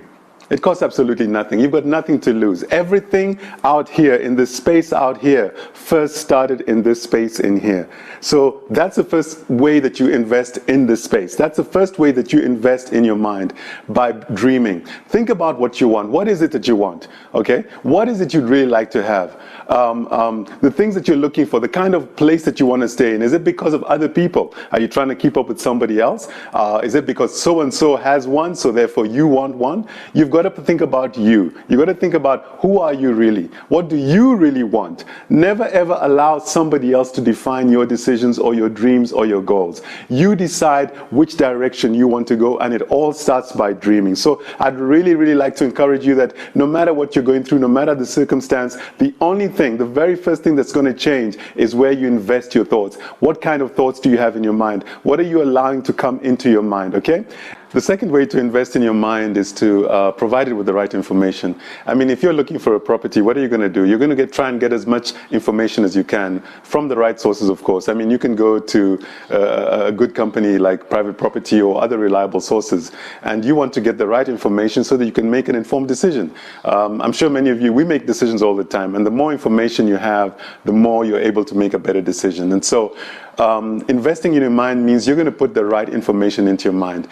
It's almost like feeding a baby. A baby depends on you to feed it. Your mind is going to depend on you to feed it the right information. So what you want to do is to avoid the wrong information. What do I mean by that? I mean, I'm talking about complaining. I'm talking about moaning. I'm talking about whining. I'm talking about looking at the situation the way it is in this space out here. You don't want to allow any of that to come into this space out here, because whatever you feed this space is going to grow. This is the baby that will grow. This is the baby that will produce whatever you want in your life. So you want to make sure that you're getting the right sources. I mean, the internet is available now. Nobody really has an excuse now. You can find out about anything that you want to find out about. You know, one of the sad things that I notice is that a lot of people, once they leave school or college or university, they never want to look at another book. There's books available. You can have audios. You can listen to podcasts. You can attend events. The whole idea is you want to invest in your mind. You want to invest in this space between your ears before you invest in this space out here, in this property out here. So step 2 is to maintain your space. And when you move into a home, whether it's brand new, if it's a brand new home, you're still going to have to do some maintenance sooner or later. The paint, you have to repaint the walls. Maybe something will happen to you like happened to us. We had a geyser burst and we had to replace the geyser. Or quite recently we had a huge water bill from the municipality, and we were wondering what's going on, and we had to call the plumber in, and they dug the ground and found out that one of the pipes under the ground after the meter was leaking, and so we had to repair that. And so maintenance is something we have to do all the time. Now, if you've got to do it in this external space, then you need to maintain this internal space as well. Maybe some of you live in a complex where you have security, or maybe you've got a security system at home. Why do we do that? Because we don't want any unwanted people with wrong motives coming in, right? Unfortunately, crime is a reality. And so the first way that you're going to maintain this space is to be like a security guard. You got to watch what's coming in. You got to watch what thoughts and words are coming into this space. You got to be able to, if you have, I'm talking about homes here, so let me talk about a washing machine, for example. Before you put your washing in, you've got to sort out the clothes, right? And separate the clothes. That's exactly what you got to do with this space between your ears. You got to be able to stand there like a security guard and watch what comes in. You got to filter what comes in, because whatever goes in this mind is going to grow. So that's what I mean by maintaining your space, this space. Number 1, be a guard. Watch, inspect everything that's coming in. Is this positive or is this negative? Is this going to benefit me, or is it going to be something that's going to cause me to be anxious, or to start worrying, or to be fearful? Or is it going to encourage me? Is it going to make me joyful? Watch the words that come in. Watch the thoughts that you're allowing in. If this space is like a garden, imagine this space is like a garden, all right? Be the gardener. Pull out those weeds. Uproot those plants that are not supposed to be there. You know what kind of plants I'm talking about? Things like unforgiveness, things like anger, things like anxiety. You got to uproot them out. You can't allow them to grow, because they will choke your dreams. They will choke all the investment that you made in step number 1. Remember what we said. You were investing in your space, in your mind, by planting the dreams, by dreaming, by thinking about what you want. Well, guess what? If these weeds of negativity come in, they're going to choke that dream, and you don't want that to happen. So maintain your space. That is the second way that you maintain your space. The third way, I like to call it revisiting your dreams, okay? The other way, I think it was last week, it was quite windy around here, and when we came into the lounge, there was dust, you know, on the coffee table. There's dust all over the chairs, and we had to do what? We had to wipe the dust off. You have to dust the things off, right? And you got to do the same thing with your dreams.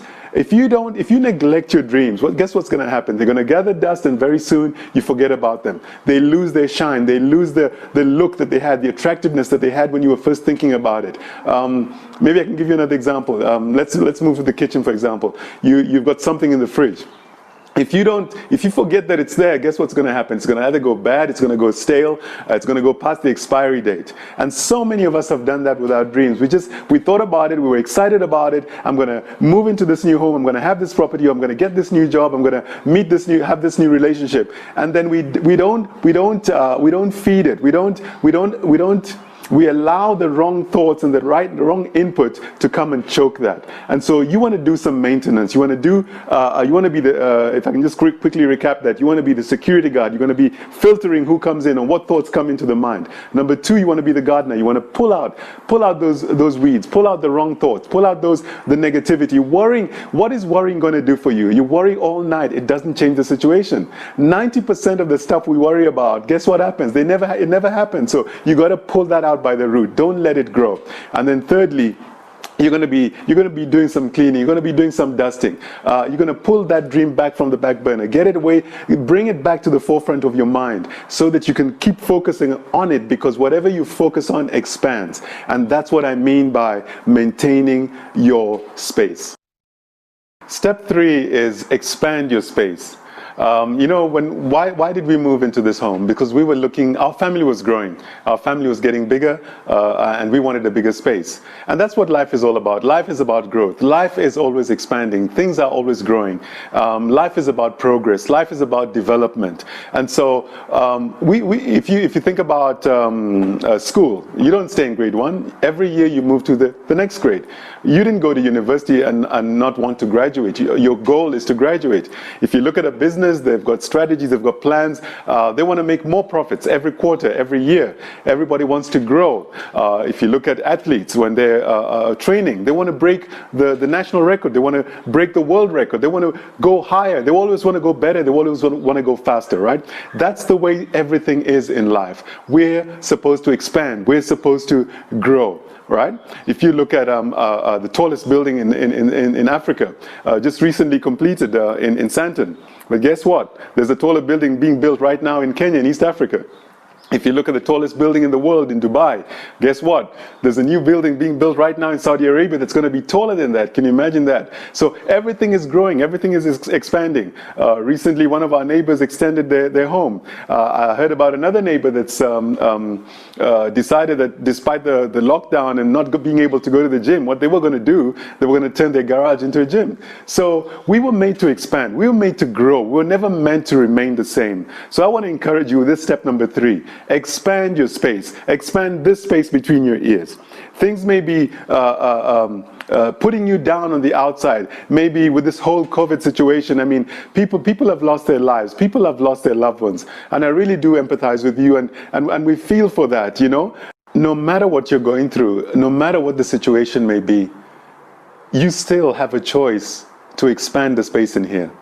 Maybe you're restricted right now. Maybe financially you're restricted. Maybe there's issues that have happened out there that have constrained you. But in here, there's no constraints. I mean, if I look out here, we've got a boundary wall here. You see, there's walls here. But in this space between your ears, there's absolutely no boundaries. There's no barriers. There's no limitations. You can think big. You can dream big. You can decide in this space to live in a mansion. You can decide in this place, in this space in between your ears to build a palace. Nobody can stop that from you. Nobody can take that away from you. Maybe somebody's taken something else away from you on the outside. But in here, you can control this space. And give yourself permission to think big. Despite what's going on, despite the situations, and I do understand, maybe, I don't know, it could have been a divorce, it could have been a relationship issue, it could have been a loss of a child or a parent or a spouse, but you can still change the situation by starting in here. You know, despite this whole situation the world is going through, some companies are still thriving. And I don't know what they're doing. I don't know the details of what they're doing. But one thing I can be sure of is that it started in here first before it happened out here. So in the same situation, why are some thriving and some not? We can use all the external factors, and we've got no control over that. I don't have control over the economy. You don't have control over what happens economically. But you can control what happens in the economy in here, in this space that is your space. This is your space, and this is your rules. You know, in our home, we've got rules, and I think every home has rules. You don't just leave stuff lying on the floor. You don't have quarrels and arguments and all that kind of thing. Those are the rules. In this space, we don't do that kind of thing, right? In this space, we come together and we perhaps, you know, get together and we talk about good things. We play games together. We pray together and things like that. We've got rules. You've got the right to set the rules in this space. When you go out there, you have to obey the rules of the land. When you go to your office, you've got to obey the rules of that company. But in here, in this space, it's your space and it's your rules. Make a decision that no matter what you've been through, you're not going to live by the past. You're not going to allow the past to dictate where you are going. Even if you're living in some tiny little place that is so squashed up, it's so claustrophobic. Look, I've been there. You can decide that I'm going to move out of here. Okay? Don't focus on the how. Focus on the what do you want. What is it that you want? Who can help you to do that? Focus on the what and the who, and the how will take care of itself. Make a decision in here, I will rent my own place. If you're already renting, make a decision in here that I will own my own property. If you already own your own property, make a decision in here that yes, I will buy another property. If you already have other properties, don't cut back. Don't allow the external space, what's happening in the external space, to control what's happening in this space. You can decide, I'm going to get more. I'm going to grow because everything in life is supposed to grow. Don't settle. Why have you settled? Let me ask you that question. Why have you decided to remain average? I know what happens. We go against a brick wall. Life happens. This situation happens, and then this issue happens, and then that issue happens, and then guess what? The weeds begin to grow in this space, and they choke the dream that you had. I'm here to tell you today, don't give up. You will own that property. You will, even if you are the first one in your whole family to own your own place, you can and you will do it. Yes, you can do it. Believe it. Control what goes on in this space, all right? Control what goes on in this space. I mean, if we look back at history, look at Japan. After World War II, totally devastated. But where are they now? Look at countries like Rwanda, after the horrible, horrible genocide that happened in that country. Look at where Rwanda is now. Because they decided that they were going to control whoever it was. The people decided we're going to control the space in here and not allow what happened to us out here to control us. And that's my encouragement to you today. You see, what happens is that people put the cart before the horse, if I can call it that. You see, it's your thoughts that determine what you say. Determine your words. Your words determine your actions. And so many people jump to the action. I want to buy this, I want to invest here, I want to do this, but they haven't gone back to taking the very first step of thinking, taking the time to think and control what goes on in this space. How many people do you know that have won the lotto, for example? They rush to the action without taking a step back and saying, let me pause here, let me take a break here, let me reflect and control what goes on in here, because whatever goes on in here will determine what goes on in this space out here. So if there's one thing I want to encourage you with it today is take control of this space. You know, a friend of mine had a tenant. And when they went to look at that place, it was in a shambles. The walls were dirty, the tiles were dirty, the pool used to be blue, and now it was a funny, horrible green color, okay? and it took a while to get that tenant out. And that's exactly what happens in this space. Don't allow the wrong tenant in this space, because it's going to be quite difficult to get them out because of the laws of the land, right? And so I encourage you, here is the space that you need to expand. Here's the space that you refuse. I'm not going to allow any wrong thing in this space. I'm not going to allow any wrong tenant in this space. Imagine our former president Nelson Mandela, if he had 27 years, they confined him physically, but he refused to be confined in here. You can think about people like Viktor Frankl in the concentration camps in World War II, refused to be confined in here, even though in the space out here was confined. And eventually what happens? This space in here actually controls this space out here. So even as you're looking to buy or invest in property out here, right? And when you go into investment, people talk about when's the best time to sell, when's the best time to buy, when's the best time to do this and that. I want to tell you one thing. with this space, the most valuable space that you can ever have. Don't ever sell this space. Don't allow anybody else to occupy this space. Don't allow anybody else to define what you can or cannot have. Don't allow the situations that you've been through to define your future, because you can design your future by what you create in here. The blueprint is right here in the mind. I've been in the construction industry for many years as a building services engineer, right? Everything we do starts with the architectural blueprint, the drawings. You've got to have the right drawing in here if you're going to have the right building out here, okay? The most important part of that building is the foundation. And the deeper and the stronger the foundation, the higher that building will go. And guess where the foundation is with the space between your ears? The foundation is right in here.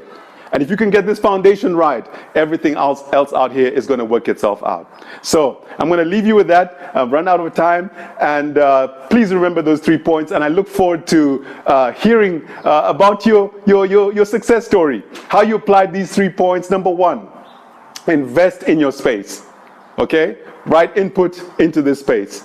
Number 2, maintain the space. Just because you did it once, you don't leave it like that. Write it down. Make sure you put up the picture. Put it on your fridge. Put it on your wall. Put it on your phone. Put it on your device so that you can continue to keep it shining. You can continue to keep it at the forefront of your mind, because your life will always move in the direction that you're focusing on. Your life is going to move in the direction of the clearest picture that you can see in your mind. So keep that on your mind. Your life will move in the direction of your expectation. Don't worry about the how. Worry about the what. What do you want? Who are you really? What is your truth and what do you stand for? Okay? And then number 3, we said expand your space.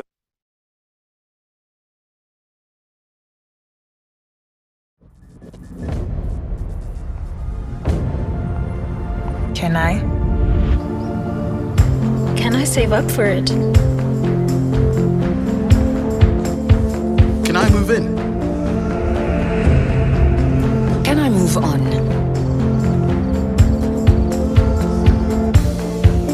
Can I secure his future?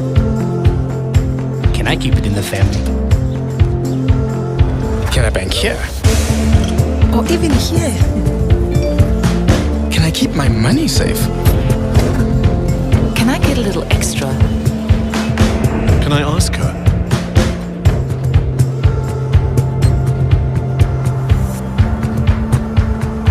Can I manage 1?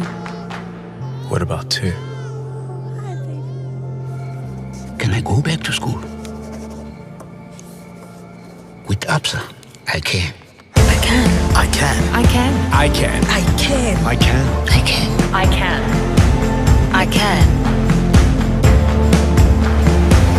We do more so you can. That's Africanacity.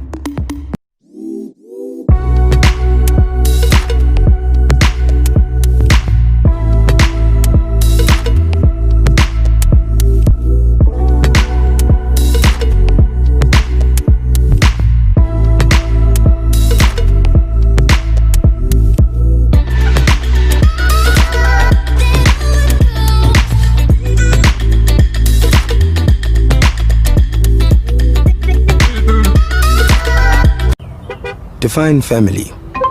Family, 2 parents and their children living together as a unit. Okay, that's one definition. But what if it means just the 2 of us? Or 3? Or me and my brothers starting a business? Or umama, umamkhulu, noma gogo under one roof? It often means The guys need their payslip! We need a bigger place. And doesn't family also always mean big plans? It's big enough. It's huge. Little sparks. New beginnings. And brighter futures. See, whatever family means, to you it means everything. That's why it takes a bank that does more to help. So, who's helping yours?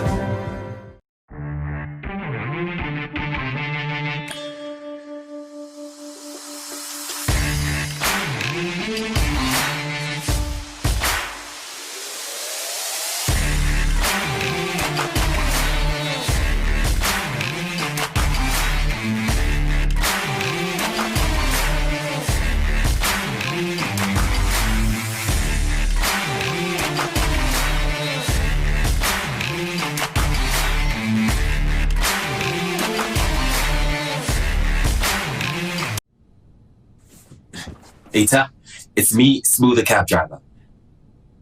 Actually, it's not. My name is Max and I'm an actor. And like you, I'm staying home right now, so I'm not earning the same income, making the future really uncertain.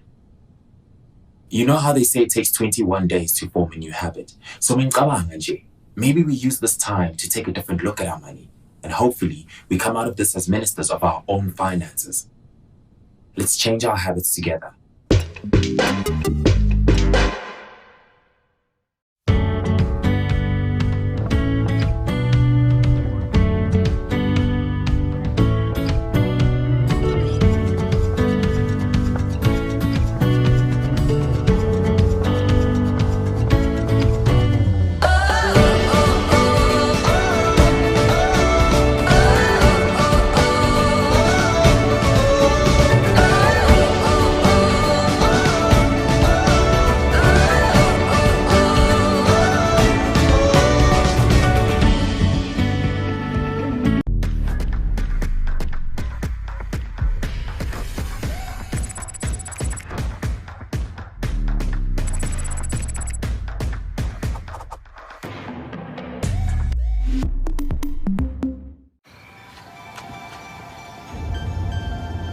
A little different these days.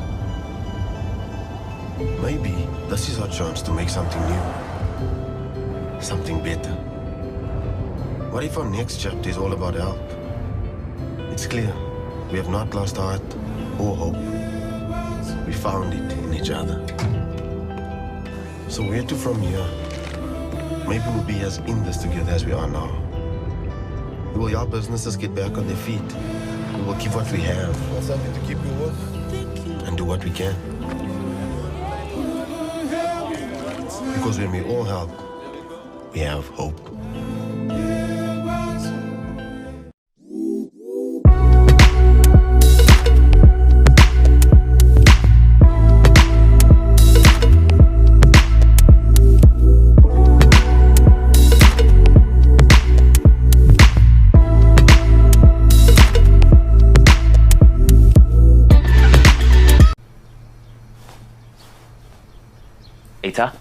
So I just went out to get ikozanyana, and yeah, this kind of looks like Gogo's kitchen. Ngoba Ugogo always buys in bulk. And for me, it's a first.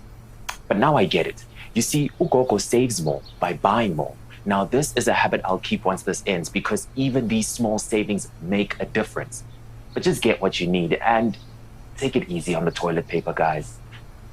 What habits will you be keeping?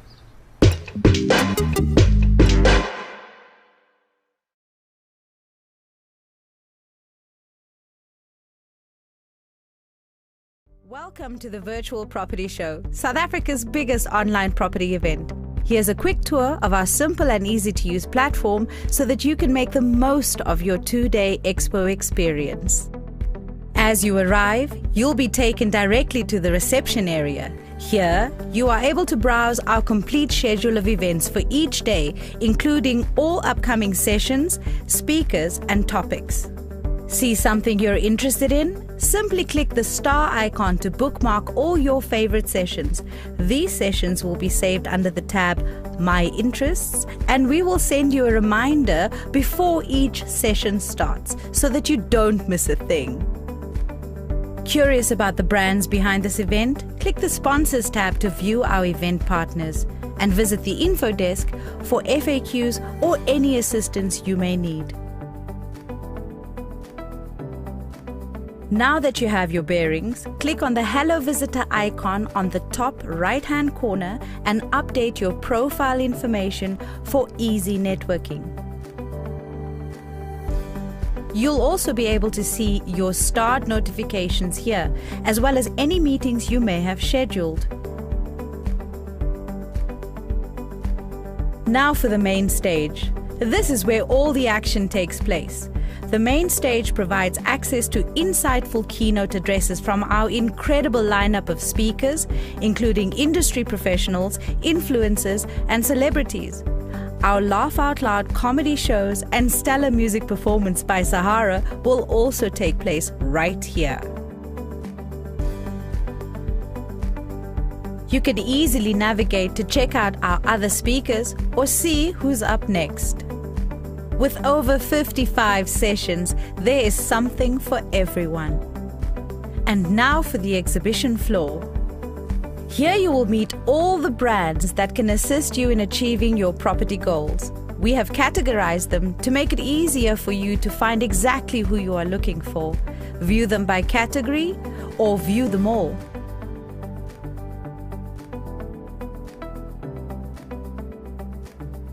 Once you click on the exhibitor, it takes you to their booth.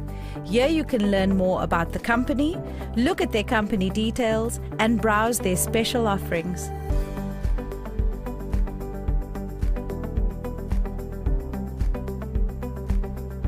Now for the theatre sessions. Here you can easily join the live broadcasts and chat with fellow delegates.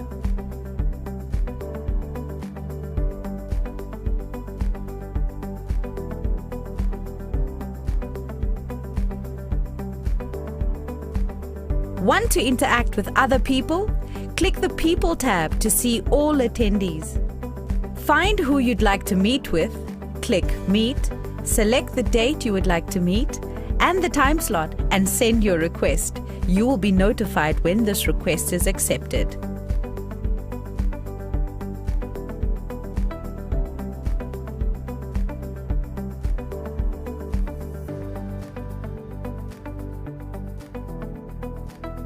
And that is everything you need to know to participate in South Africa's biggest online property event. Enjoy the show. Eventually you can have a glass full of water that's very clear. Your mind is the same way. That stuff that's in there, that's dark, that you don't want, is going to stay.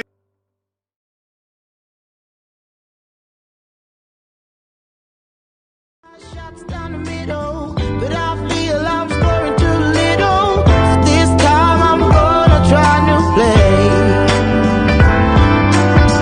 Come at it from a whole nother angle. Wanna do some reverse and hair, so gonna set it all in motion here today. Baby, here I go.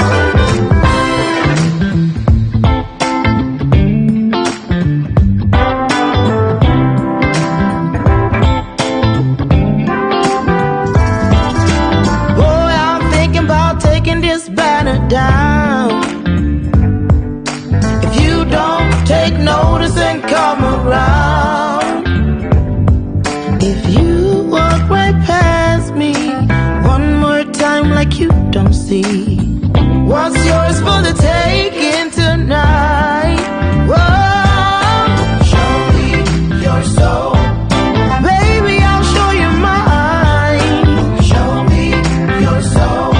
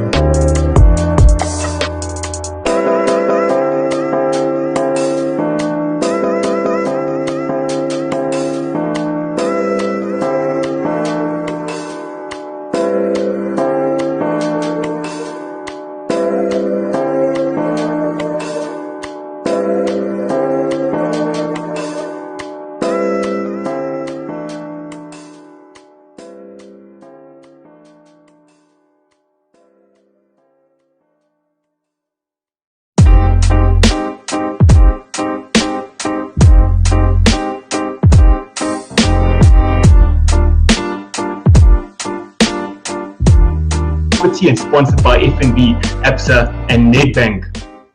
VPS 2020 is our hashtag. Use it. I'd love to see this hashtag trend on social media. Also, feel free to follow us on Facebook, follow us on Instagram, follow us on Twitter. The handle is @PrivatePropertySA.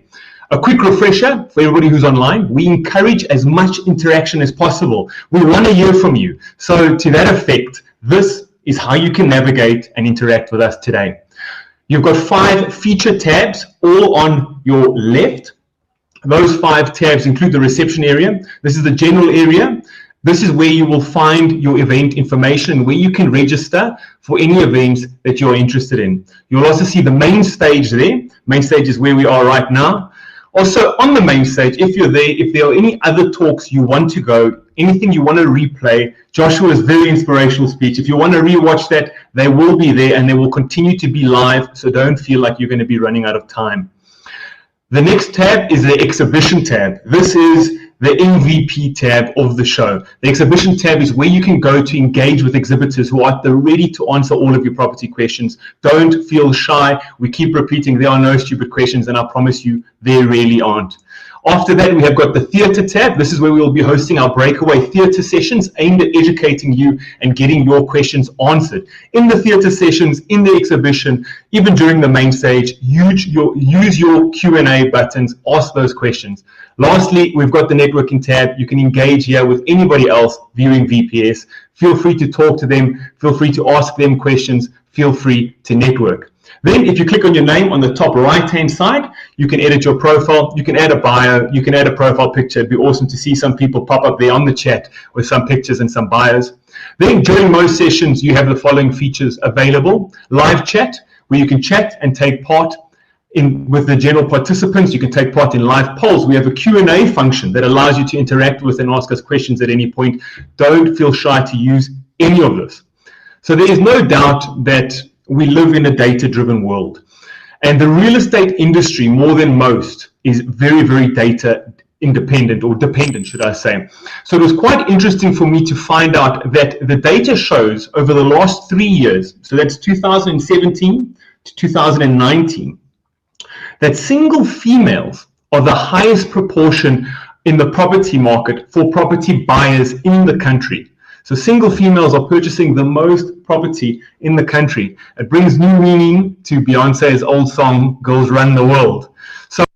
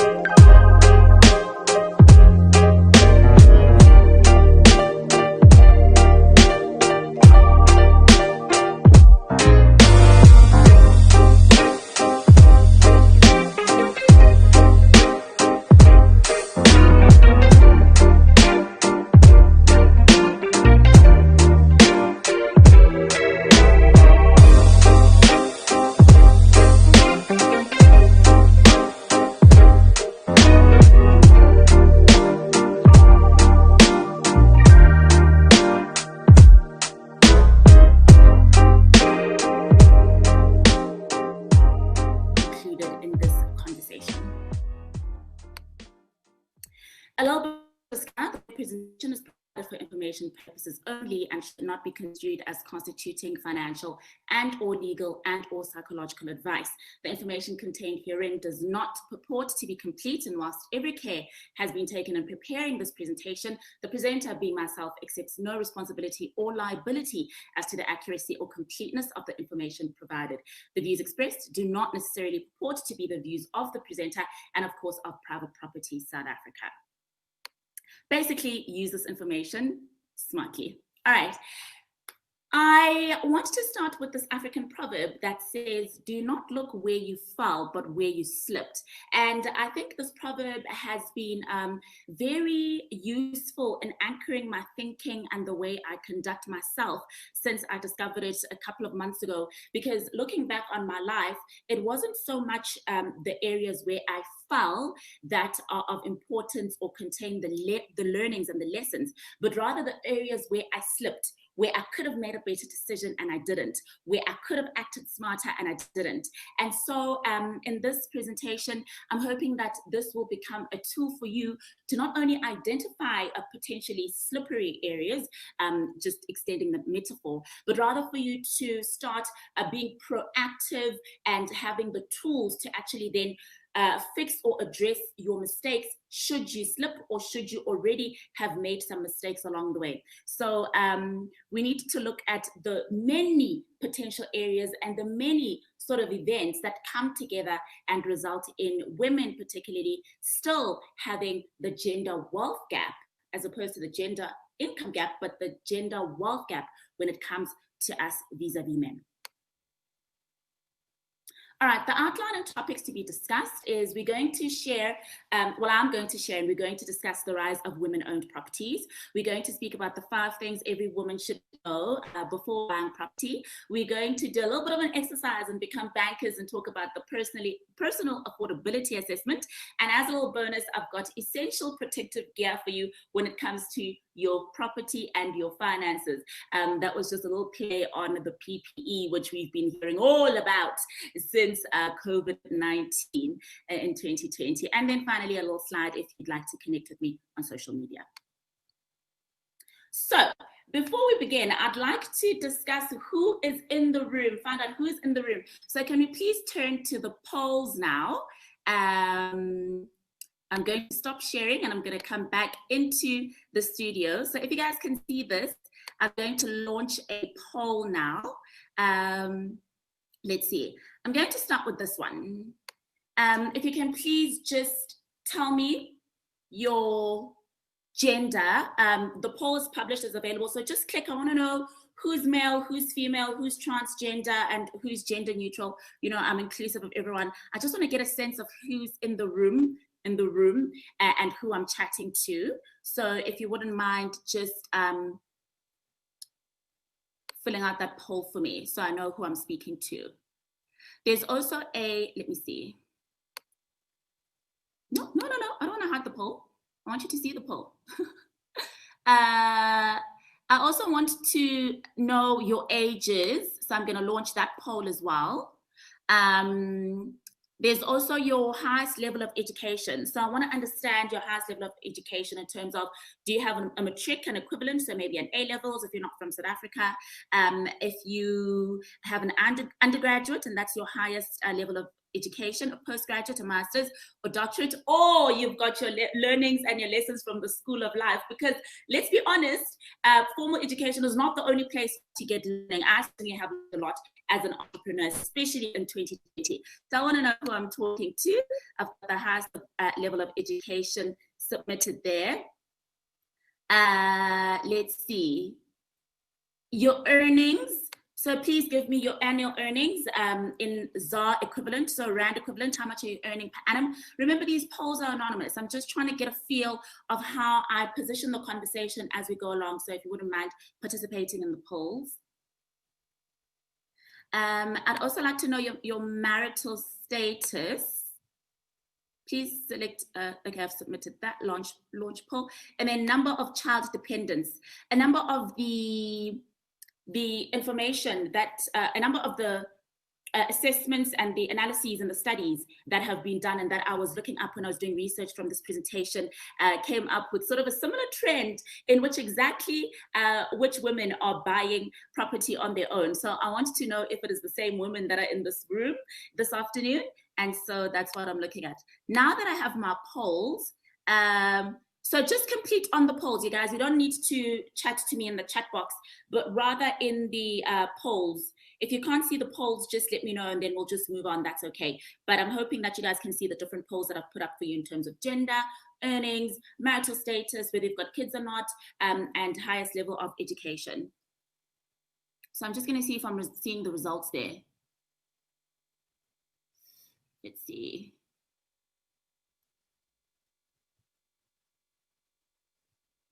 Okay.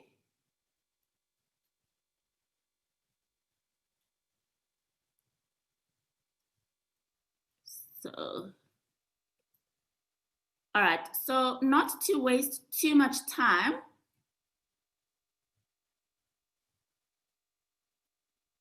I'll get back to the polls and check out the results. Can you guys let me know in the chat function if you've completed the polls, just so I know, yeah? And I'm gonna go back to the function, maybe just in the interest of time, we'll see what those results look like at the end of the day. Thank you, Magaza, thank you so much. So I will go back to the presentation now, and then I'll check the results of the poll at the end of the presentation, just to make sure that I give you guys a chance to complete that. So let me share screen again, we'll go straight into the presentation.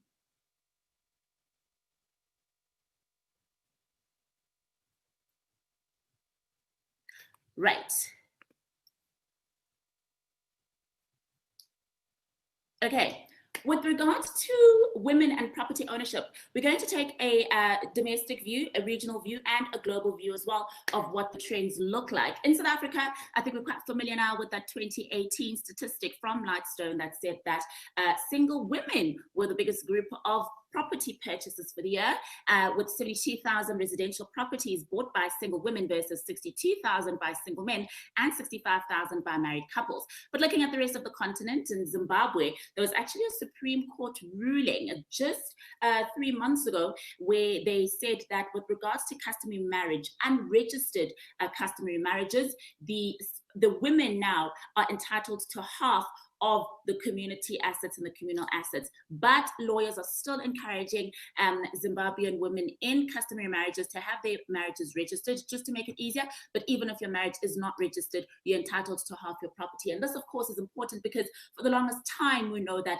customary marriages across Africa, when they don't work out or the husband dies and the woman is widowed, she is stripped of all her property and assets, regardless of whose they belong to or what she contributed to the marriage. So that was a landmark court ruling just this June 2020 from Zimbabwe. In Kenya, the Mzizi Africa Homes company, which basically develops properties, said that 67% versus only 10% of the buyers of the affordable housing schemes in their developments were single women, and these were single women that are 30 plus with 2 kids on average. And in Nigeria, listen to this, there is a stigma against single women renting and owning property, with one landlord being quoted in Al Jazeera as saying that unmarried women can't live outside their father's house, so I don't want an unmarried woman in my home. And you find that discrimination presents itself either by property applications being declined or even a premium being charged on the rental if you are a single woman. So that's what that looks like on the rest of the continent.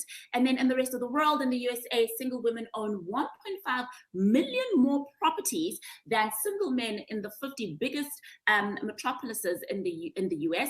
In the UK, single women account for 17% of all new mortgages afforded. In China, the largest listing site ke.com said that in 2019 they had 47.9 of all their property purchases being single women versus only 30% in 2014. So you can see that big jump in only 5 years. And in India, at the moment, 20% of all home buyers are single women. So whether you're looking at the Western world or the developed world, whether you're looking at fellow third world countries and BRICS countries like China and India, who typically have quite conservative cultures, you're seeing that the trend is changing, societal norms are changing, and systems doing for themselves.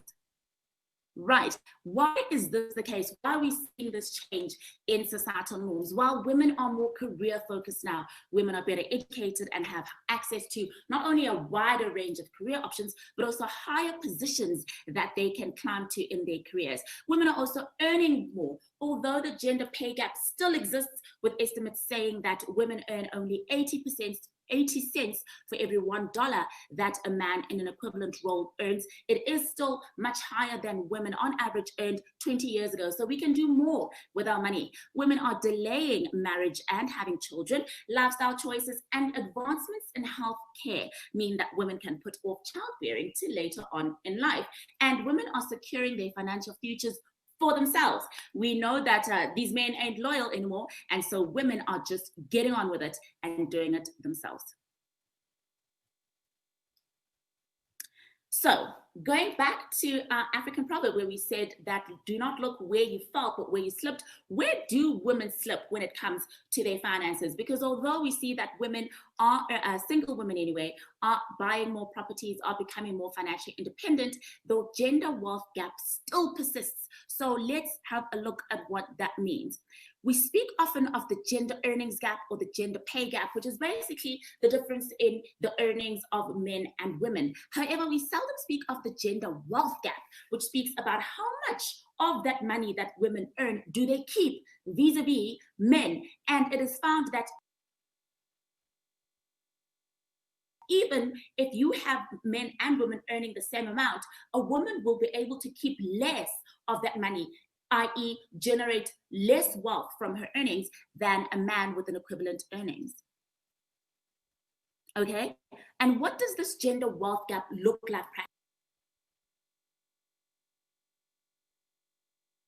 practically? With Black families investing only half what white families do. And this is according to Alvest.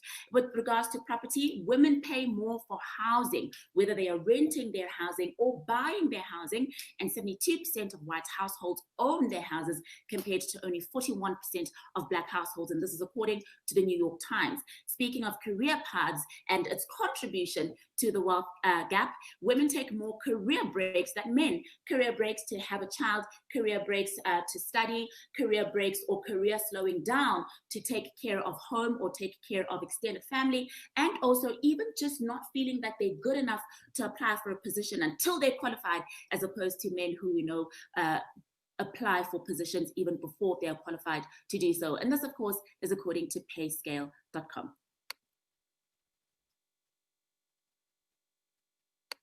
Wait, what's happening there? Let me just check. I haven't. Oh, yes. Behavioral factors. So what are some of the other behavioral factors that contribute to the wealth gap? Poorer financial literacy. Men tend to perform better than women in mathematics and the sciences.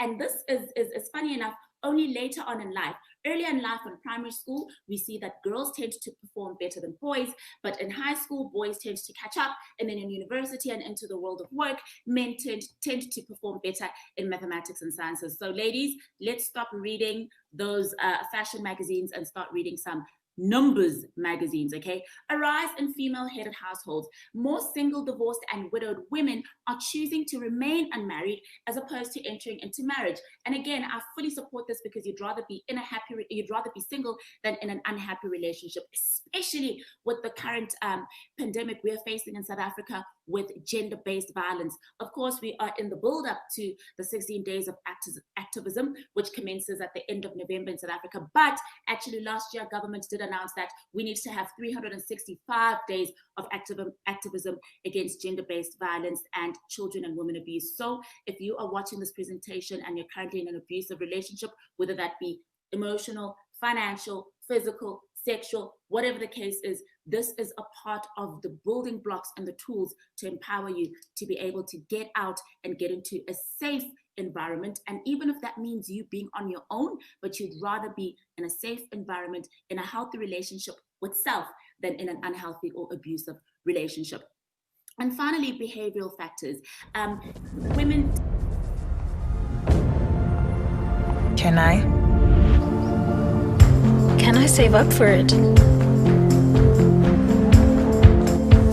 Can I move in? Can I move on?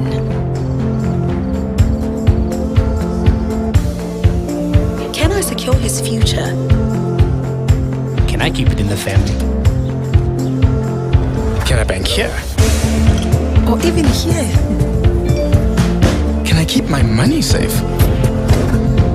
Can I get a little extra? Can I ask her?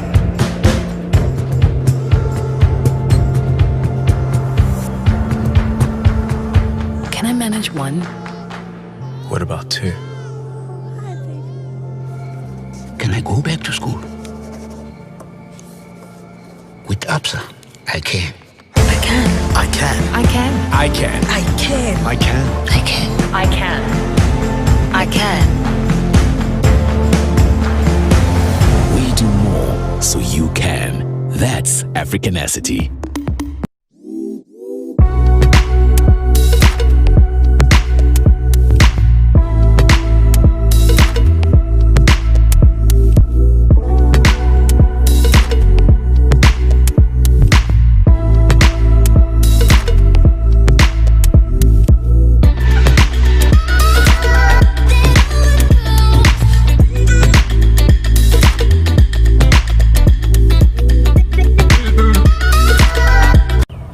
Define family.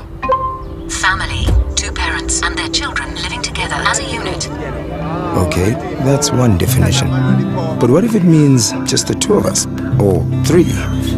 Or me and my brothers starting a business? Or umama, umamkhulu, noma gogo under one roof? It often means The guys need their payslip. We need a bigger place. and doesn't family also always mean big plans? It's big enough. It's huge. Little sparks.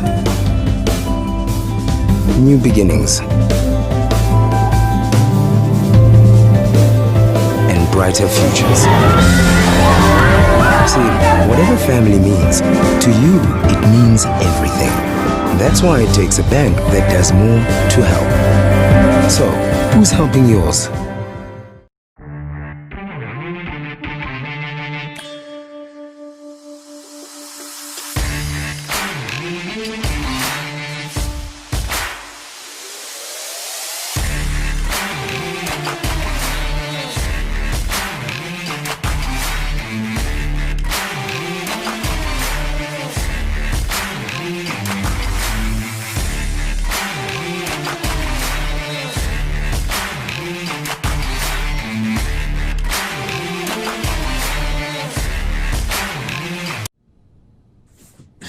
Eta, it's me, Smooth the cab driver. Actually, it's not. My name is Max and I'm an actor. And like you, I'm staying home right now, so I'm not earning the same income, making the future really uncertain. You know how they say it takes 21 days to form a new habit? So maybe we use this time to take a different look at our money, and hopefully we come out of this as ministers of our own finances. Let's change our habits together.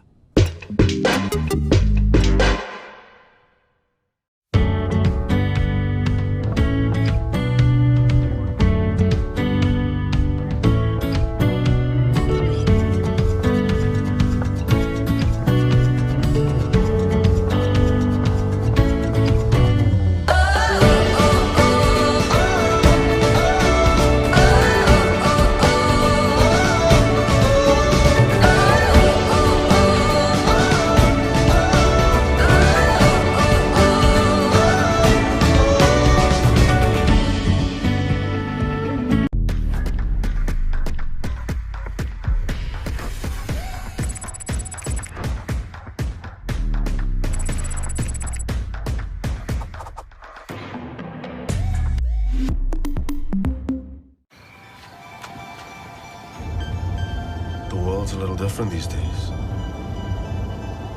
Maybe this is our chance to make something new. Something better.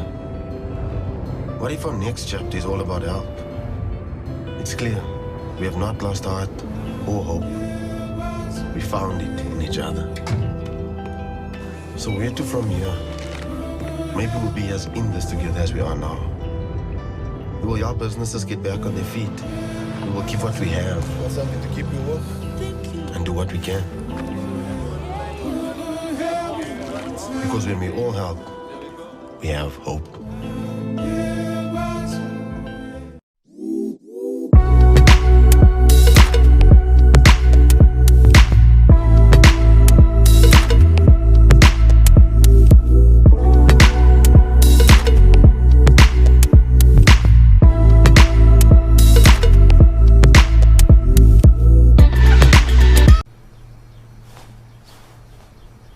Eta, so I just went out to get ikrozanyana, and yeah, this kind of looks like Gogo's kitchen. Ngoba Ugogo always buys in bulk, and for me, it's a first.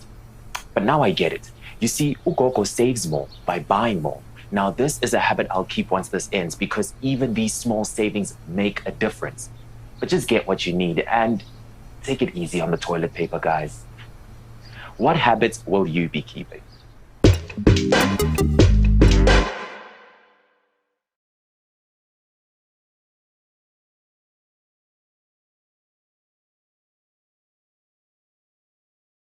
Welcome to the Virtual Property Show, South Africa's biggest online property event. Here's a quick tour of our simple and easy to use platform so that you can make the most of your 2-day expo experience. As you arrive, you'll be taken directly to the reception area. Here, you are able to browse our complete schedule of events for each day, including all upcoming sessions, speakers, and topics. See something you're interested in? Simply click the star icon to bookmark all your favorite sessions. These sessions will be saved under the tab My Interests, and we will send you a reminder before each session starts so that you don't miss a thing. Curious about the brands behind this event? Click the Sponsors tab to view our event partners and visit the info desk for FAQs or any assistance you may need. Now that you have your bearings, click on the Hello Visitor icon on the top right-hand corner and update your profile information for easy networking. You'll also be able to see your starred notifications here, as well as any meetings you may have scheduled. Now for the main stage. This is where all the action takes place. The main stage provides access to insightful keynote addresses from our incredible lineup of speakers, including industry professionals, influencers, and celebrities. Our laugh out loud comedy shows and stellar music performance by Sahara will also take place right here. You can easily navigate to check out our other speakers or see who's up next. With over 55 sessions, there is something for everyone. And now for the exhibition floor. Here you will meet all the brands that can assist you in achieving your property goals. We have categorized them to make it easier for you to find exactly who you are looking for. View them by category or view them all.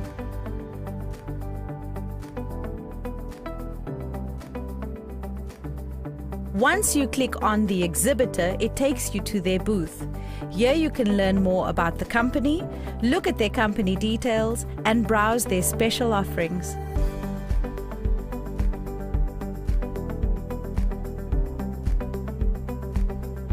Now for the theatre sessions. Here you can easily join the live broadcasts and chat with fellow delegates.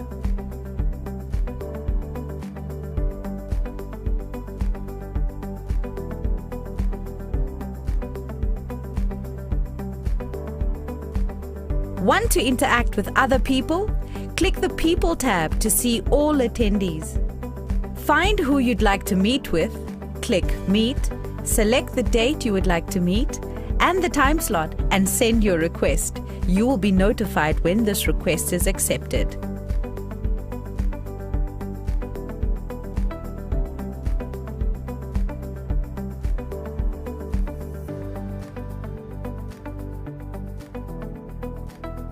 And that is everything you need to know to participate in South Africa's biggest online property event. Enjoy the show!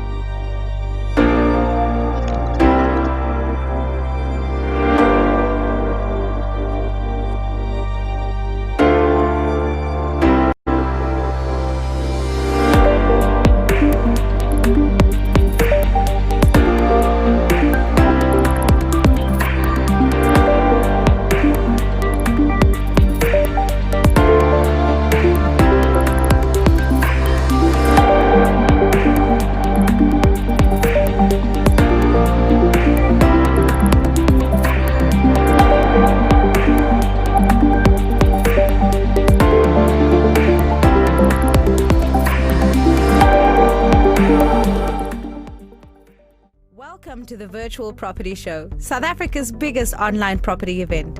Here's a quick tour of our simple and easy to use platform so that you can make the most of your 2-day expo experience.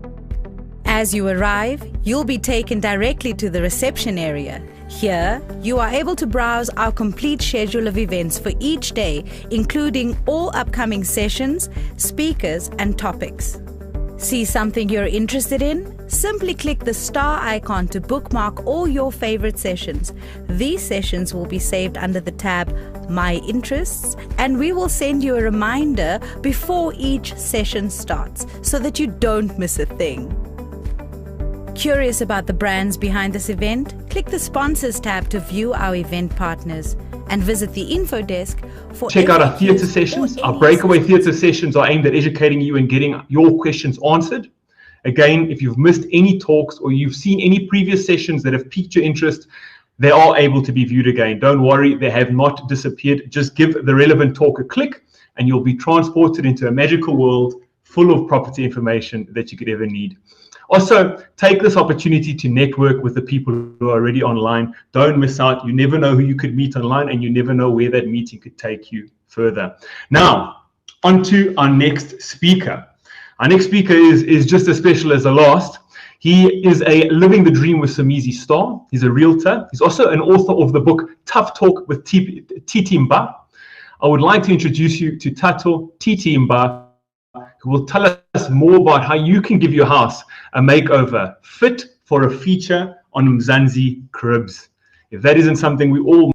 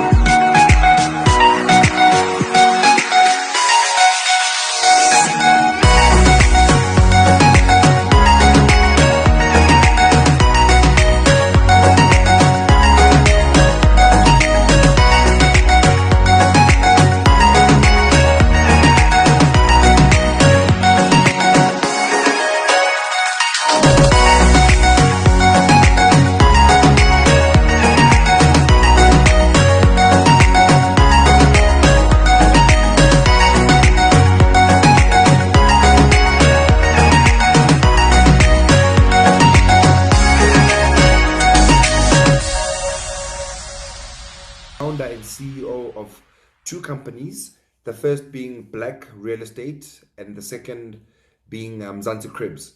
Now, the difference between Mzansi Cribs and Black Real Estate is that Black Real Estate looks after the commercial and the industrial side of the business, whilst Mzansi Cribs looks after the residential side of the business. So both companies operate separately, independently of each other.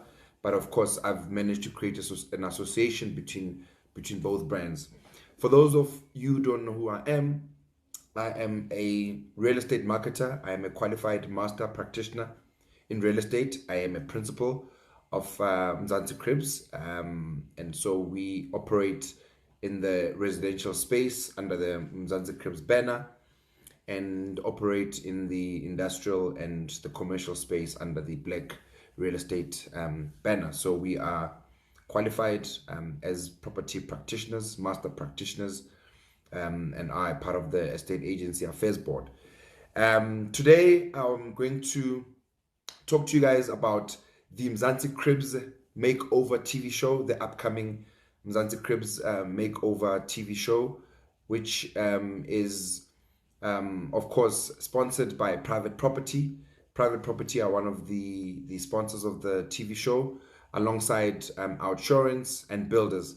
So we've managed to kind of, bring like-minded brands that are operating in the real estate space, and that are respected as brands in their own rights. So we've got Outsurance, we've got Builders, and of course Private Property, who have decided to come on board as a sponsor and partner towards this. Now, what is the Mzansi Cribs Makeover show?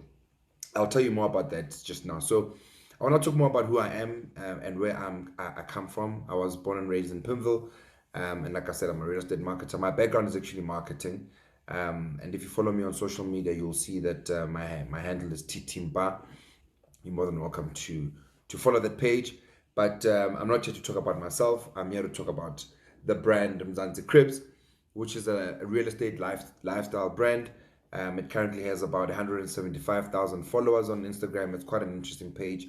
It's a page that is basically designed as an aspirational lifestyle and real estate brand that showcases fine homes and lifestyles in an authentic, engaging, and very accessible manner. So the Mzansi Crib platform enjoys a high level of engagement with its audiences, and the association with TTimba, being me, my personal brand, further enhances the conversation and interaction. So people cannot separate the Mzansi Cribs brand to the TTimba brand, and rightfully so, because I founded the Mzansi Cribs brand. The followers can access content not only to find property to buy, but also to inspire their dreams about transforming their lives and, of course, their homes. And that's what the brand represents. And I'd like us to talk about what the Mzansi Cribs Makeover show is about. So it's a concept that I created probably about 5 years ago, around 2015. And I obviously looked at how many international shows are being flighted on different channels about home makeovers. I'm sure you guys would know the Extreme Home Makeover show. There's quite a lot of makeover shows internationally that I'm sure most of you have been exposed to or have seen. Now, in Africa, we've never had a makeover show. Well, not that I've been exposed to. And more so coming closer to home, we've never had a makeover show, a home makeover show in South Africa. We've had a little bit of this and that in terms of people trying to do smaller makeover shows. However, we've never had one of this magnitude that we are about to bring to the Mzansi shores. And of course, Private Property being one of the sponsors. Private Property is all about your space, your rules, and this particular show is exactly about that.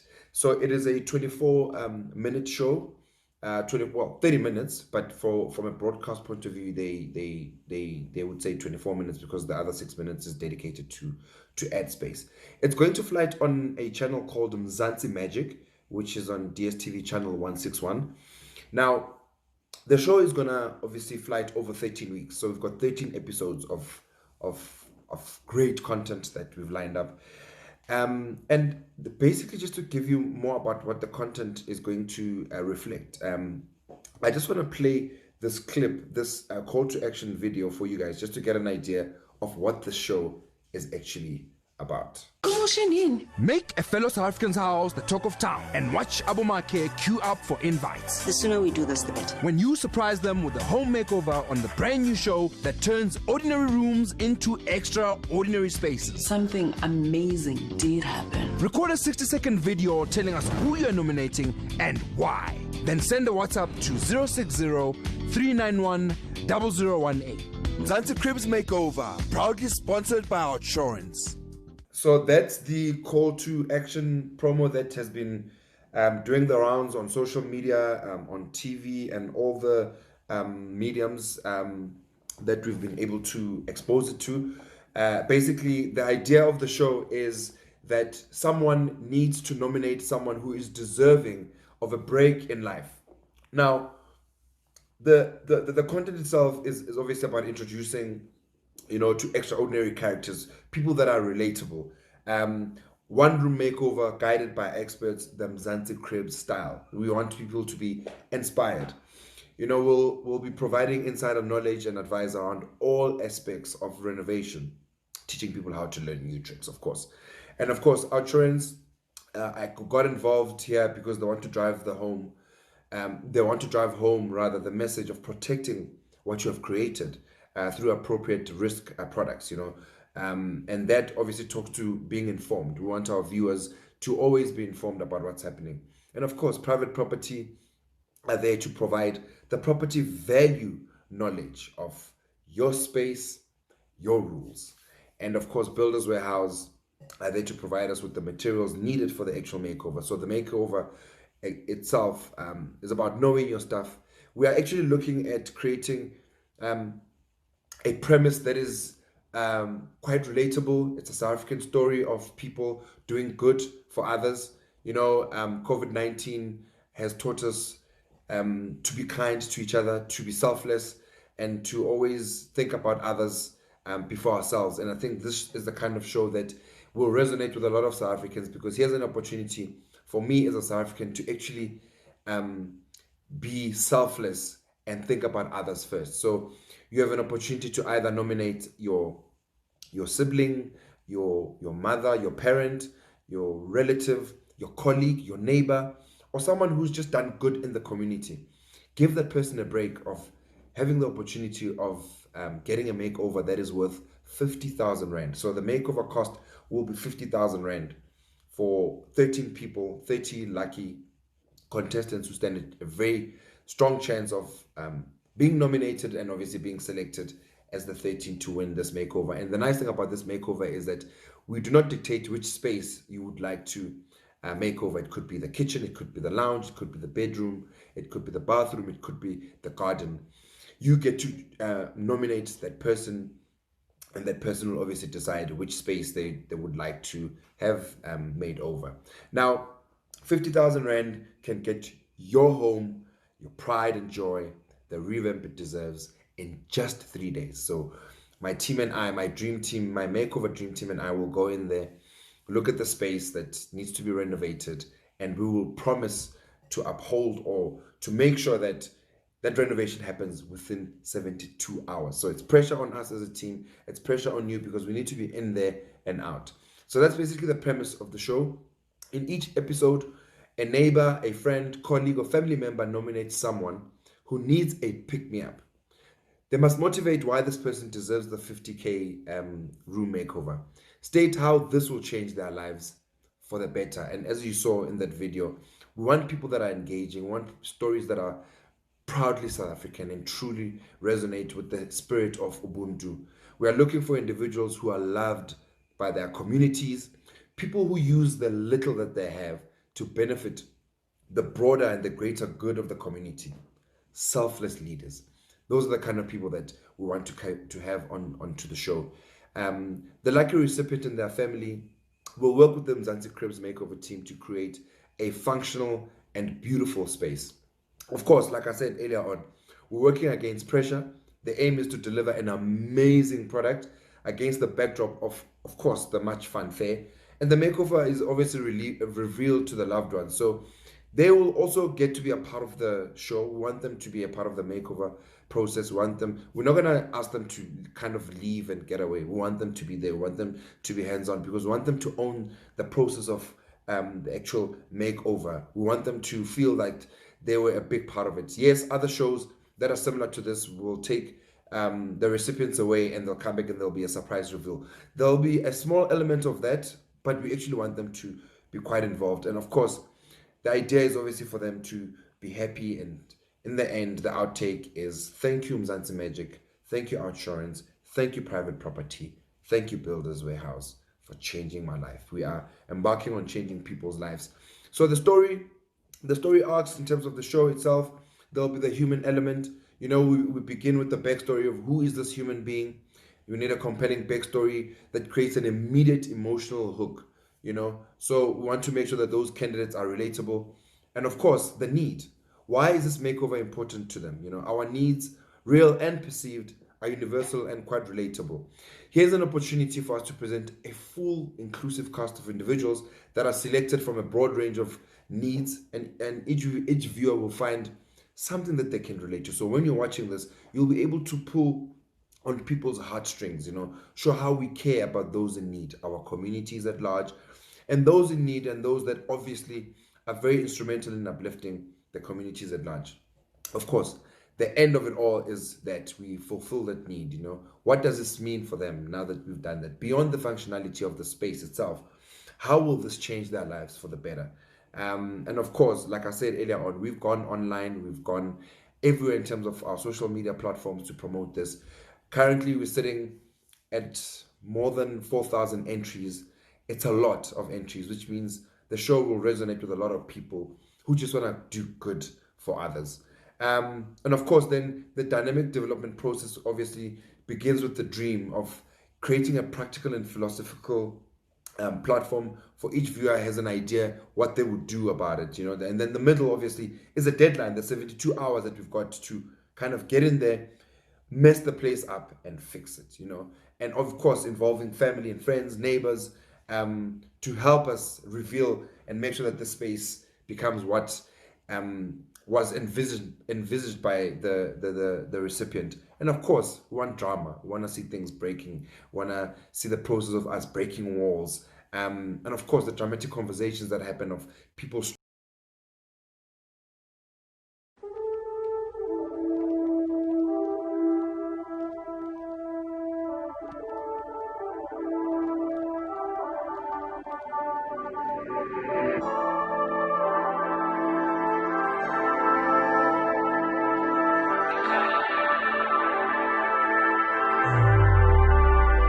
I'ma make you mine tonight, pulling your hair, baby.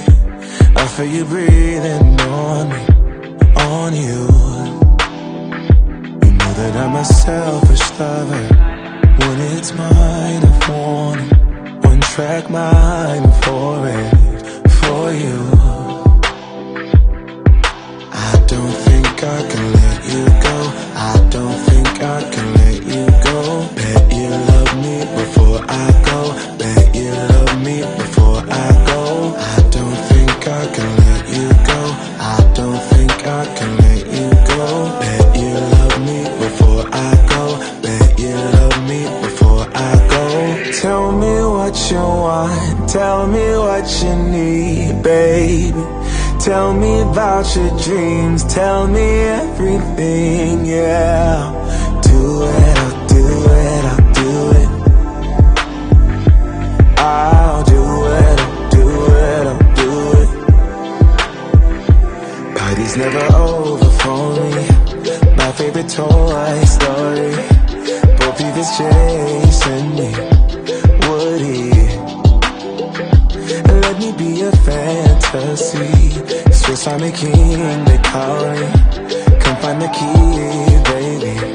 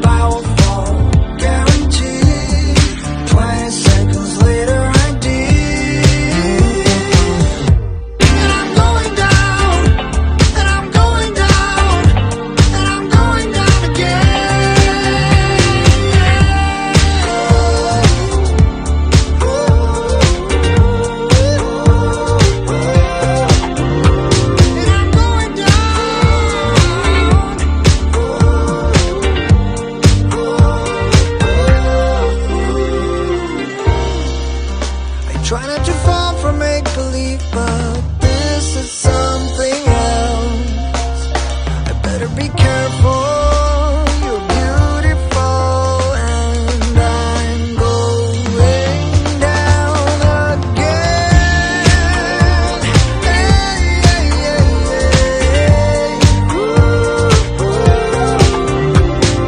If I jump, I'll fall, guaranteed. 20 seconds later, I did. If I jump, I'll fall, guaranteed. 20 seconds later, I did.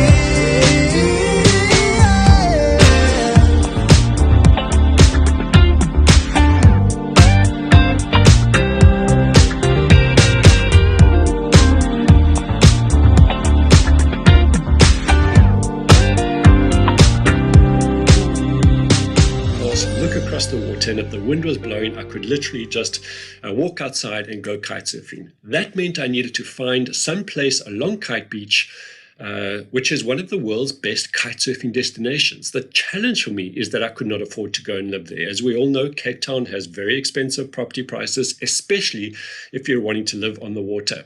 So I found a property that looked like it would fit my needs, and I said to the landlord, I cannot afford to live here directly, but I don't want to have to try and negotiate you down. What I want to do is I want to pay you the full price to rent this property, and all I'm asking is that I can sublet this property out on Airbnb for 2 weeks, in other words, over the December-January time, to other kite surfers, such that that extra income will enable me to pay that difference between what I can afford and what you're actually asking. The landlord agreed, and very quickly we set this up. We enjoyed living there, and of course what we found is that that extra surplus income covered what we needed to pay for the rest of the year's rent, the deficit that we had.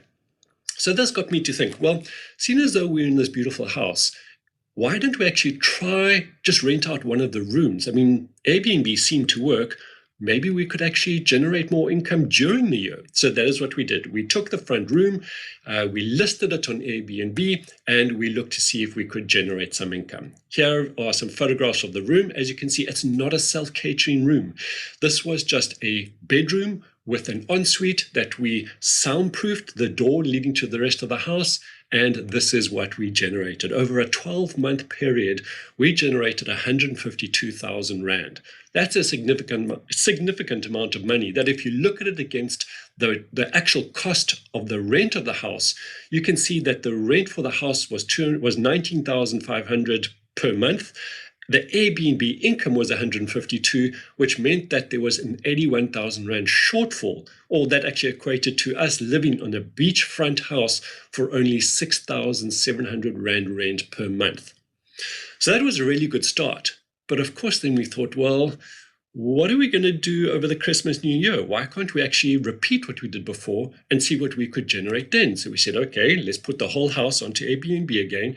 Here are some pictures that we took of the house, listed it on Airbnb, and lo and behold, this is the income that we got over that 2-month period, 138,000 Rand. And it was actually over the 3-week period of Christmas to January. Just to produce the slide, we could not take a shorter amount of time. So this really goes to show that it's an incredible model that we were looking at. So if we took a look at the bigger picture and equated this, we saw that, okay, we had an extra 138,000 Rand. Now, we were already 81,000 Rand short from the front room rental. So if we equate that out and we took out the 81,000 Rand, we were left with a positive cash flow of 57,000 Rand, and we had paid the whole year's rent, which meant we were living in this beautiful beach house for free in Cape Town, right on the beach, in front of Kite Beach, where I could go and fulfill all my dreams about going out and kite surfing and coming back, dropping my kite, picking up and walking into my house. And we could actually go on this holiday for free because we said, well, where are we going to go for these 3 weeks over the Christmas New Year? And we went to Thailand. So we started sharing this with some of the other people from around the country. Here we are in Johannesburg, sharing it with a group of my students. And as we can see, the arrow is pointing to Martin. Now, Martin heard what we were doing, thought, well, I've already got this house in Pretoria. And he said, I'm going to see if I can adapt this and change it, change the rooms and actually make this better. And this is his story. So, we're talking about house hacking, right? In other words, how to make this profitable. So, I mean, by the grin in your face, I always think that, so let me ask you, so how profitable is it for you to have done this where you've got different units as well as a tenant who is managing your property for you? Well, if we run like low season time, I'm doing double as when I had a tenant in here to the top rate in this area. Wow, so that's like in low season, right? Low season. So in high season, you must just, you must have positive cash flow, like really way more than anything else, right? That basically allows me now to expand my... So now that got us to think, well, if we were living in this house for free and we were renting it from a landlord and subletting a part of it, what would happen if we actually found an apartment and decided to do this as a proper business model, a rent-to-rent arbitrage, where we're going to rent from a landlord and then sublet on Airbnb without having to live there because we're just using this as a property that we're managing, that we're controlling, but we're going to generate extra profit. Here is an example. We found one that was already furnished, so we didn't have to buy any furniture, didn't have to put a lot of money down except the first month's rent, and of course, we listed it on Airbnb, and take a look again that over a 6-month period, it generated 165,000 Rand. Now, remember, this is just the total income. We still had to take into account that we were having to pay rent, having to pay Wi-Fi, having to pay electricity, but look at that cash that it generated. It left us with 93,000 Rand extra income over that 6-month period, which equated to 15,500 Rand per month passive income. Now, this is something for us to wake up about. This got us to think, well, if we can do it with one apartment, why can we not do it with another?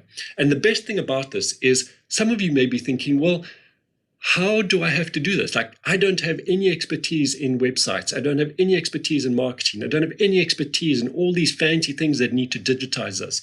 Well, you don't need any of that. Airbnb does all of that for you. In fact, I really love how Airbnb says that you can list your own property in 3 simple steps. And these slides are taken directly from the Airbnb website. So how do you be an Airbnb host? Well, you create your listing. You take some photographs, you put them up, you write a title, you put a description of what your guests could expect in coming to your place.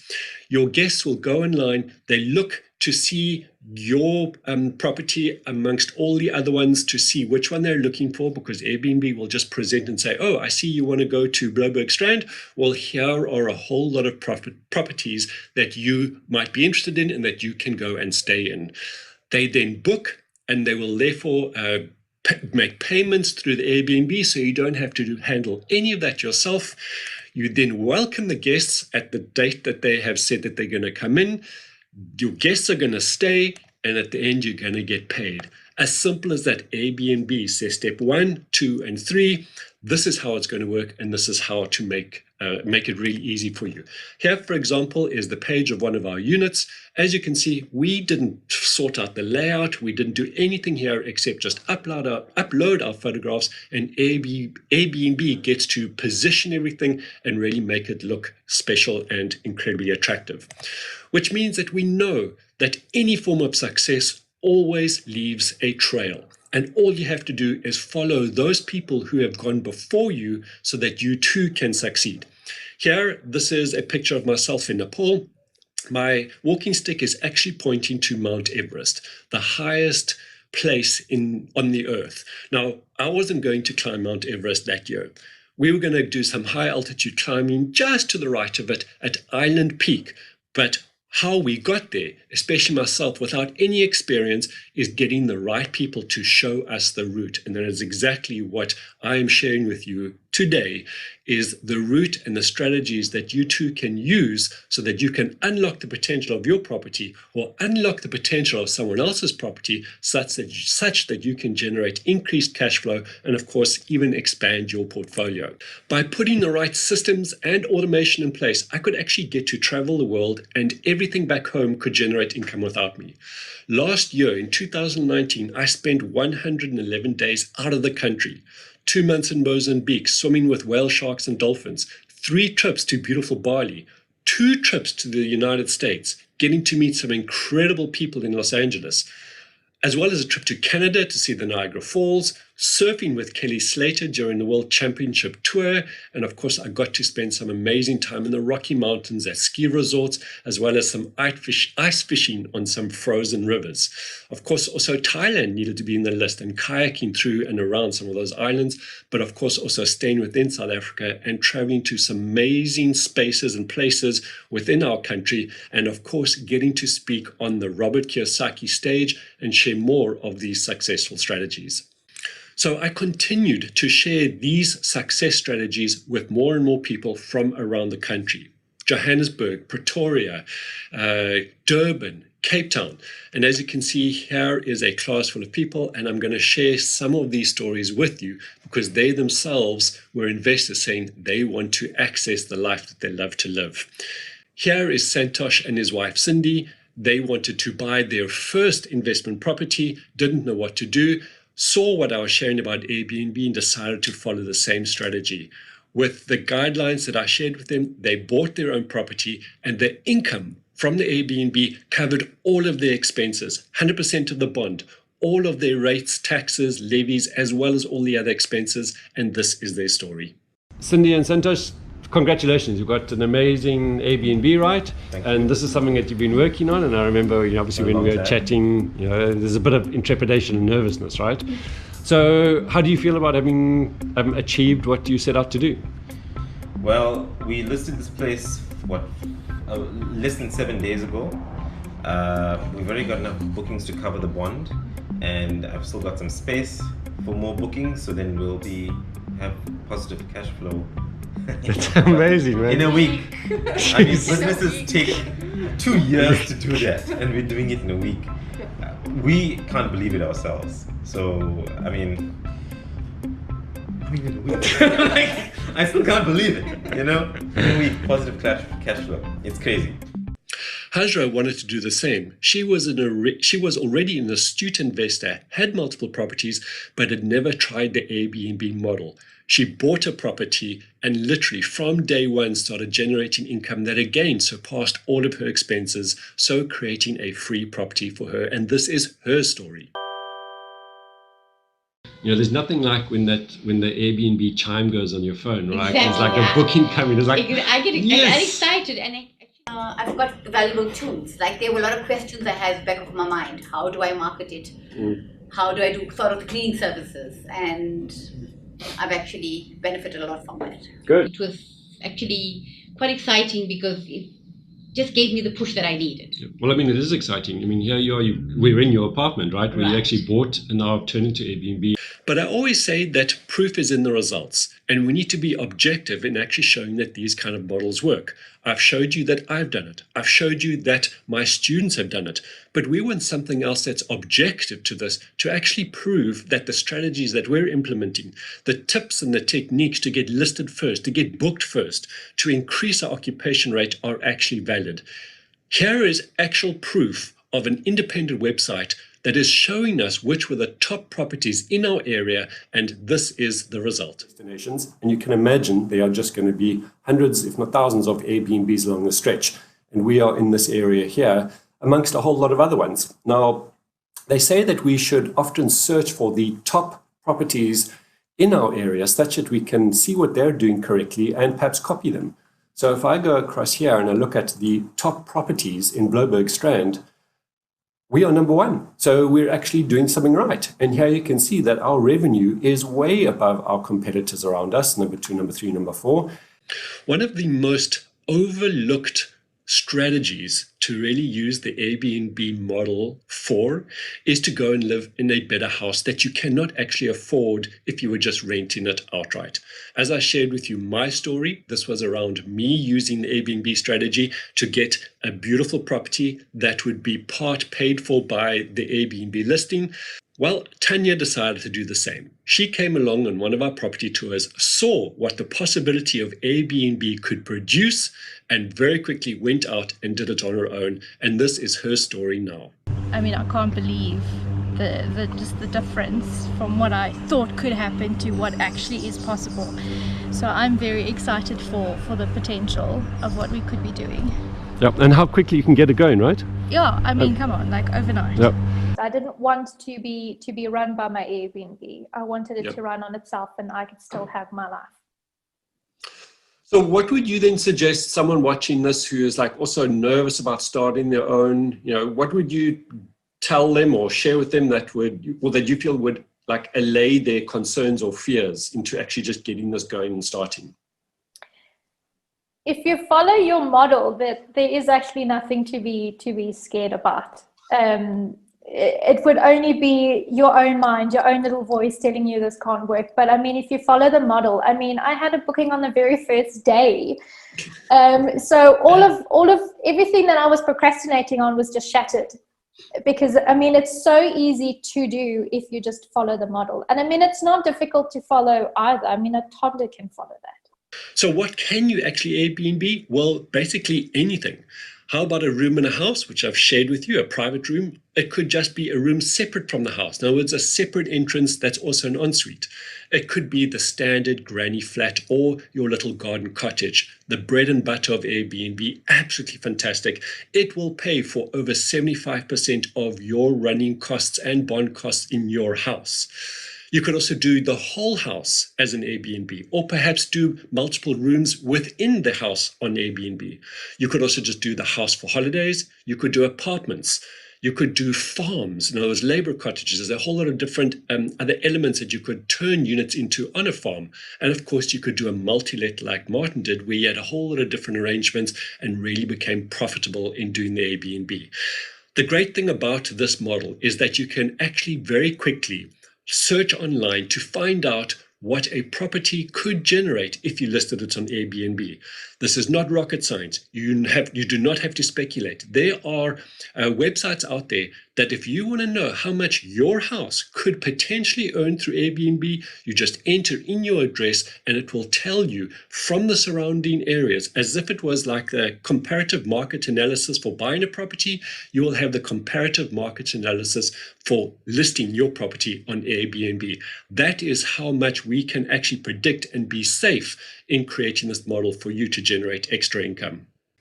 So ladies and gentlemen, fellow investors, adventurers and parents, and I intentionally say adventurers and parents because I'm speaking to that part of you that knows that you deserve something else, that knows that there is another possibility for you to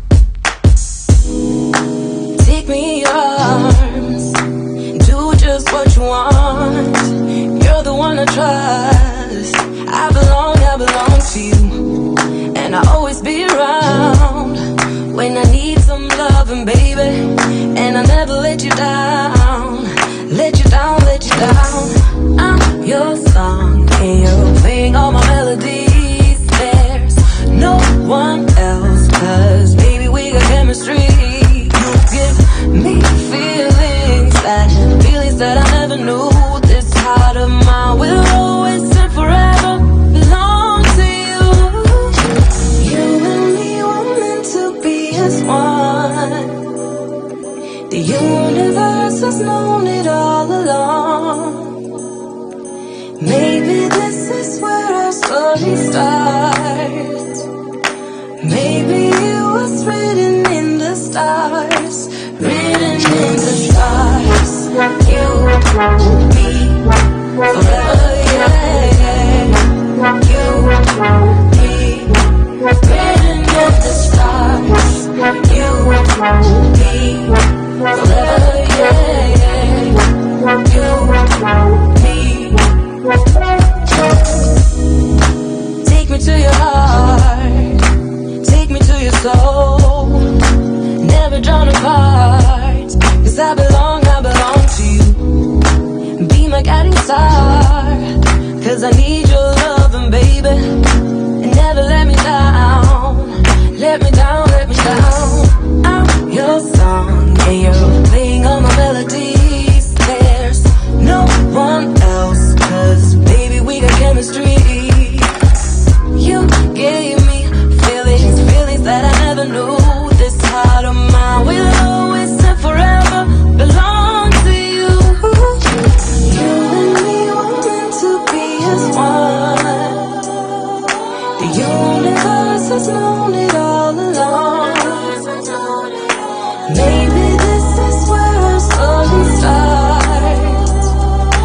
Maybe it was written in the stars, written in the stars. You, me, forever, yeah. You, me, written in the stars. You, me, forever, yeah. You, me, written in the stars. You, me, forever, yeah. You, me, written in the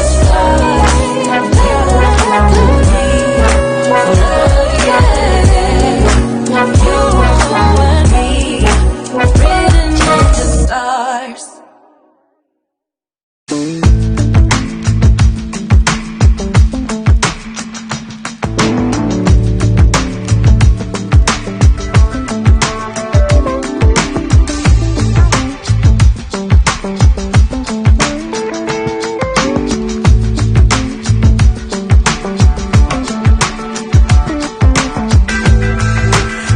You from the beginning,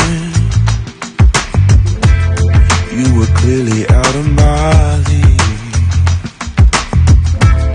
You didn't look at where I was standing. I thought that we would never meet, but here we are now, two restless souls lost in a room full of strangers. I wanna wash that sad look from your face, and maybe you can keep me away from dangers. Let's sneak out together, baby, and spend some time just you and me. I wanna set you free when no one else is there to see.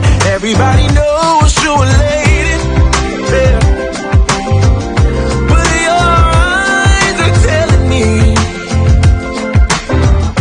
That there is more to see. Let's make our own destiny. Let's sneak out together, baby. Yeah. Please, baby.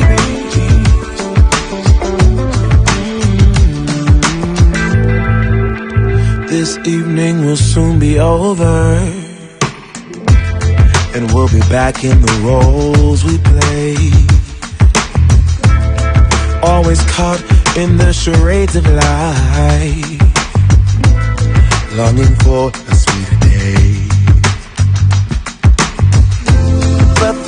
be our moment.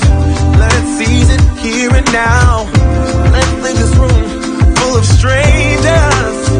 Oh, you wash the sad look from my face, and I'll keep you away from dangers. Let's sing out together, baby. Oh, and spend some time just you and me. I wanna set you free when no one else is there to see. Everybody knows you're a lady. Yeah. But your eyes keep telling me that there is more to see. Let's make our own destiny. Let's sneak out together, baby. Yeah. It's all I wanna do. Oh, hey, hey. I'm never gonna let you go. Never gonna let you go. I'm never gonna let you go. Never gonna let you go. Oh, I'm never gonna let you go. Never gonna let you go. Hey. Never gonna let you go. Never gonna let you go. Oh.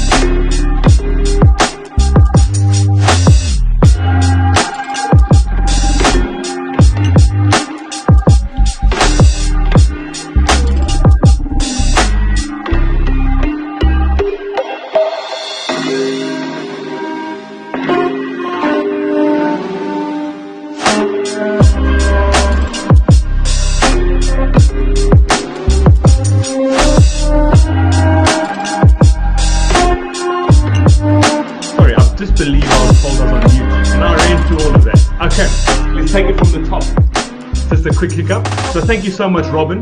That was an amazing way to end the last 2 days. It was a very, very interesting and exceptionally informative session. You've definitely given us a lot to think about in regards to the art of property hacking. And as you've mentioned, every amazing journey starts with just one step.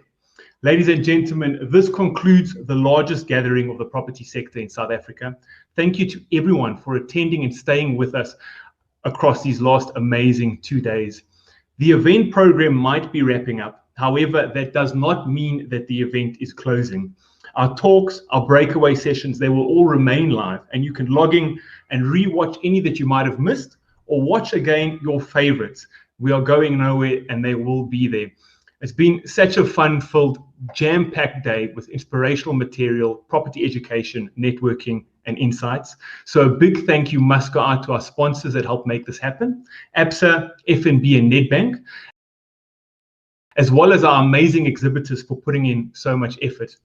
Let's hashtag VPS 2020 as well as We Made History, because that's what each and every one of you were part of. And it was a pleasure being able to be your host for this Saturday. Lastly, I'd like to give out a huge shout out to the marketing team at Private Property for putting on such a stellar event. You guys knocked it out of the ballpark.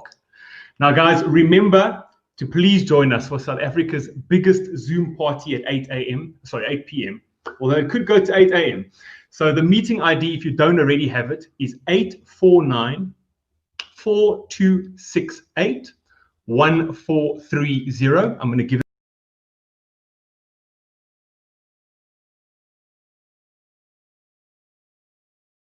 the night away.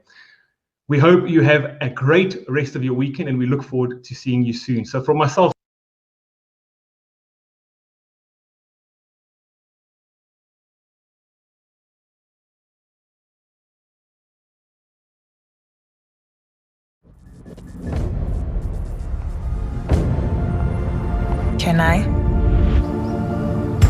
Can I save up for it?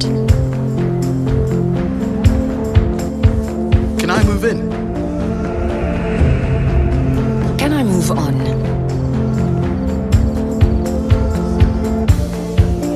Can I secure his future?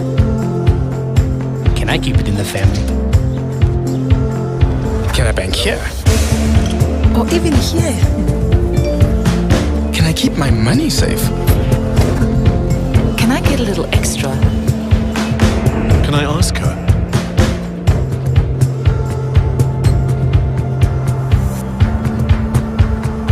Can I manage one? What about two? Can I go back to school? With Absa, I can. I can. I can. I can. I can. I can. I can. I can. I can. I can. We do more so you can. That's Africanacity.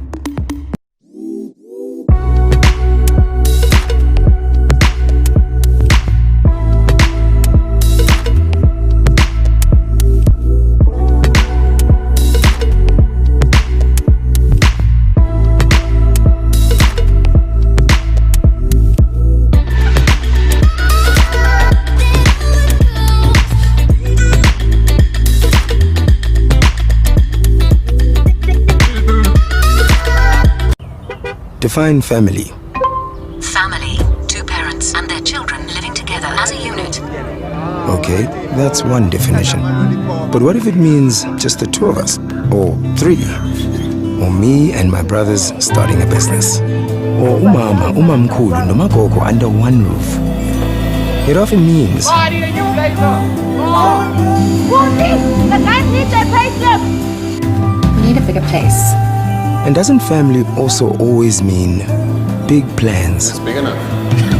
It's huge. Little sparks. New beginnings. And brighter futures. See, whatever family means, to you, it means everything. That's why it takes a bank that does more to help. So, who's helping yours?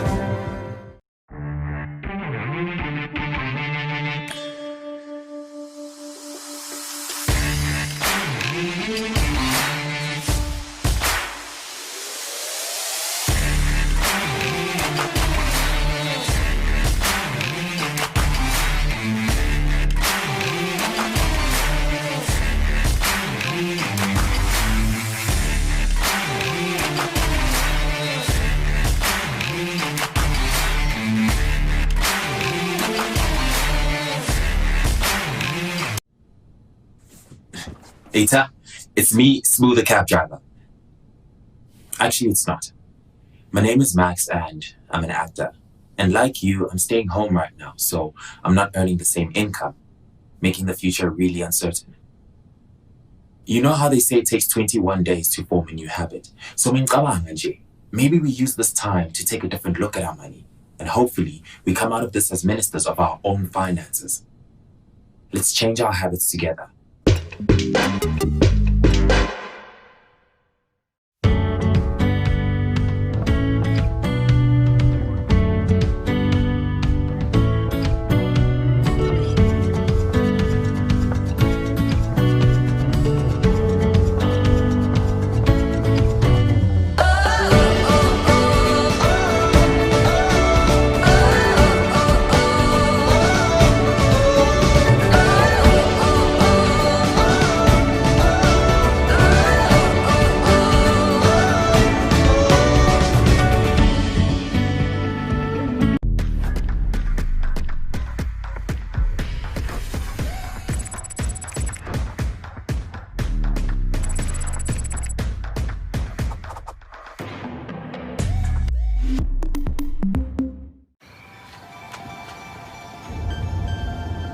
little different these days.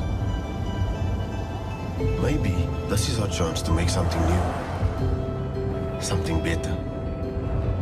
What if our next chapter is all about help? It's clear, we have not lost heart or hope. We found it in each other. So where to from here? Maybe we'll be as in this together as we are now. We will help businesses get back on their feet. We will keep what we have. Something to keep you with. And do what we can. Because when we all help, we have hope.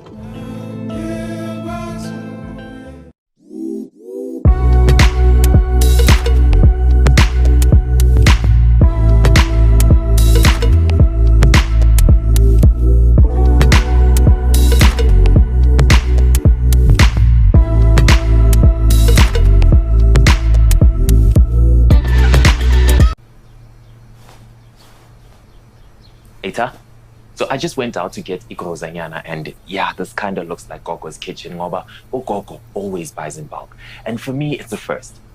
But now I get it. You see, Ugogo saves more by buying more. Now this is a habit I'll keep once this ends, because even these small savings make a difference. But just get what you need and take it easy on the toilet paper, guys. What habits will you be keeping?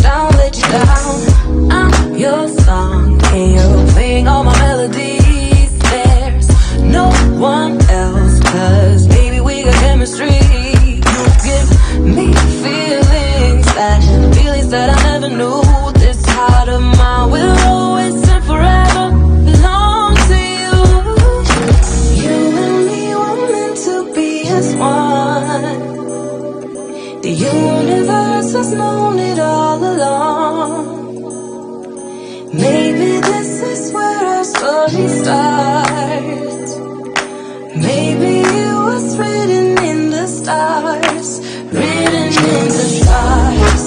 You, me, forever, yeah. You, me, written in the stars. You, me, forever, yeah. You, me. Take me to your heart, take me to your soul. Never drawn apart, 'cause I belong to you. Be my guiding star, 'cause I need your loving, baby. And never let me down, let me down, let me down.